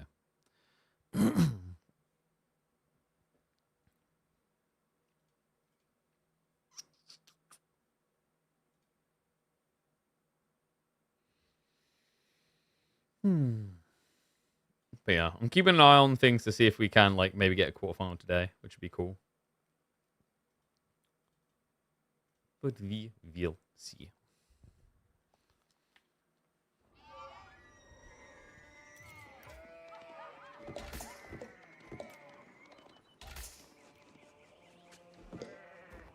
It's Tales from the Ladder time, one and all. Welcome back to the channel for Louis MT up against, I'm just going to call this guy Chinese guy. Yellow, I don't know the identity of this guy. He's decent on the ranking though, guys. Like this is world's number 2, Louis MT, going up against ranked 141 from Hong Kong. This person usually fluctuates around like 100, 200 rank on average by the end of seasons. I thought this might make for an interesting matchup though, because HRE versus Order of the Dragon. And HRE, well, they're meant to be OP, at least according to predictions and bans, etc. So maybe this makes it a bit more of a balanced fight. And it's an interesting map for it. 2 gold heavy civs on a map which is definitely not gold heavy. We are on Carmel, the map where you get tiny gold veins all around. Yeah, so Relic Ray is going to be very important here. And deviation from standard unit types like is going to be interesting to see. Order of the Dragon are usually thinking about going for things like the Gilded Men Arms, the Gilded Crossbowmen, maybe open up some Knights, Hand Cannoneers later on. Those are all gold focused units. On the other side, well, with HRE, this Civ tends to like its archers a bit more these days, I feel like. Later on, Knights does make a lot of sense. I wonder if actually maybe we get something like a Minework build. We did see Cat try that in the Master of Steel qualifiers the other day.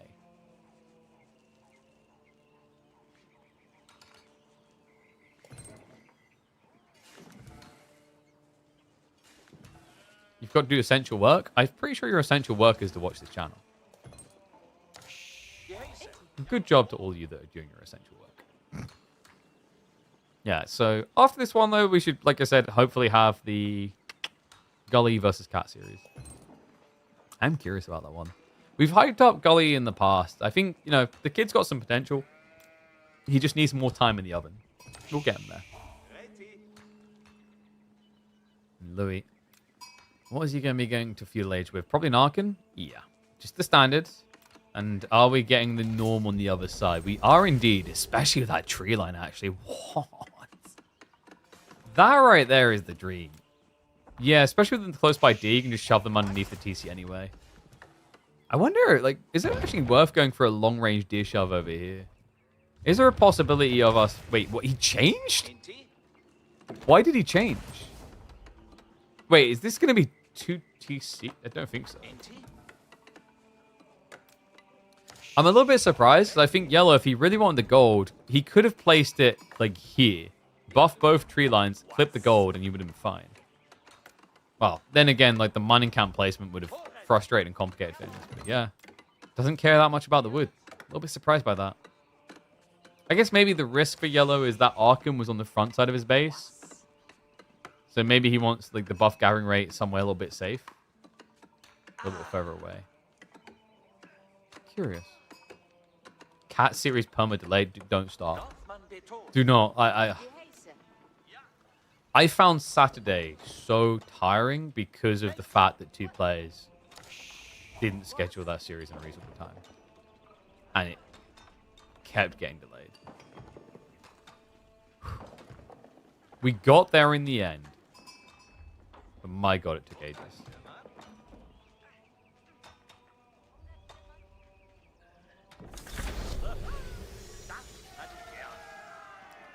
So, 2TC Order of the Dragon. Has Louis done this a lot in the past? I feel like we haven't seen Louis play OTD that often, and when we have, I haven't seen this. This, to me, I usually refer to this as a Canadian build. Puppy Paw and Wham seem to be the most ardent lovers of this particular build, 2 Town Center. It looks super effective in their hands as well in a lot of different matchups. Maybe a little bit rough in this one, though, because does this not just encourage H3 to rush castle? And with the Arcan Gold, that'll be quick. Well, yellow still needs to actually shove the deer in if he wants to get some extra value here. I actually don't like that it's been left that long. I mean, he's got a little bit more of the map to scout, but now would definitely be a good time to rear back and just shove in. I mean, dude, you've got 19 sheep. There cannot be many more out there. By the shed vision, we can see there's nothing, really. Obviously, he doesn't know that for sure.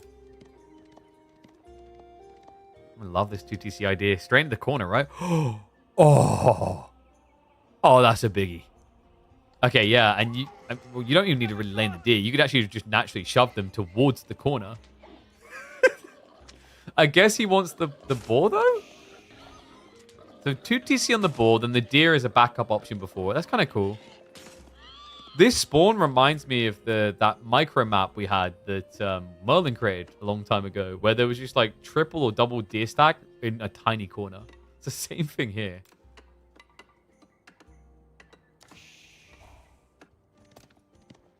Meanwhile, for yellow, it's going to be the Pro Scouts route. Archers to follow as well, so there is going to be a pressure point here. I guess you could try to wrap around on the back. Like, that TC is now very no man's landy. That's definitely a correct term. Because think about it. You know, you've already got 6 villages out here. There's garrison spots at 8. You're going to cycle up to your maximum threshold very fast. Then everything afterwards is exhaustible. As in, like, the villagers will not have somewhere safe. Especially if the angle of approach is here. Because it cuts your retreat towards safety. And because he went 2TC, and because he's playing All the Dragon, it's not like Louis can actually afford to rush units in to save some lives.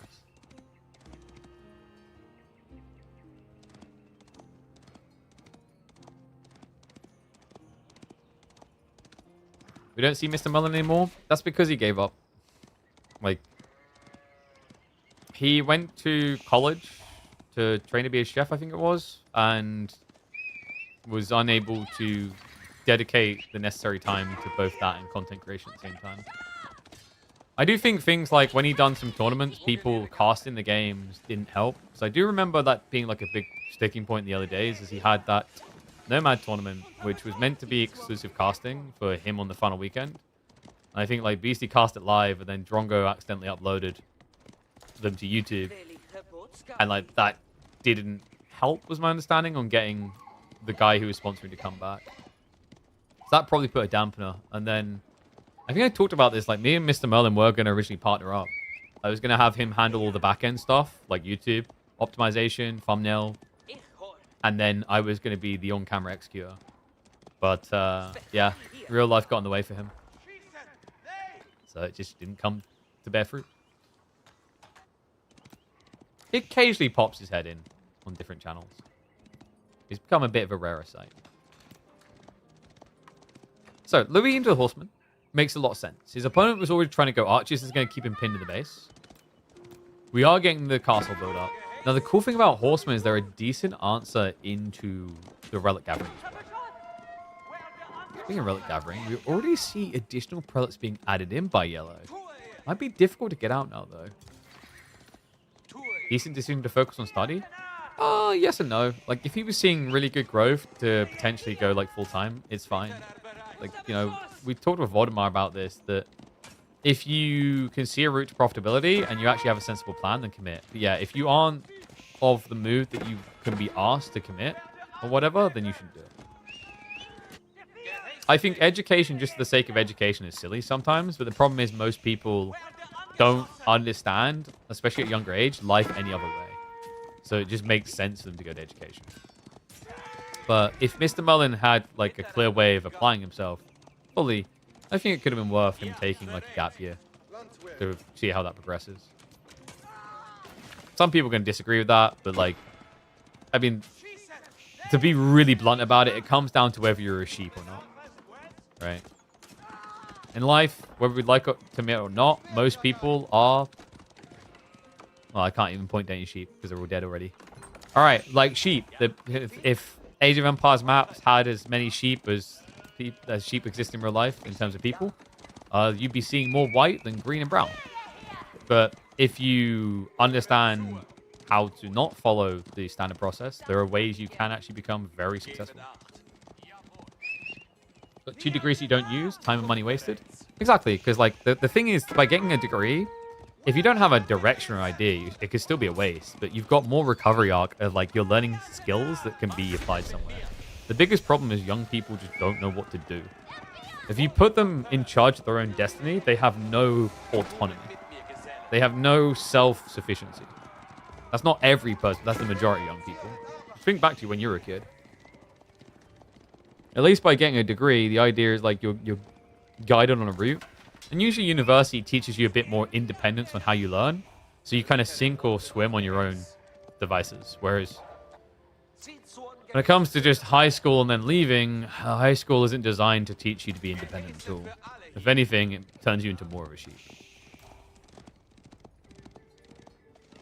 All right, philosophical blah blah done for the second. We do actually have Gilded Knights on the way.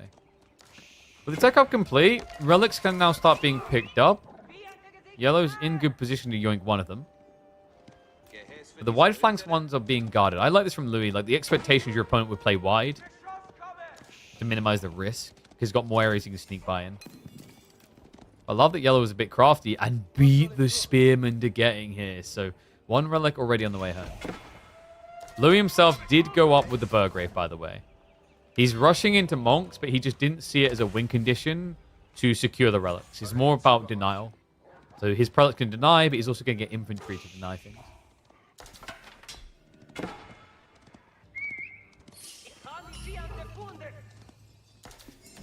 It's a waste of money. So the thing I always say about college and everything, like education is not necessarily a waste of money if you get something. You just have to understand what you're getting out of it, right? Like, I'm a game design graduate who works as a commentator and content creator. There's an argument that that is a waste of 3 years. There are some things I learned along the way. Do I think it was worth the £36,000 of debt? Hell no. Actually, I think it's more than that. But there are at least some things you can siphon off of that were useful. Life gives you lemons, right? Make lemonade. You know, consider a game Age of Empires 4. Yellow came into this expecting to just be able to rush up relics, and now he's getting blocked out on them. So now he has to pivot. He wanted to just play all knights. Now he's being forced to go into spearmen to contest the enemy spears. He has to deviate from plan. Other than that, even, like, he wanted to go for an archer rush, and horsemen show up.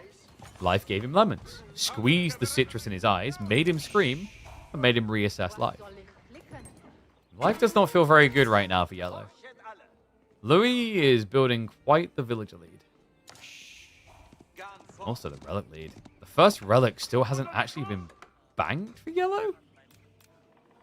No, he's bringing it back from the wide flank. So we'll eventually get one there, but he got snatched in the center. This is rough. I think we've got a 4 relic game for the guy who didn't build Regnants.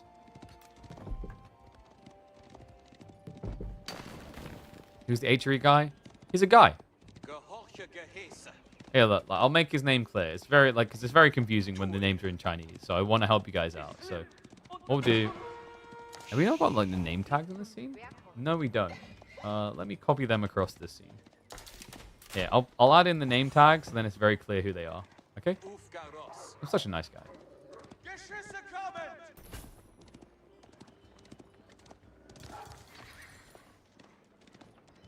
gonna change the color coding. There we go. There we go. That should make it much clearer.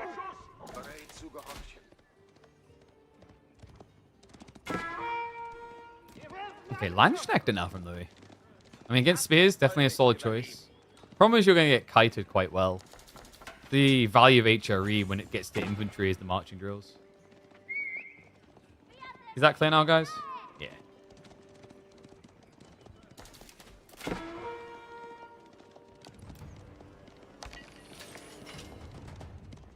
my god. No, I'm not responding to that. I was going to say, I see no color, but then how do I know the color?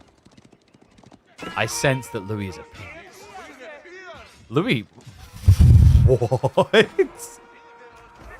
Well, he's got so much economy. He just throwing it onto the enemy's gold veins. So this is a starvation game. He's trying to punish yellow for hunkering down in the corner with limited resource.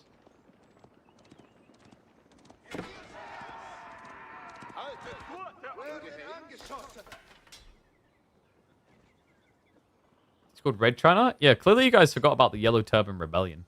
Foolish error to forget Yellow Turban Rebellion. Do I need to play the Dynasty Warriors 3 voice lines again? God, this is so horrible. I feel like sometimes, every once in a while in gaming, there is a voice actor experience that you hear that convinces you you could probably do voice acting, you know? If this is the standard, I think I'm safe.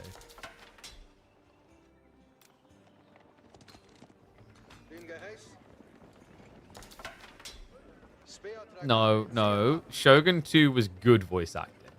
Okay? The shameful display was iconic. A shameful display. Our enemies flee from the battlefield. I think that's how you said it, right? Very kind of aggressively, like, light toned.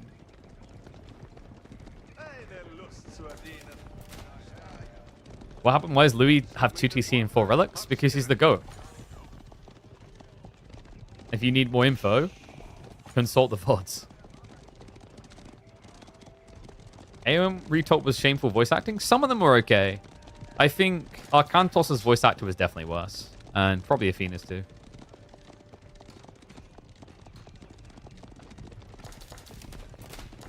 I'd be a great voice actor. I mean, I wouldn't even know where to begin on getting into voice acting, really.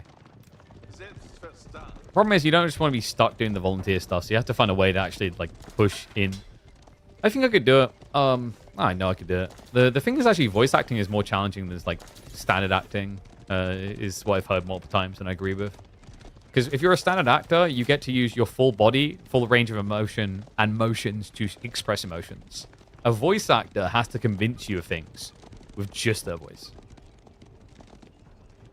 What I do love, though, is when you have environments where the voice actor's movements are recorded as well. So there's a really great example of this with How to Train a Dragon. When Jared Butler was doing his voices, he didn't understand why they were recording. He was like, what's the point? And then he saw in the animation later that they made the character do a lot of moves similar to what he was doing to express what his voice was expressing. So we have got Maslansk Knights against Spear Crossbow. The problem here for yellow is you have to be really on point with your kite. If the Landsknechter touches your front line, it melts and then the knights get in. It's pretty freaking scary. It's funny, actually. Louis could have probably made this scary if he played, I'd say, maybe like Gilded Bows plus Landsknechter. But he's got 4 relics and Sacred Sight, so it's just too much gold trickle. People say commentating on TV is much more easier than on radio. It's hard to keep attention with just your voice. I think it comes down to a stylistic approach there, though. You just have to understand how to experience the environment without... How to put it? It's like you have to act as if you're talking to someone in the room with the people that aren't. It's very hard to like fully explain. But like when you're doing radio shows together with people, that's easy because you do it in person together. Where it gets really horrible is when it's like you're the only person on the radio show, or you're doing like remote call in with your co-host. This is white, man. We've talked about the worry here. How the hell do you stand still even for a second against this? Landsknecht don't need many swipes. And they don't need long to burn through here. He's not going to go for the torch through straight away. It's just wasteful. Really, all Louis wants is to starve yellow out. I mean, yellow has 1 relic and he has no gold. This is about to run out. His next closest is already being extracted. The far flanks are too far.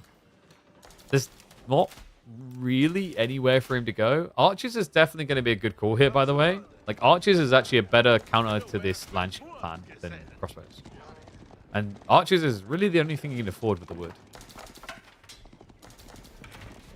Apparently, Louis is away. We've got Gilded Horsemen getting queued up.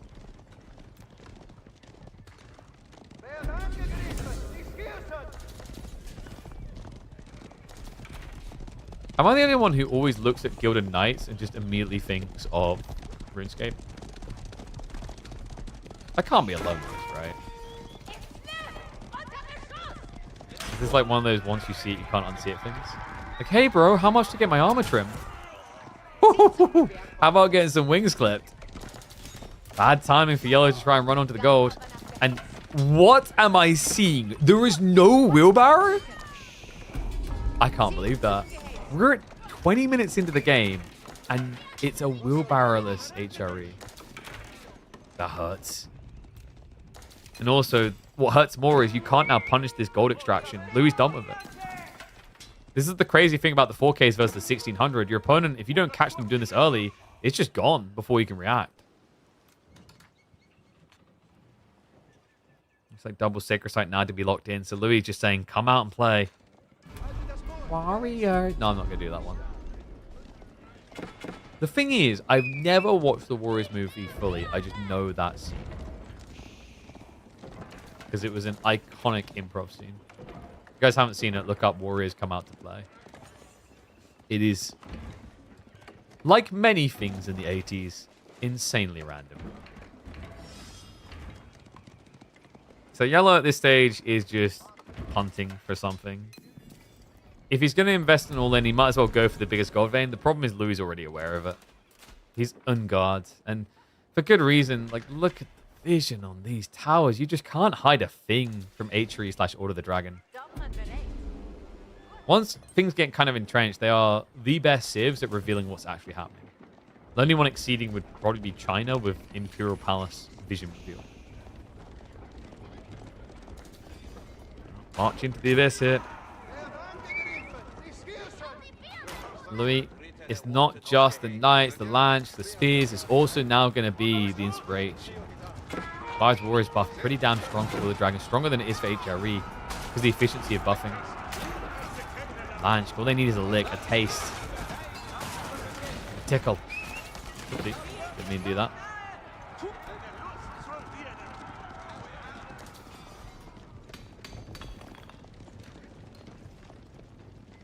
I mean, Lou's just going to go Imperial now. And this is the power of 2TC for Order of the Dragon. Because when you do it, you can just go Imperial with Elspac. Not really much your opponent can do about that either. You can't mirror the tech. He hasn't got the gold. He's probably feeling it as well. Like, it does feel inevitable. If your opponent isn't teching, why aren't they attacking? You could argue it's the Sacred Site win condition, but he hasn't kept them up. Like, if you were focusing on Sacred Sites to win the game, you'd drop a castle. Louis' win condition has always been gold. And I have not played the new Indiana Jones, no. I remember playing some of like a super old school one on the Mega Drive. It was interesting. No, I finished Clair Obscur after 60 hours. Well, I haven't finished. I've completed most of the side content. There's one thing I cannot be asked to waste my life on. If you know, you know. I think next up, I might go finally do Doom Eternal into Doom the Dark Age. I'm trying to think what else there is. There was something else I was looking at that I want to play through soon. Well, Dune's coming up, but I don't know if Dune's really good. I think Dune's going to flop. I don't know. I had high hopes for it, but I haven't heard good things. In terms of like single-player games, I still need to get around to playing the third Metro now that I think about it. I'm surprised it took this long. I love Metro, but the reason is I've been talking to a monitor company about maybe getting sent one of the OLEDs. So I want to try and save myself for that game in OLEDs. Same with Cyberpunk, actually. Alright, so checkout complete. This is all in guide now. It's an L-pack. You can't even really torch the outpost. The fire armor plus the damage mitigation, you just think nothing. Launch tech is going to be hitting for everything. Elite tech is on the way, coming in just 25 seconds. Meanwhile, the raids have hit into the base, and oh my dear God, he's just given up. GG gets called. Louis MT, the expected victor here. this might so punishing if you're not quick strategically. I think Carmel is kind of like a masterpiece map on understanding map control. If you fail to actually dictate terms and move your resources, this is the outcome 9 times out of 10. Bit of a wee beatdown. Okay, so we should have the Gully Decal series now against Cat. So let me grab that data.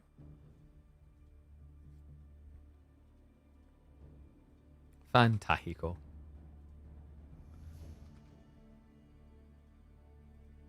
So map draft. And I knew it as well. So like us actually, like we made the right call because in the end it wasn't a 15-minute wait, it was a 30-minute wait. I just knew someone was going to be late. I don't know why. I could just tell. So live draft now happening. We should be able to get into game pretty quick then.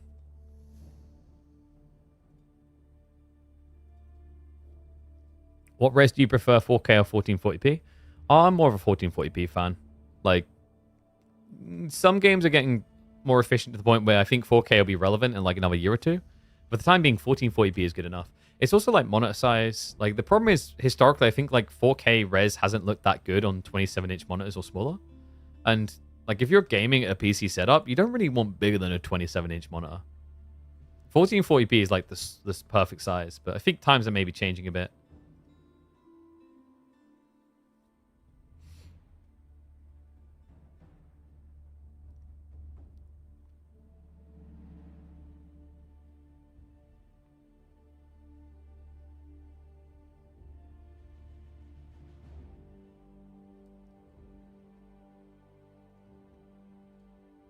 Okay. Try to get the new Gigabyte 14p tandem RG. I haven't had the tandem one. We are talking to my Gigabyte contact. So hopefully he'll be able to hook our brother up. There were some cool monitors that we were talking about before. And we might actually have like another hardware sponsor I'm talking to. So I'm quite excited on that. Something I've been eager about getting sorted.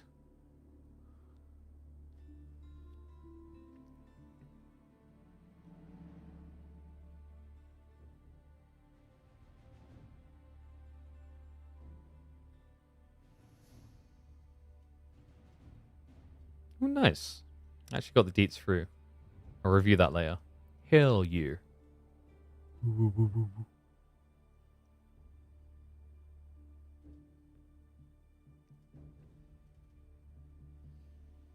Okay, so boys should be getting started on alopecia. Look in the draft. We're probably going to be seeing Roos versus... I mean, Malians again, though, right? I mean, if your rare is going to be Malians, do you just play... like, what, China instead? China's applicable here. But then I don't know if you really want Roos on the remaining maps. Kawasan? Not really great for them anymore. And Four Lakes, I guess you could kind of justify Four Lakes. Seems most likely that Cat wants to use Roos on map 1, though. And Gully has a pretty good pick for Kawasan anyway with the Knights Templar. Japan / Ottos for... actually, I really like Gully's draft here. Weirdly enough. Even though Roos got picked on the other side. I am the new champion. But I don't... Wait, what? Bonjour, and that's kind of it. Oui, oui, très bien, and that's it. I don't speak much French. I do very good accents. I don't speak much French. But welcome to the game.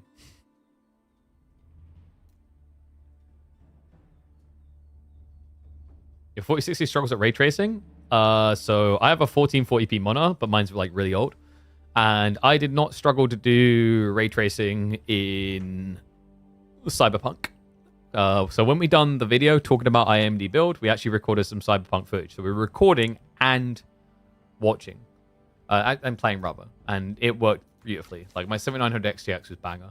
I've heard rumors that actually might be a bigger version of the new AMD cards coming. Like one that competes maybe with the 5090s in terms of raw spec performance. I'm very curious about that. If that happens, I might have to talk to my guy about seeing if we can maybe hook me up with one of those bad boys. Because much like I love my 7900 XTX, the only negative right now is like they just released FSR 4, which is looking really good for frame rendering when needed. And it's like no one's sure if they're going to bring FSR 4 to the previous generation of cards yet. They haven't confirmed or denied. They're focused on optimizing it for the new ones.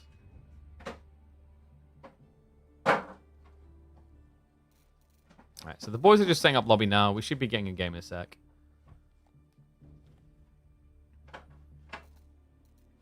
Yeah, like the low end, so the high end Nvidia cards like are very expensive to be ahead of like the competition, and then the low end ones are just not worth the price. Is the problem with like the Nvidia ones that I've seen.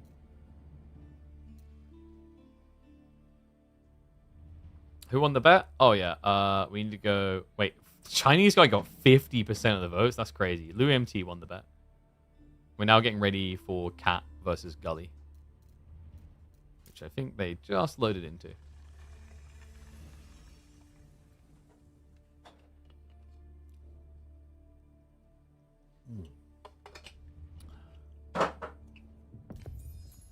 Oh my god. Oh, they only went 2 minutes delay. Nice. I'm going to run a minute of ads now. Subscribe.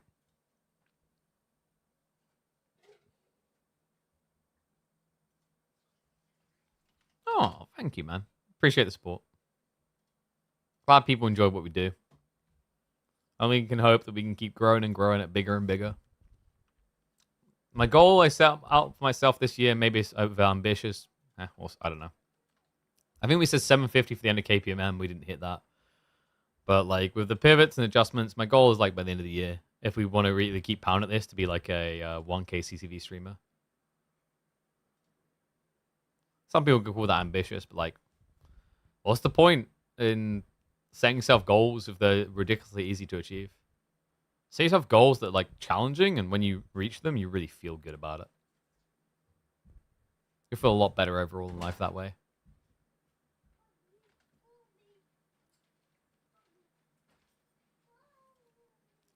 My daughter's in the garden. We're going to get invaded soon. I can feel it coming.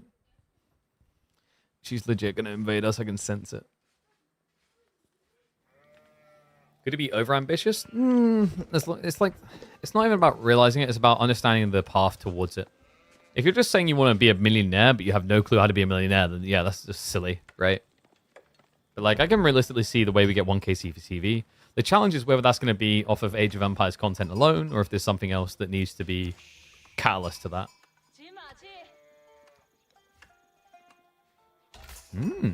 Okay. Well, talk about an interesting curveball. One and all, welcome back to the Midweek Musters. We have got Gully Deckel, the toddler of Germany, playing as the Ottomans, going up against the kitty cat from the east. It is, of course, 3D Clan's cat as Chinese. Oh my god, this season there fluffed me up a bit. On Alopecia, which of course is the brand spanking new map that came in courtesy of the Hims Cup and is now being used in our weekly tournament formats. And for some reason... Oh, I just realized we're on the wrong scene, aren't we? Wait, are we? No, we're not. For some reason, the names aren't showing, so I'll fix that afterwards. Yeah, Alopecia, if you guys haven't seen it, we first introed this in the Hims Cup. I believe that was the week where we had Louis MT versus Lucifron. Pretty cool map, actually. We got a little bit of diversity in terms of civ choices.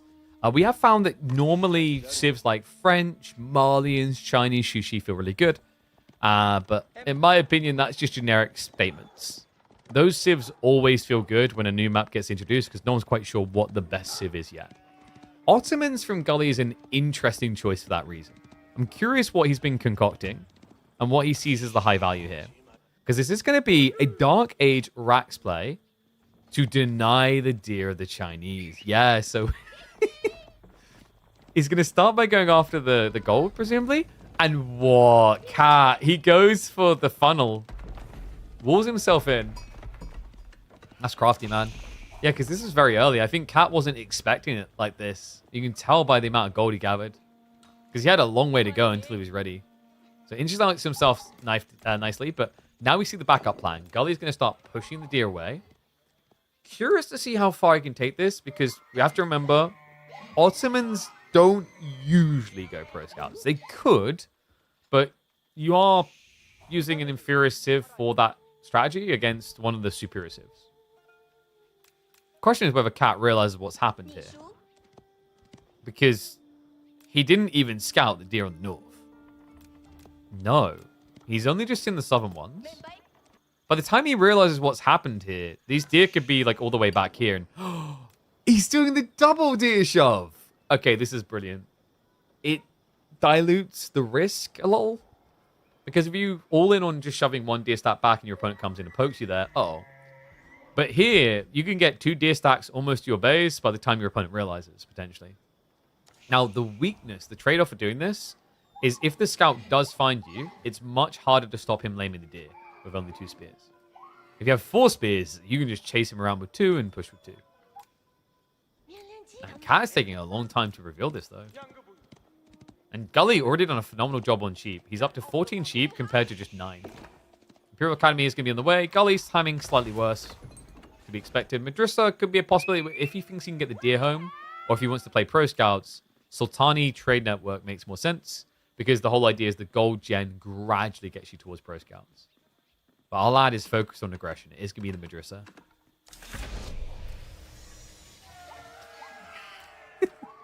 So I'm pretty sure Gully was in here when we watched B play earlier on, and where he done that ridiculous deer shove cross map against Jib. I think he's feeling a bit inspired. And what is up, Nexus R3? I mean, with a name like R3, you had to do 3 months at least. Thank you very much, mate. Appreciate you. Subbing in Dark Age, watch the build order sim.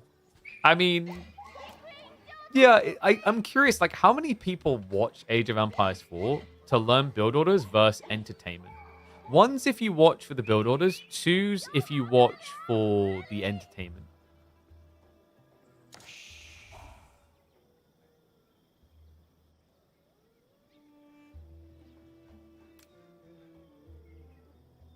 Because my feeling is like most of the time the build orders are a little bit moot or irrelevant, I feel.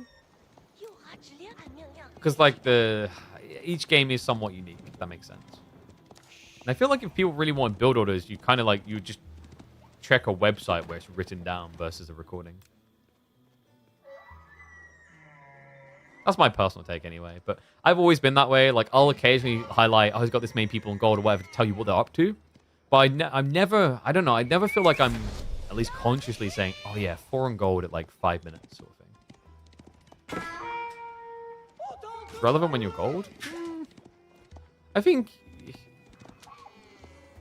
build orders have... So here's the thing. I think my take on build orders, they are poorly attributed and valued by lower rank players. People who are approaching the higher rank should actually care about build orders. Because now you're talking about how do I optimize the first 5 or 6 minutes of gameplay, right? But when you're lower ranked, you actually would be served a lot better focusing on core concepts and understanding them better than understanding a build. Because the problem is, if you don't understand core concepts within RTSs and AoE 4, you actually can't understand a build. You're just copy and pasting someone's homework. Like, you know, it's the difference between someone who learns the stuff they need to like pass the exam or whatever, and someone who copies their neighbor. When I come and ask you what all that means, if you copy and pasted what your neighbor said, you don't know what that means. You can try to like BS something, but it's probably gonna be wrong.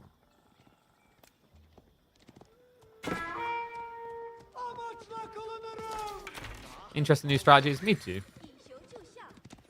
That's why I'm always so happy when patches come around, where the hands get, you know, twisted a bit. Watching AoE pros to learn builders is like watching soccer to learn to play. You learn the rules, but execution takes practice.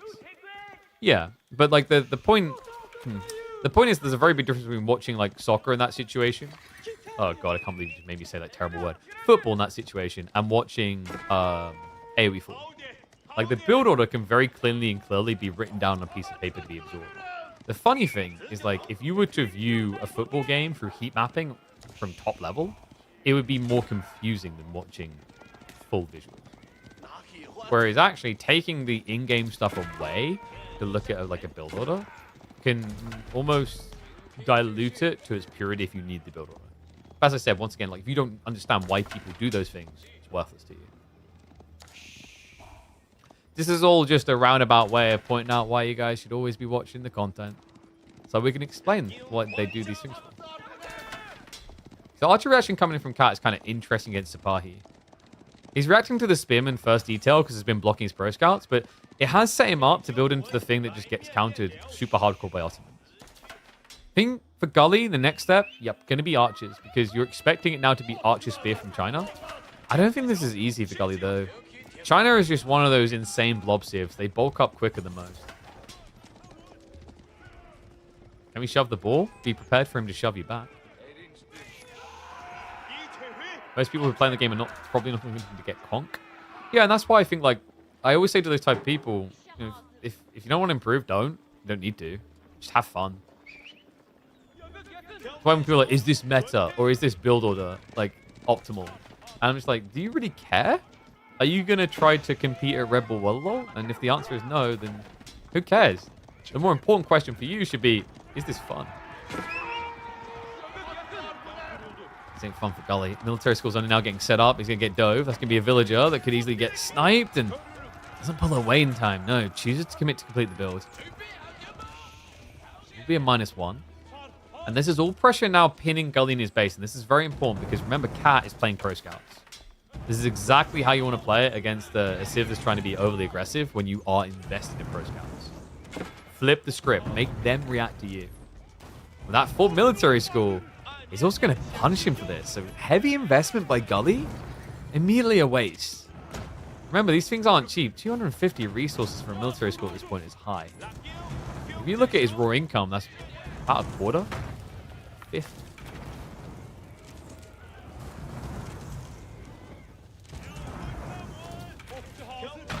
So Gully does still have some strike back points here, but it's going to revolve around the meta, which he still doesn't have.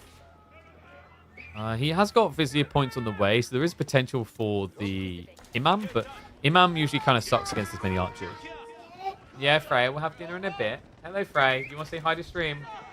You always want to say hi, don't you? Here she comes, chat.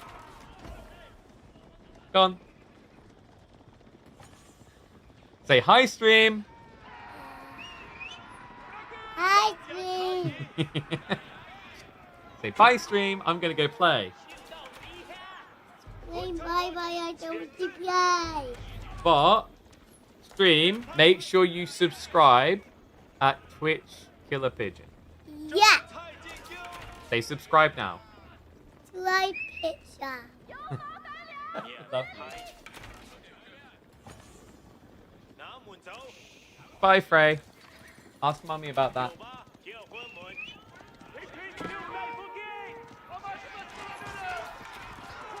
Okay, so here we go. Just in time for the clash to come out. Looks like Gully actually got forced to come out of the base. Yeah, maybe he sensed the tech up coming, but like this is the crazy thing about China's surge point, right? Still ahead on military, despite the fact he's stockpiled 2,000 resources to go the next stage. Yeah, go play Freya. Love you.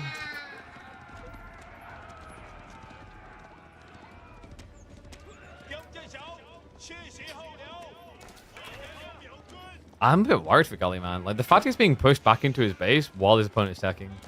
What's his upside right now? I'm sure you guys can hear Freya's meaningful contribution to the commentary of rah, rah, rah, rah.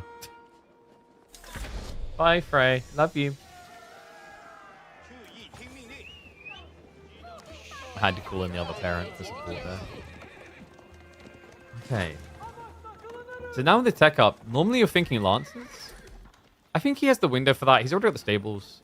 You do sometimes get a little bit worried about the idea of heavy cav against Ottomans because there is the potential for Jannies. But Gully's kind of stuck in the edge right now. He's looking for pressure. I don't know how he gets that pressure right now, though. Your opponent has got good archer count, and he just got veterancy. Like, this is always the scary thing about China Shushi. They get vet so fast that playing feudal doesn't feel like a negative. Against a lot of civs, when you see them go castle, if you've both been playing feudal, that's an opportunity. Against China and Shushi, it doesn't work that way. Other civs kind of have this too with like Byzantines, but that's a bit harder to scale towards with like the stone requirement. But any civ that just has an under 30-second unlock on veterancies doesn't get punished the same way AoE 4 civs do traditionally. Upside for Gullies is not dead. Oh, you may have just spoken too soon. Those are vet archers, my friends. Range damage 2. This is not a fight Gully can win.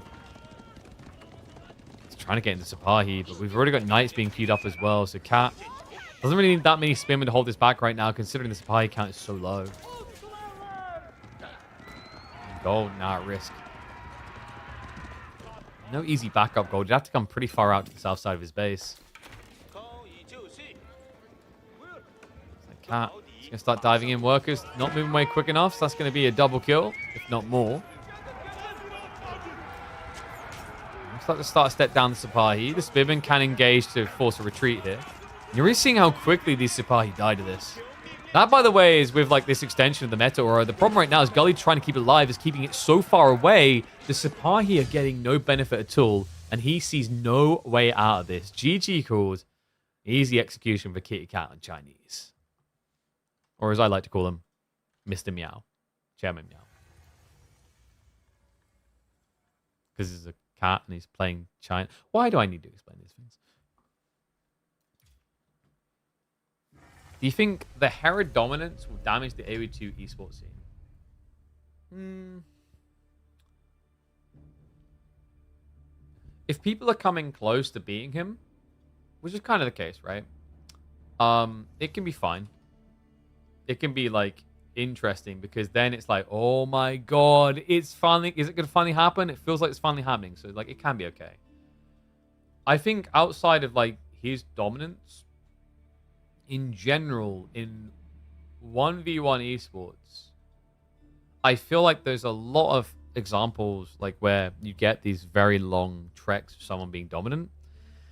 And it can be a little bit underwhelming in that, like, compared to the team games, again, you know, it's not to say that there aren't examples where people have gone on ridiculous win streaks with team environments, but it's almost like there's so many more elements that can hiccup, whether it's like team issues where they disband or whatever. But like, I don't think it's going to necessarily be a negative. It's definitely much nicer when you have like 7 or 8 people who could easily take the win. And I think that the thing that's happening right now in Age of Empires 2, it's not that 7 or 8 people can easily take the win. It's that one guy is playing that well. It's very different. It's not that the other people suck, right? The other people are very talented. Viper, Yo, Leary, and then you've got upcomers like Hart, etc., right? But it's just that Hera's on another level. Chest ruined by Magnus Dominance? Yeah, he just lost. Well, like, I also think the art of that is very different in the way that, like, it's appreciated, because people see it as a lifelong study. So, like, there's a different style of appreciation to chess mastery than there is to Age of Empires mastery in general. Still a skill, still very hard to master, but different in its own special way, if that makes sense. Especially because things change. You also just kind of accept it, like the coming of winter. With sports, it's inevitability that'll be there at some point, because like the thing is with the way that games are balanced designs, you change the dynamics there and you change the strengths and weaknesses of players. Some are more obvious, like asymmetrical design games where you only play one civ, such as StarCraft, where like you could be the best Protoss player in the world, but if it's a Terran dominant meta, then you can't do anything easily, right? So yeah, it's a very different environment when you come into gaming compared to chess. Because like chess is like the rules don't change.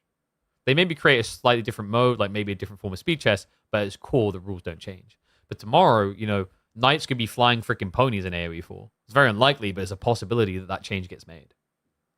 And there's more chance of that happening than like knights in chess suddenly moving in the shape of an S instead of like an L. Pointless having an S, but you know what I mean, right? Like, respect chess pros. The amount of work required is astounding. Exactly. It's a talent-based game by a big margin. Yeah. But like, I mean, esports scenes can get that way. It just takes a lot of time. From Mirage, you need talent for everything. I mean, like, that's true of a lot of things, or you can just have an uncle in a high place.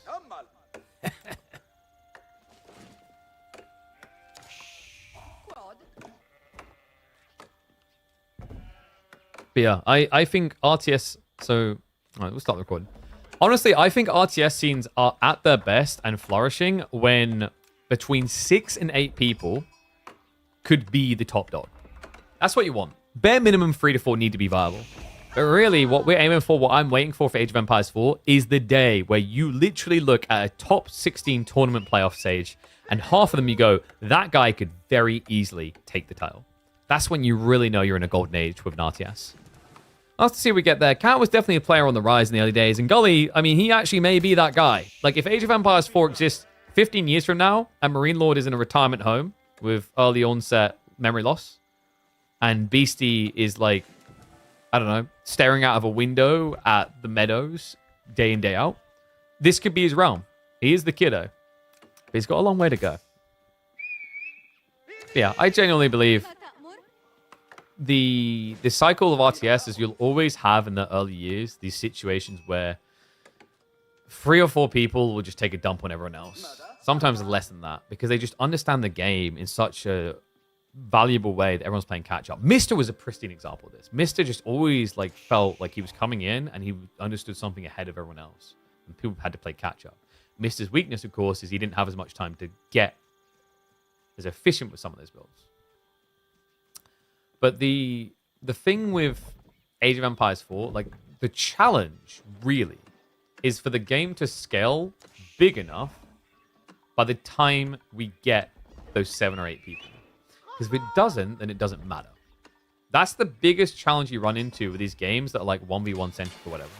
You have 2 or 3 people dominate, but if you don't get enough market saturation, by the time 10 different people could dominate, you don't have enough people who care. That's also why I think in general, like, when it comes to a lot of these RTS scenes, I wish there was more effort from all the players involved to make themselves a known personality so people could care about them.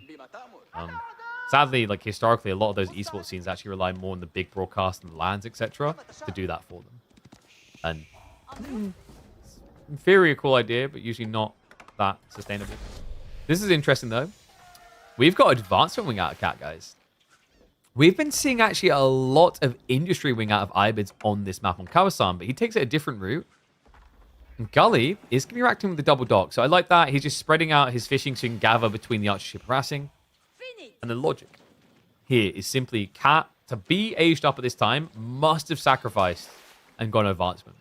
So Gully, now knowing this, for him, he just needs to survive until he's aged up. His opponent won't have any eco upside. He can. Pretty smart approach. I think it's surprising there's so few top Chinese players, given how popular AoE4 is. I mean, part of it is like how many people see pro play as a career in China. You know, there's some scenes where it's very much seen that way, such as like Dota 2, I think is a good example. But I think there's a lot of scenes where it's not as obvious. And RTSs would definitely be one of them in my eyes. Watch interviews of professionals in any sports, whatever. I've yet to find one that says otherwise. Then what? Like the commitment?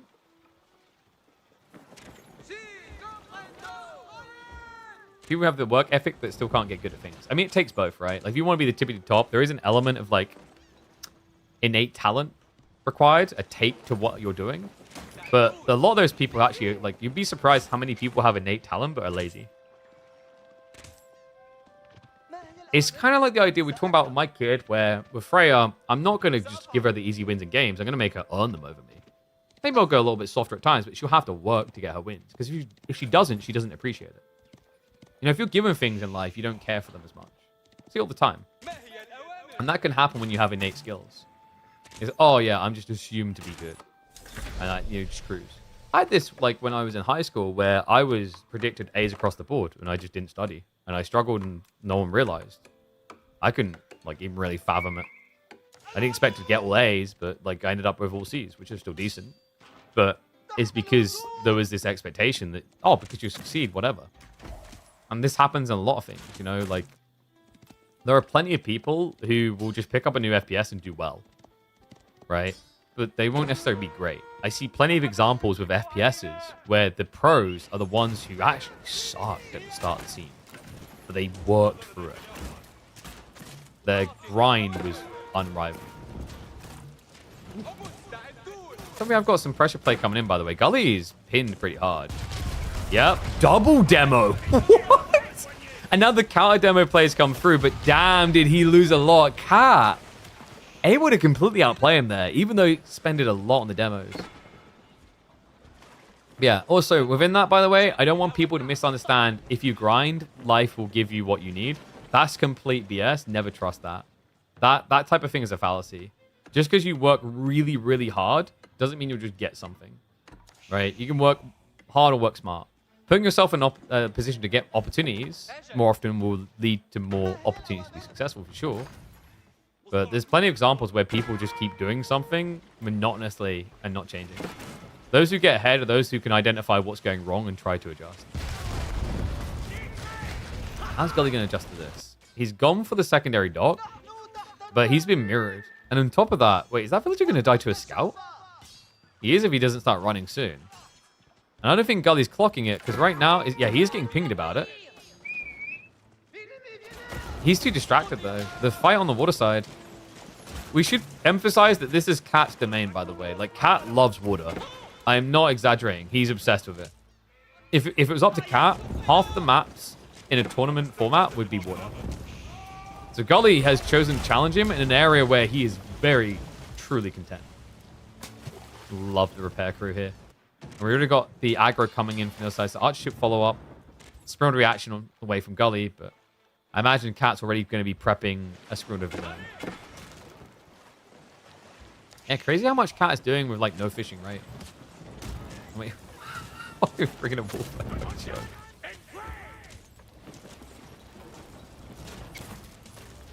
Wait, who's FNX? Huh?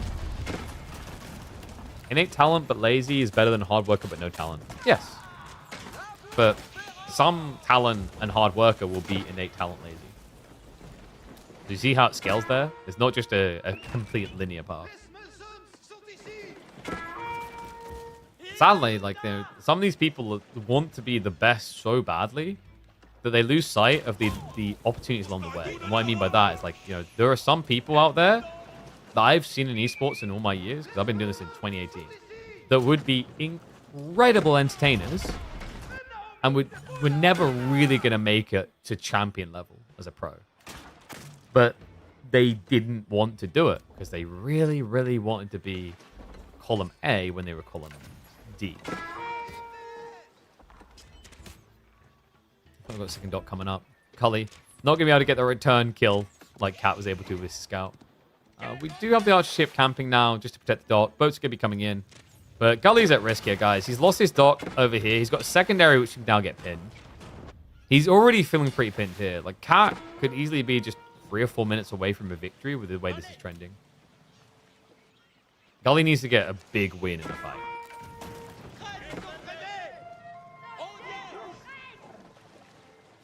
Actually, I think someone that's underrated in RTSs is having an intuitive mind for reactionary tactics. Understanding what your opponent's doing and understanding what to do on the fly. A lot of people just assume that the pros are just the people that have played the most iterations of this specific build to optimize it. And part of it is that, but it's they've played all those iterations, they know how to counterplay other strategies. B does that well? Exactly. That's why when something new happens, B is towards the top. Like, honestly, I think if the developers were more frequent with their updates, B would probably be a consistent top 4. No cap. Of our current roster of players. It's not an insult to the others, it's just B has built a reputation of this. And you'll hear other pros say it, like when the expansion released, oh yeah, B will dominate it first. But then he'll fall back to like his average ranking in the pack.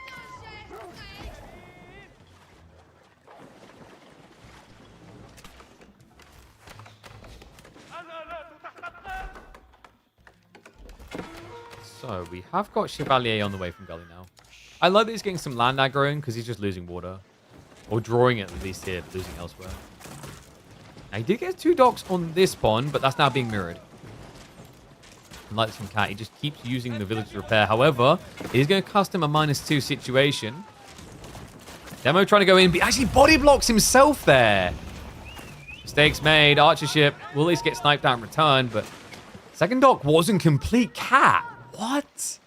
He pulled both workers to to repair. So no one actually finished the construct. So it's going to be 2 dock versus 2. He's not going to have the edge there.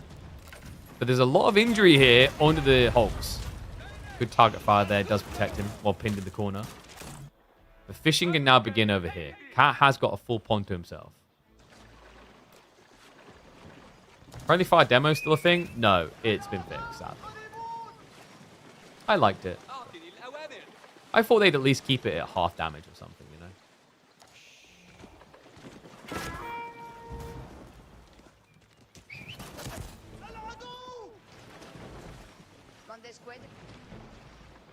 We do have pilgrims on the way. So Gully at least has some inflationary economy on the way. Archers also to be added in.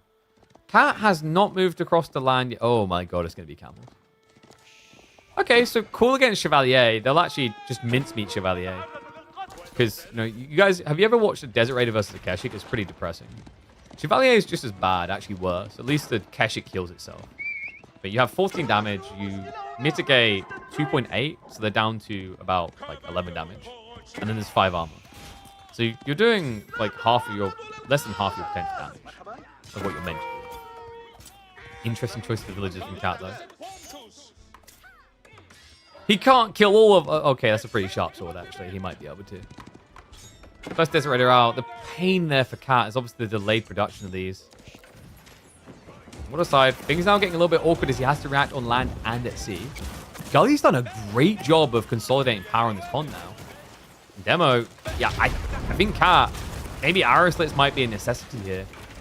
Very expensive though, a 125 stone, and he has a forward spawning stone, so very hard to reach.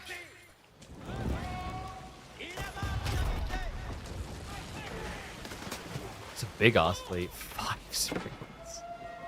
I don't feel like you often see the sprint count go this high on one pond.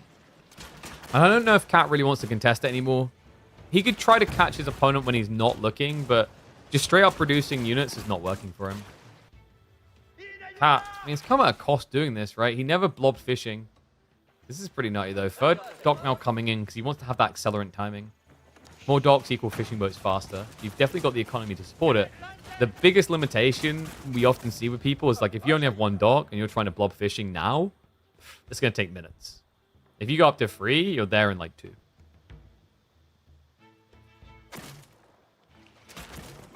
Demo. Oh, nice hit. Great connect. Double demo to kill triple Hulk. Gully, maybe asleep at the wheel here. And I just accidentally hit insert, didn't I? Whoopsie, sorry.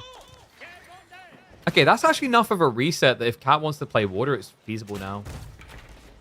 In the meantime, I think he's focusing on the fishing. And what this does is it actually slows down the kill point on your docks long enough that you can get your food online and then still blob.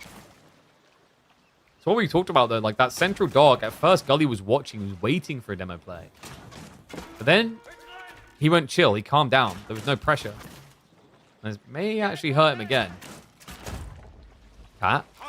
Yep, chooses the right target. Gets the detonation, takes out another Hulk. You could think about going into a Springald chip here. The demo's pretty heavily injured. That would give you the coup de grace. Remember, you can't one-hit the demo from full HP. With a demo from full HP on a Hulk. So it's going to cancel out. Cully's still waiting here to sneak back on with a villager. An ambitious villager, I'll give him that.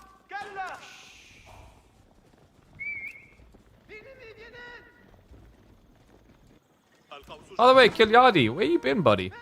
You coming back to comp anytime soon?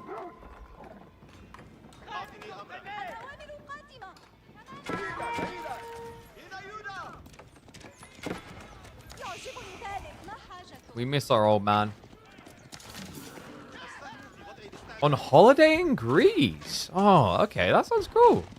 I was worried for a second that, like, the old age had made you forget your Windows login password, but I'm glad that's not the case. Looking forward to seeing you back in these, mate. Hope it was nice. Did you do the tourist thing where you go to, like, Athens, or did you do the relaxation thing where you go to an island? I've done Athens. Athens was nice. Explored the Acropolis. Oof.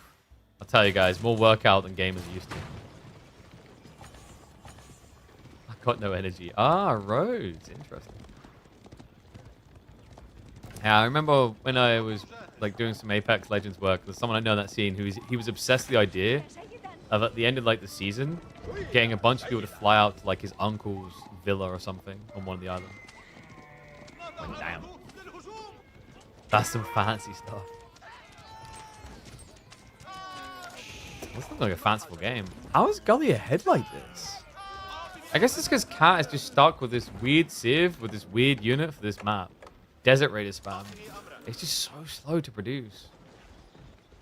I think in an ideal world, what Cat wanted was Age 3. Age 3 just unlocks the door for Ibids, but being stuck in Age 2 is very favorable for Knights Templar. They have their Chevalier, they have the Archers, which they're great at massing. Now they have their Rams to try and seal the deal. Interesting that Gully didn't actually go for the docks, by the way. The Ram spam, he could take them out, but admittedly there is 4 of them, so it would take quite some time to shut that down. I think he understood that if he went for the docks, then Cat would have had the breathing room to scale the Desert Raiders, maybe even go Castle.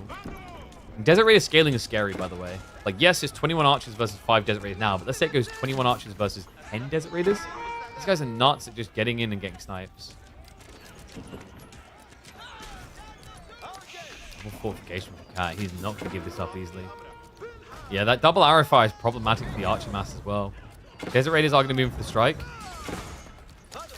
Just going to stand the ground. I like this play by Cat. He understands the Archer count is not high enough. Gully got greedy about this because he was trying to hit both sides of the base. So he thought that Cat was going to sneak gold. Damn, sick read by Cat to just double down on the defense. New wave has arrived, but Gully definitely taking a hit to his timing. Now we do finally have the shivs out on that villager. I wondered when he'd discover him. Do men-at-arms have more ranged armor than knights? Standard knights, no. But Chevalier have less than standard like men-at-arms. Chevalier are meant to be a bit more plasticky.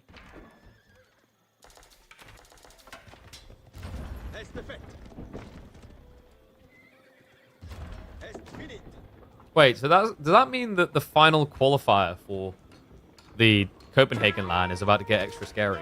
Is Kiliardi coming to steal people's slot? Damn. You know, like you're like Mr. Burns, just taking candy from Maggie. Actually, no, I just remembered. Didn't he get shot for that? Oh no. The triple ram is gonna be an oh no moment for Cat. This Desert account is really not impressing. He's also running out of things to do with his workers.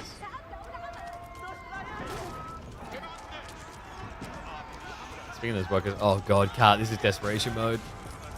He knows if the outpost goes down, it's all but over. He dives on in, just trying to clear them, but even with textiles, this is going to be a high price to pay. Chevalier now arriving. The Desert Raiders are at least being ignored. He's basically just frontlining with workers.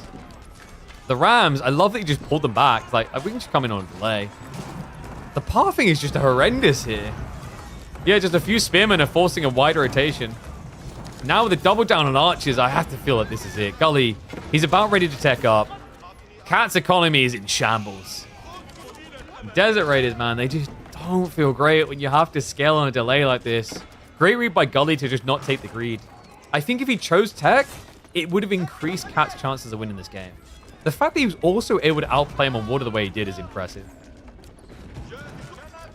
Especially considering Cat, as we mentioned earlier, loves to play naval warfare.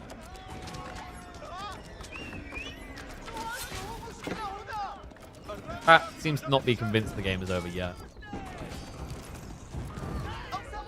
And in fairness, you know, there's a small percentile like kit back. I think the reason why Cat hasn't GG'd is 29 fishing boats.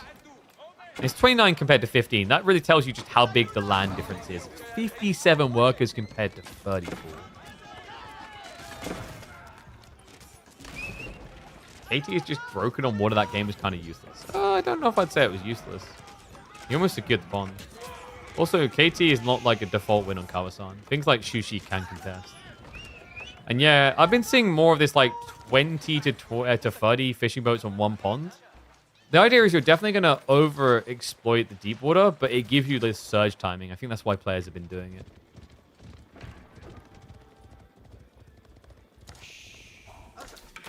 People saying, what's that auto counter? He just doesn't have anything to do.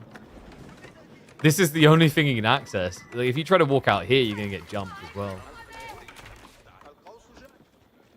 Yeah, at this point, just whistle to the deer until they come into your base. Then you can at least gather something.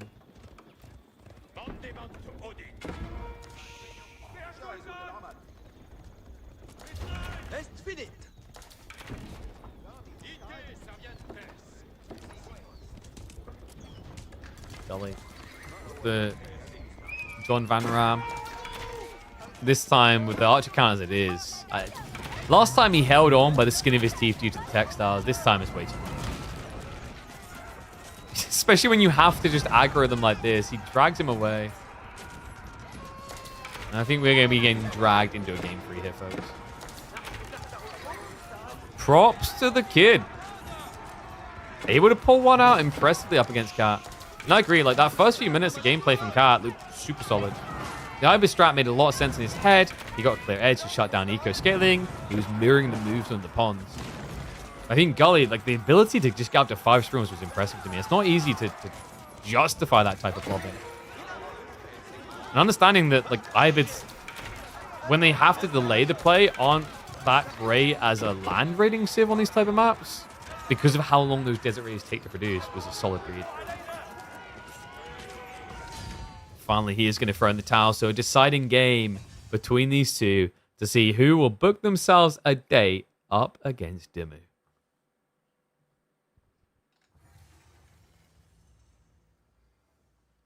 That's fine, good on both sides, but as soon as he had one, he forgot to make fishing boats. I don't know if he forgot as much as he got obsessed with like winning the second pond. It looked more like he was just putting all of his resources into trying to win that fight instead of dragging that fight while he had a safe pond. Because he eventually did go fishing, but like when he did, he like overwhelmingly spammed into it. I think like a gradual scaling might have worked better for him, where you just add in a fishing boat or 2 every minute, and then focus on like not overwhelmingly winning the contested pond, but just dragging it out.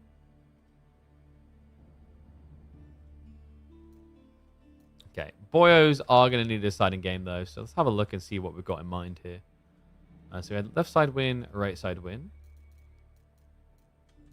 Game number 3, they picked 4 lakes. And this is where I said I really like Gully's draft. Like, is Cat going to do Roos? How does Roos feel on that map at the moment?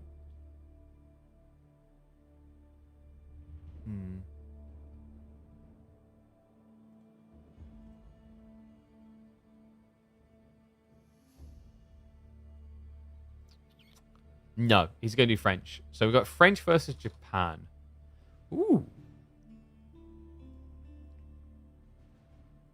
For 4 lakes. Oh, I don't know if you do Shinobi here anymore. And you got it, right? Like, you don't really benefit from the farms that much. There are games where it can happen. Usually those ones involve someone like Dimmu who can somehow finesse into those weird situations you'd never expect. I think, let me confirm. Have we got like another set after this as well? Yeah, we might have Wham versus Anavaku.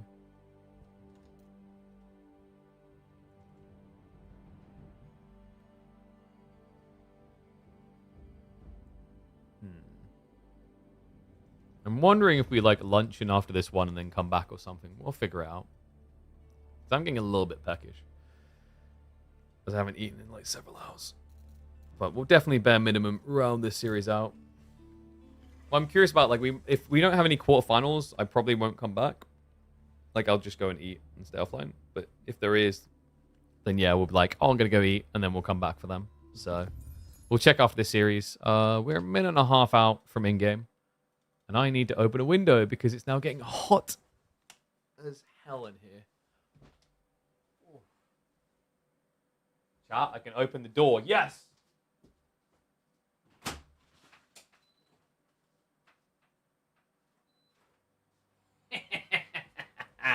Freya's eating right now. I'm safe.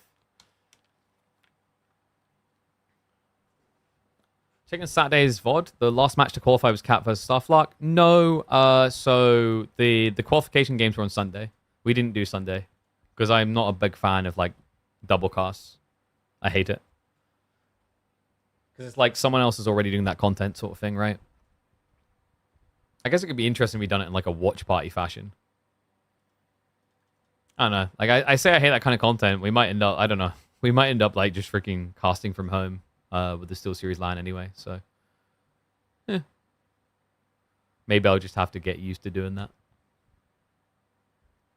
I mean, there is an argument that like you reach a different audience to the other like channel. But yeah, I decided like on Sunday I was like I want to take the day off with my family, so we didn't do it. But yeah, it was Anatan. So the players in the running was Anatan, Starflark, Wham, and CSO.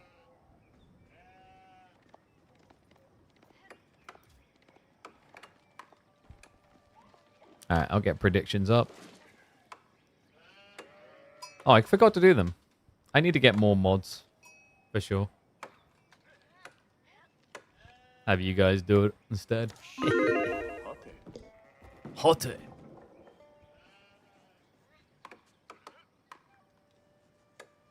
Is it banned to trade with opponent docks on this map? No. You can trade with enemy docks.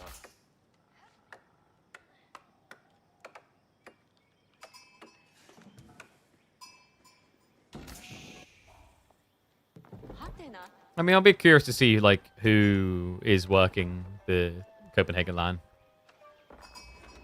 Or if it's going to be, like, primarily, like, the casters will be people who, like, are playing when they're not playing. All right. Let's get down to a deciding game between Cat and Gully Deckle after an impressive strike back from Gully. Look at this. On a controller. No, I'm kidding. It's just on the Xbox account. So Gully taking the Japanese up against French on Cat here on Four Lakes. French a little bit, I want to say less orthodox, more unorthodox these days. Like normally when you think of Four Lakes, I think you're thinking like Japan, Bastards, Mongols, or maybe Bastards kind of fallen off a bit, but definitely Mongols, Japan comes to mind. I even like the idea of the English builds we were seeing before. I think, by the way, House of Lancaster might be pretty sick on this map. Because of all the food, it's a really good map for potential night spam. And House of Lancaster secretly have like some of the best knights in the game. Now, let's see if that undoubtedly has, and not even secretly, some of the best knights in this game. It's going to be Cat's French. Wonder how he tries to open this. Like maybe he just plays one pond into aggro and then tries to catch his opponent going two. The bigger curiosity is if Japan's going to lean into Shinobi. Shinobi's a little bit wonky here against French Knights. Like on a standard map, you can maybe just get a lot of value out of the first 2 or 3 Shinobi. But when you both have fishing economy, like your opponent's going to blob Knights so quickly, you just get sniped fast. And that also then makes me wonder, does Gully have to go Spears? He's got back gold, so pretty good spawn to try and hunker down maybe, especially if he gets a wall up here. He could just focus on like slapping one outpost and guarding. And that would get you towards your timing into Mount Samurai and Onimusha, which is where Japan really comes alive.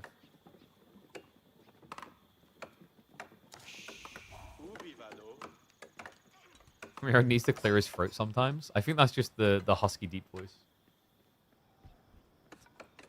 God, talking about like that just reminds me of the Hish.com skit where Batman gets asked if it's his real voice. He goes, yeah, what, why are you asking a question? Like, because it sounds like you're goggling a bunch of marbles. Damn, I need to catch up on some Hish.com. I haven't watched those guys in years. They had some good bangers, like the Assassin's Creed one. I like those type of like unironic videos where, so like what happens with the Assassin's Creed one is the guards are chasing him and then he sits down on like a bench and the guards can't see him anymore. And there's just a random NPC going like, are you kidding me? Kind of like when a ninja dressed as one of your villagers walks in from nowhere and no one questions where that guy came from. I think my favorite part about Shinobi and their infiltration is how do they not get caught out by the accent? Do these ninjas really have time to learn a French accent? There you go, guys. I'm asking the questions that we really should have been asking all along. And we're going to need to, because I'm pretty sure we are getting the Art of the Ninja. There we go. Coca Township now on the way. The Cat, this is going to be a standard school of cavalry. He did go quite greedy, by the way. Cat went double dock. Meanwhile, Gully stopped on one pond. Now remember, there's a different approach here between the two. For the French, you pay full price on the fishing boats, but the docks placed are basically houses. So kind of cool with that detail to go double pond. While for Japan, your eco advantage is in just producing the fishing boat. So staying on one pond longer tends to feel a little bit better compared to your opponent here. Guys can get the deep voice, just 100 cigarettes a day. Damn, bargain. Wait, actually, no, definitely not. Maybe that was like a bargain in the 60s.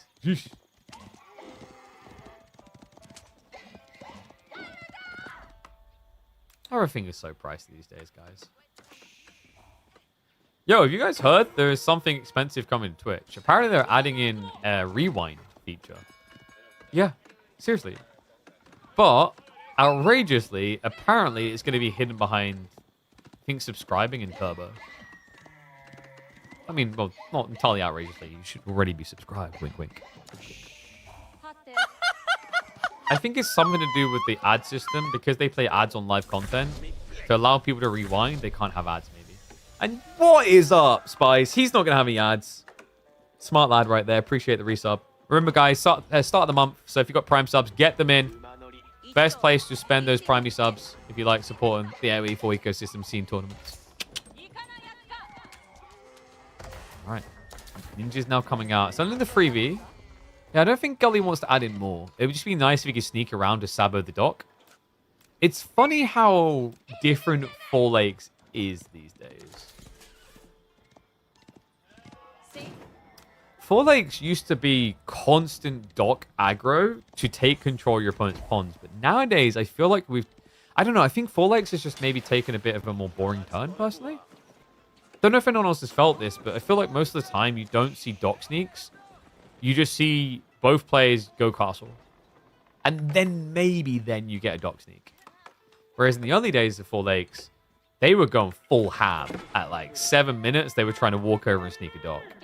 But players have gone so good at actually blocking that play that for most, it doesn't feel like the risk is worth it anymore. Playing CK3? I still haven't tried Crusader Kings 3. I played a little bit of CK2, I just never got deeply invested in it. Europa Universalis was always my bay.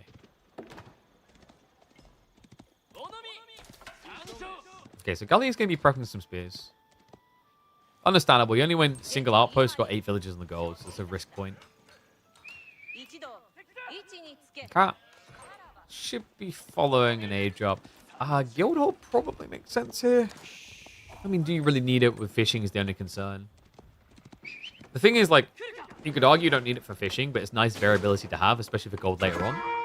And with double pond, you could just find yourself rushing imp anyway. Now, he's probably going to want to play the agent. Look, see, this is what I mean. We went from only a Shamada can control the dragon to, oh, oui, look at me. I am simply French. Do not assume that I speak Japanese. Okay, I'm going to stop. This is the most unimmersive part of Shinobi. You're never going to convince me that they just show up out of nowhere and have a perfect French accent, perfect French dialect. None of these peasants question it. That's the other thing. He's probably studied people who were in, like, French court, and these peasants are most definitely not in a French court. Completely broke my immersion. And that is why ninjas should be given double the speed, Naruto run, and can no longer pretend to be other people. Alright, Guildhall coming in. I mean, I'm going to keep round on this.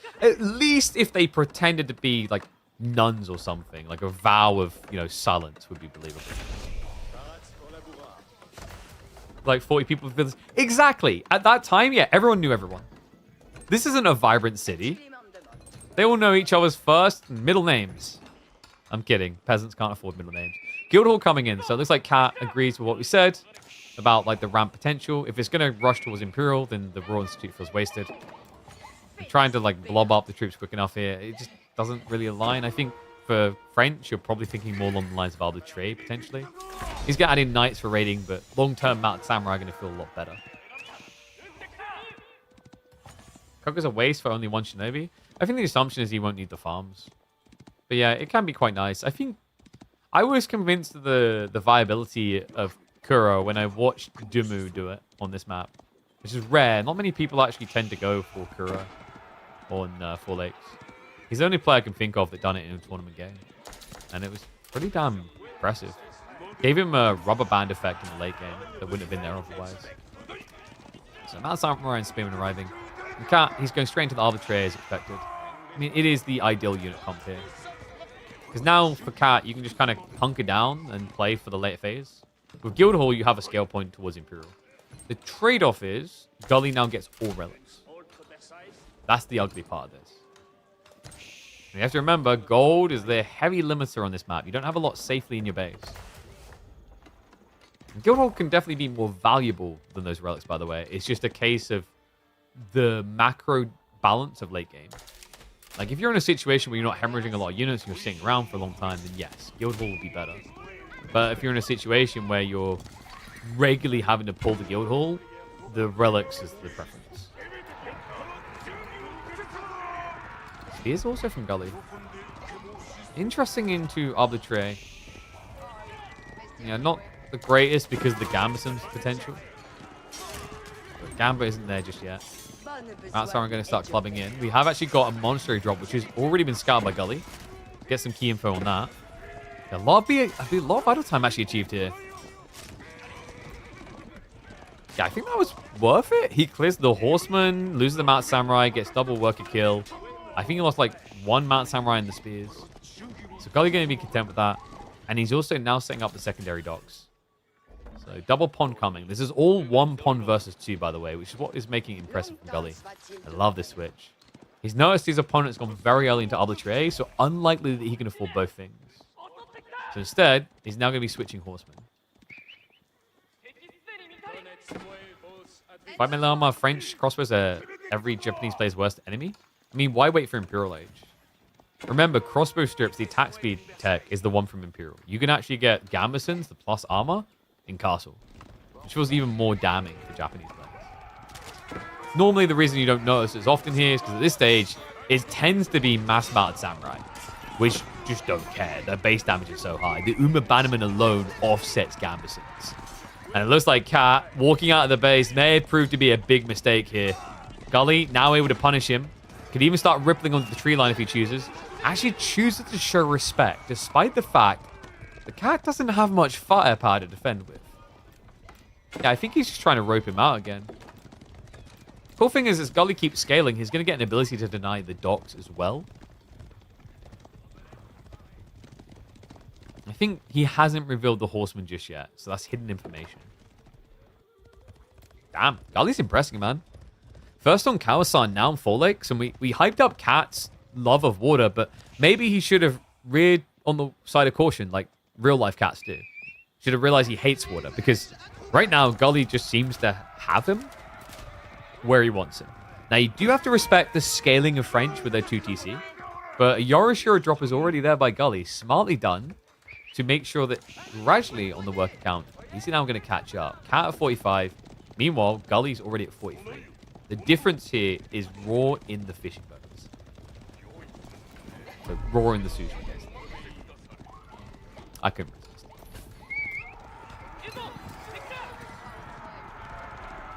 Like this from Cat, by the way. Walling the backside. He's got a back gold over here. Double, in fact. And this is my worry, is that he's going to exhaust himself, but that's going to secure him. Guildhall is on food, by the way. So, like, Cat has a timing in mind here. This is a survival game right now. What Gully could do to make that annoying is rushing the sacred sites. I don't know. I think most Japanese players don't consider sacred sites, though, because of the lack of castle potential. Like, most civs, if they're winning big and they see that the time is ticking down, they invest in a castle drop. You can't do that with Civ. Horseman, nice body blocks there with the Knights. Minimizes the exposure point. He's trying to snipe down the Mount Samurai so he doesn't get overwhelmed, but the Horsemen are now leaking in. Bit of a messy fight here, but Cat doing a good job of standing his ground and hugging the Guildhall. Yeah, so forced retreat, and all of a sudden, Gully without any Mounted Samurai whatsoever. Horseman Spears maybe not paying off the way I think Gully was expecting. I'm starting to wonder if Onimusha Horseman could work better. It's more expensive. But everything gets buffed by the Uma Bannerman. I think one of the big problems here has been getting that level 2 Daimyo. It's feeling like quite the mission, right? He's only halfway to the stone required. Once you get, say, like Katana Bannerman plus the Uma Bannerman, it's a full DPS buff. But right now, only one unit category is actually receiving that.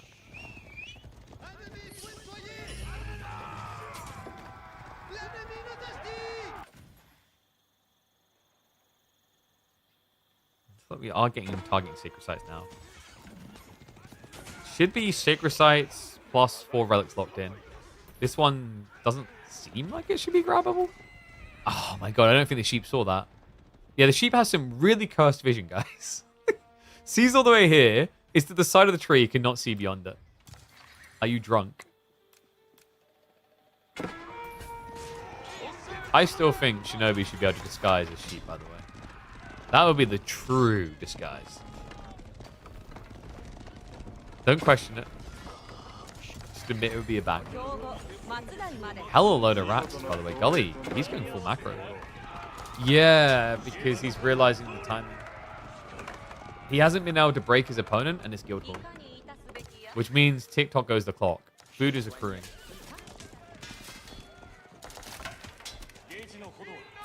I feel like Gully played the first part of this game really well, but once he hit the speed bump, things have just grinded to a halt. Cat now has a really solid lead. Arbitrary account up to 20 in total, plus the knight front line is good enough. Gully, it almost feels like the timing wasn't quite there with the amount of samurai into horseman switch. I'm trying to think what else he could have built. You don't want Ona Begeisha against what your opponent's doing. Maybe just sticking spears? Probably not. Like, maybe the problem was the back line. Like, we mentioned Onimusha a little bit earlier. But Onimusha usually feels sucky into Arbitrary because of the Pavis drop. Which is why I think he avoided it. Which leaves what? Siege? Siege is great when you're defending. Not so great when you have to push out castle. Maybe there was a world in which Gully could have like made this a macro game sooner.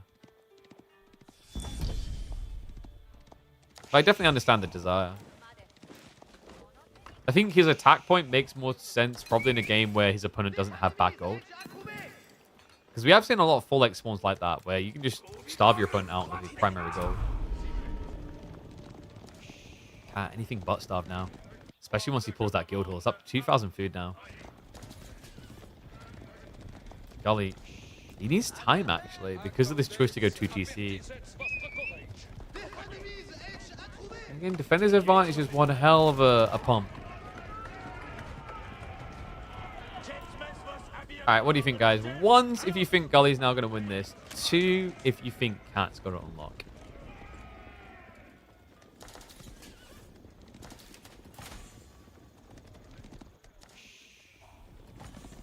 I mean, the kitty cat is approaching critical mass. 40 plus Arbitrary is a scary quantity. It's very hard to actually kill them off at that phase. Then again, Gully is going pony crazy. Yeah, I think this kid actually grew up on My Little Pony. 21 horsemen is scaling with Uma Bannerman. So what's important for Cat is where he fights. He keeps hugging these trees intentionally. I think he knows the blob is coming. But he doesn't want to be stuck in that defensive reactionary point again. He's so far forward. Now Samurai do try to sneak in. Not going to be able to. It's double Sacred Site actually for Cat after all that hoo-ha. Not really valuable for the ticking time right now, but it's going to be gold gem. And also, if your opponent doesn't react to it, down the line, it's going to set you up for a red palace drop. Samurai, in the meantime, we'll just go for the easy decap, mirrored by Gully on the east side. Sprung placement's coming in, but this is enough torch to easily just erase. Like, actually, I'd say for Cat, it'd be worth cancelling. Instead of wasting 125 stone. But good guy Gully helps him out. Oh, that's the nicest feeling when you know it's like, oh my god, I forgot about that. Ah, but he killed it. What a lad. Horseman now charging in. Good line formation catch, trying to create that space. Knights. They're going to be showing up soon, right? They're parting in hard from the left side, but they're not here yet. So, full exposure point. And remember, with the Horseman buff damage on the Uma Bannerman, it offsets a lot of the Gamson value. It's a great grab. Takes out 15 Arbitrary, but Cat He's in trouble. Gully's not done yet. The spearmen were relatively untouched. And the knights do not have royal bloodlines. The Guildhall has not been pulled. There's no red pass on the way. Gully, there is one weakness for his comp, though, and it is choke points. He has to start backing up. Crazy push there from Gully, though. He's going to recommit just a small fraction of the force to just bog his opponent down. The rest are going to retreat. Gully at 100 eco. Closely approaching 200 pop cap. And there is a very real possibility of Imperial Rush now for Gully. Could beat his opponent to the punchline, actually. A Castle of the Crow drop would be pretty sick on one of these gold veins. Cat, now lacking the gold to actually mirror that type of plays at 3,900 food sitting in the guild hall. Still not pulled. It's going to be a defensive castle, so this game's definitely going to grind down. Gully doesn't know about it yet, but once he sees that detail, Imperial becomes, I think, quite inevitable here. There's maybe a small world in which he just sneaks into this gold. And again, at this rate, his opponent's going to be coming to him. 1,400 left over. Is the kiddo about to do it? I mean, who is his favorite in Imperial Age? Royal Bloodlines is a big deal, but I'd never discredit Japan's possibility around things like hand cannoneers with the Yumi Bannerman. Pretty powerful. Horseman, Uma Bannerman, pretty sick in the Final Age. Spearman also getting the Nageari just to contest knights. There's a lot of potential here.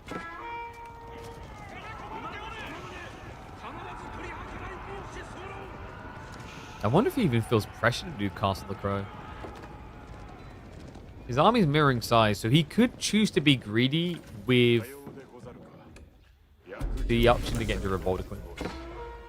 Tanagashima Gunsmith is pretty cool, just for the hand cannons. I don't think the Revolta Queen's that valuable, but it is going to be the Castle of the Crow. Okay, so he's looking to secure Central, and I like this. He's not being overly greedy about it. It'll be securing stone into secure on the gold, because you'll look to double castle down here in the end. So it's just a step. Hop, skip, step. Not even a jump, necessarily. Cat, meanwhile, goes for more of a jump. The north side. Red Palace drop coming in. Not quite close enough to really protect the sacred site. So this is an area that Gully can contest down the line. He has a bit more coverage here, but you can kind of say the same for Cat. Damn, this is turning into a stare down.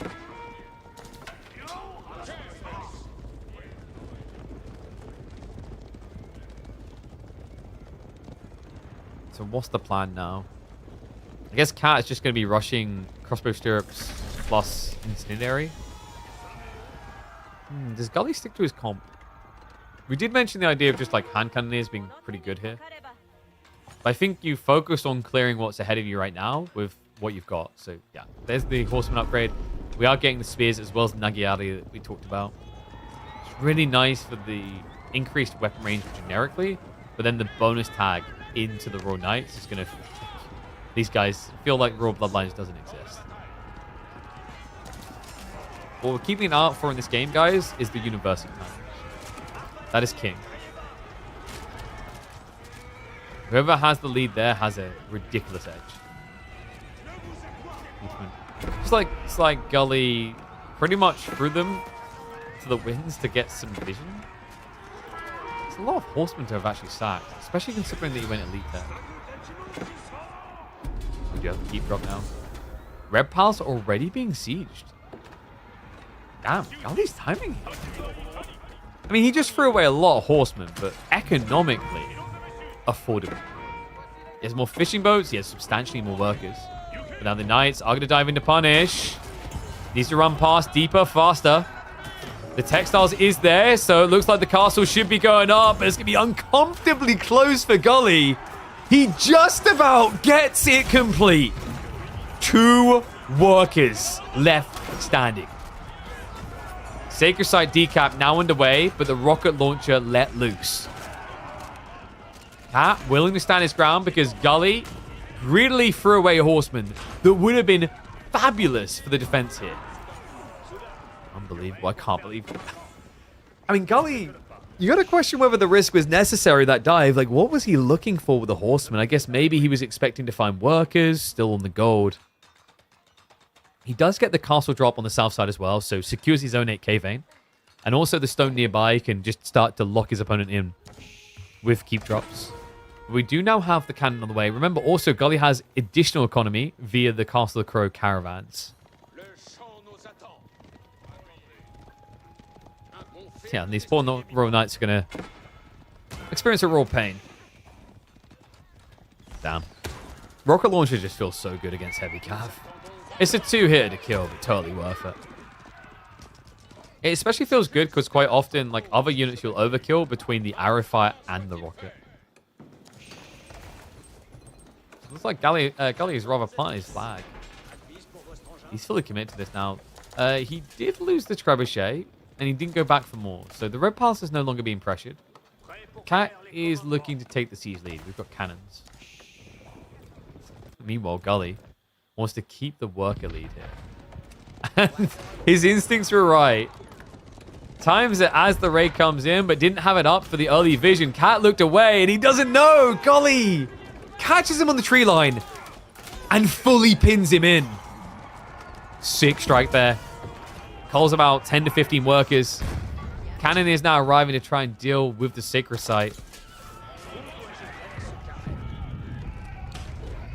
Gully probably would benefit from just having a way of trading these military units out, though. The problem right now is, like, Cat is approaching 200 pop with a weak economy, which means we'll have a bigger military. So good for the first fight, but the follow-up is key. Like, for Gully, when you play your macro like this, it's more about being Zergy. You want to outnumber your opponent.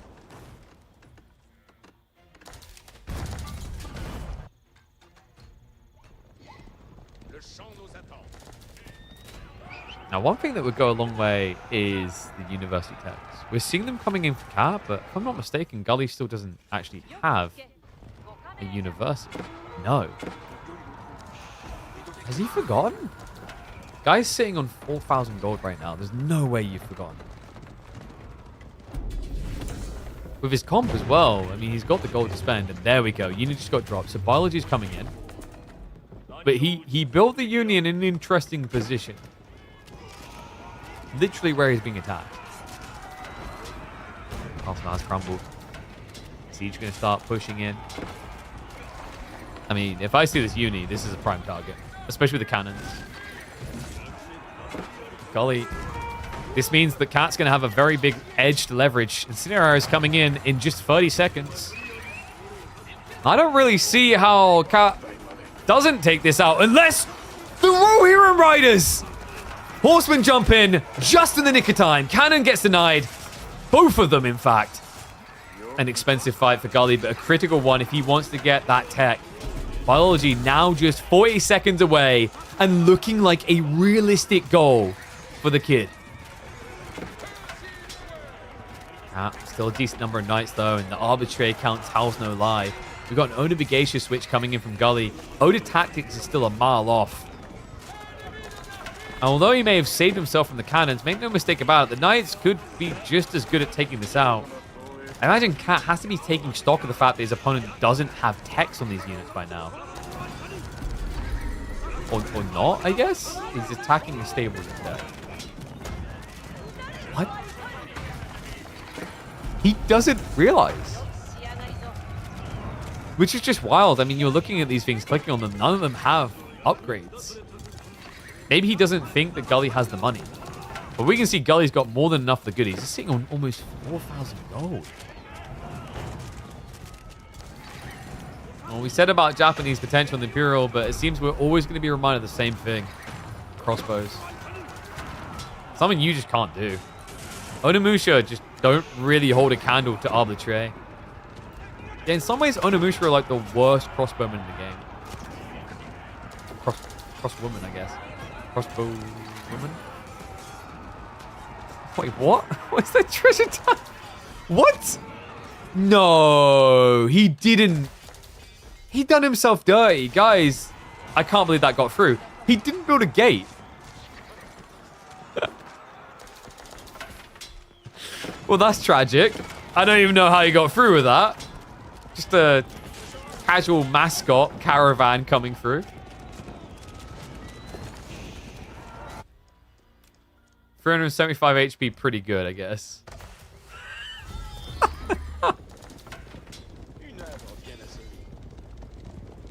This doesn't feel pretty good. Onabigation switch. There's not really any reason to leverage Onabigation here. Your opponent has 10 melee armor on his crossbows and 8 melee armor on his knights. You did just hear me correctly, by the way. Crossbows have more melee armor than knights. It's at least one way of sniping siege, but like, what's the preference to this over horde? Try to sneak trade if you're French. I think he doesn't really care about it right now. Oh, he was gonna have to though. Yeah, he just pulled the gold. Okay, so now he definitely needs trade. I thought he had a huge reserve. He's gonna run out. If he wants to keep scaling knights anyway.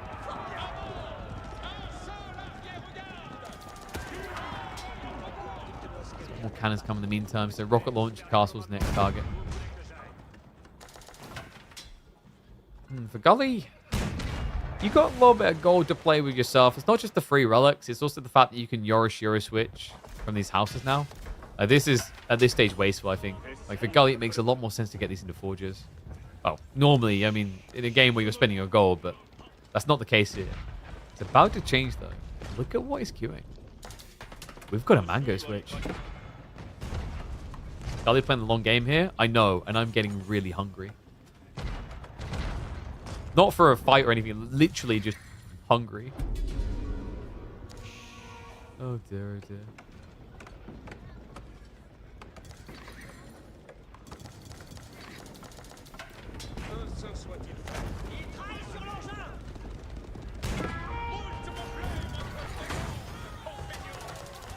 Siege into the castle now. I mean, Gully has tapped most of this, right? There's still a 4K over here. That also would open up variants and trade options if Cal wants to start padding himself with that. Seems content just to ride on the very limited gold currently, though. Which I guess I can kind of see. Like, he's not losing anything right now. He's just getting free reign to roll over things. You want this to end before we got to go back to your lunch break? Never gonna happen.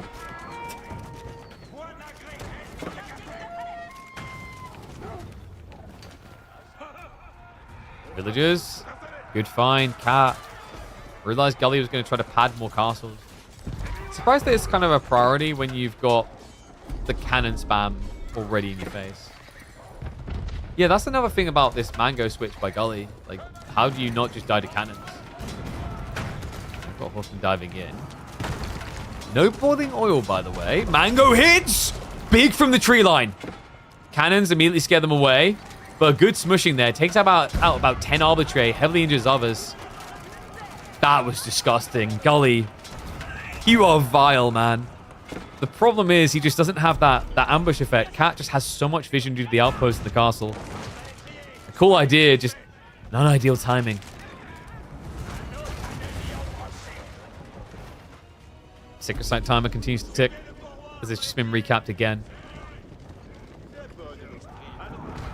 I mean, Trip Mango is good enough to start wiping this Arbor Mass. Cannons. They're going for the snipe. They don't get the funnel hit. It's 10 HP left. He has to stand his ground, though. The Knights are bulky. Arbitrate. Able to start a step away from this, and it just feels like the Cannons doing a pretty good job on the trade. But the Spearman Blob hitting insanely hard. It's 52 damage a strike into these Knights. They can't stand still for long. Mango Smush good. It's going to be good enough, though. We're down to 39 arbitrary. Gully, remember, he's still got ridiculous reserves of 3k plus gold. The Cat, whose entire comp is driven by gold, he has barely anything. In fact, dare I... Okay, he does see it.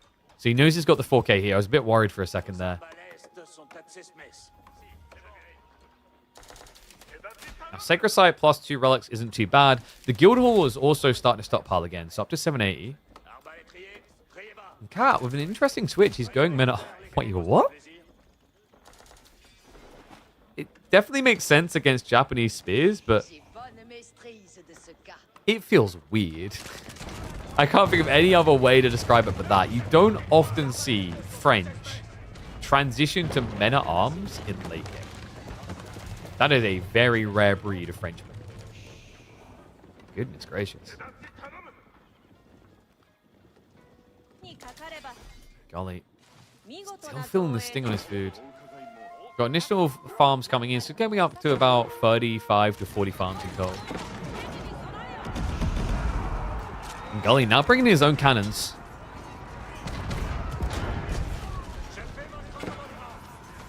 Knights just don't want to touch this. It's ridiculous with the Nagiari. The damage and range increase is so notable. It's going to start pausing the timer. That's going to give access to the siege. The spearmen do dive in. Mango's scaring them away now. There's going to be a keep drop here with the harvesting placements. That should be good enough to protect him for the time being. But the mango smushers are hitting again. He's not even started stepping away anymore. Oof. Cannons will go for the snipe, but the mangoes can actually retreat. Right now, Gully's on a coffee break, though. Doesn't realize.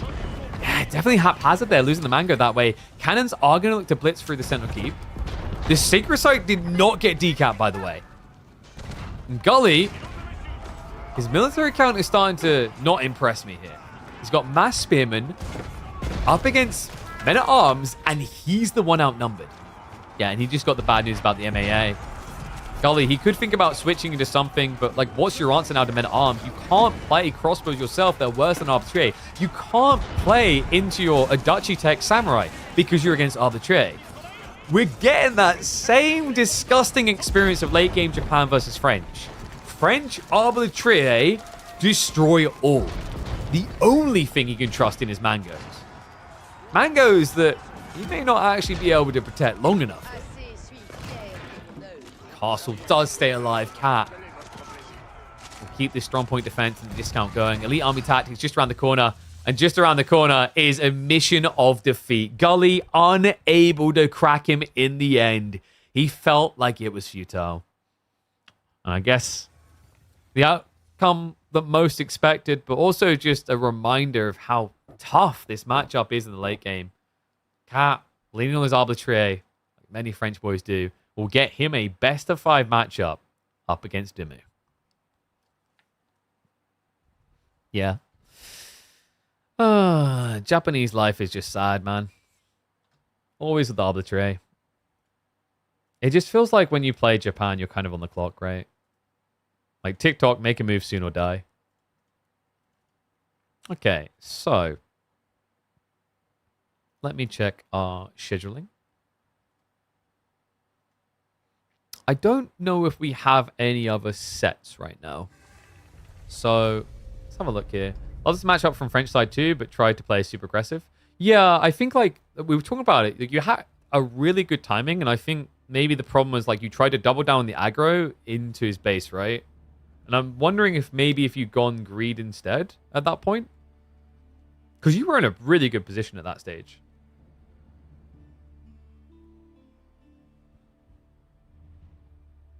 But then you started to dive and you lost the Mount Samurai, and then you just lost momentum fully. Okay, so let me mark those up. 2-1. So Cat. We done the Voldemar series. That was a 2-0 for Voldy.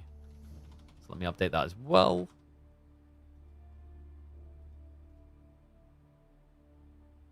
That one push on the TC was bad. Yeah, like you could tell it was going to be like it was bad.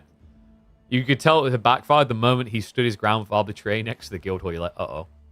Okay, so that is the nature of things right now. So we got Myriad, Dimu, Cat, B, Voldemar already through. Numenor River Tool has not been scheduled. And yes, Anatand and Flotterotto happened at the same time.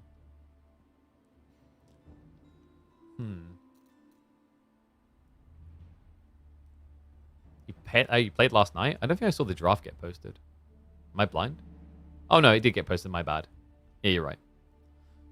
Sorry. Didn't see that one. But I need to eat some food.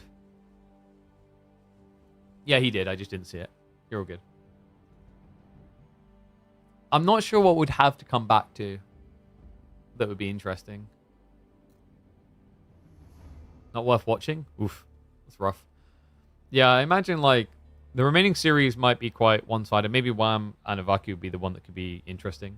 I don't know how Flotterotto has been looking against Anno. Like, what rank is Flotterotto at now? 198, which is pretty decent. But, Your series was interesting. Really? That's interesting. I'm weighing it up because I really want food. I am quite hungry. I mean, we could... I abused broken sieves. How does that make it interesting? You got freaking Knights Templar and Roos. We got Roos HRE, which is kind of peculiar.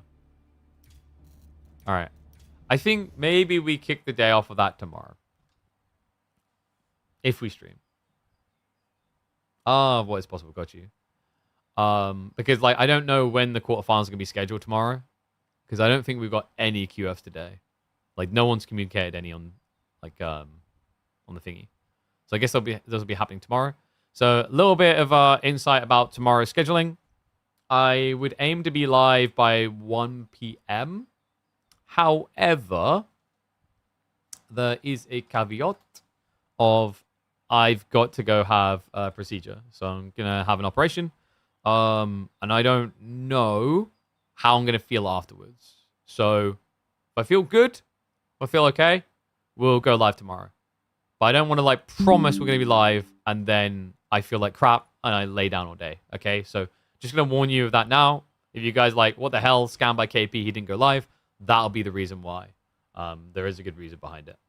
But check in around the normal time. I'll post in the Discord and whatnot anyway, like we all normally do. But yeah, shouldn't be like a dangerous procedure or whatever, but like some simple surgery that needs to be done. But like, yeah, that's gonna be the nature of things. If I do not stream tomorrow, we will be back to stream on Thursday for Grand Finals Thursday. But just want to warn you guys now. Another reason why you should always join the Discord, !Discord, because I always post those things in there anyway. And make sure you've got notifications on. But YouTube, I'm going to love you but leave you. Thank you very much. I'll leave it to you guys tomorrow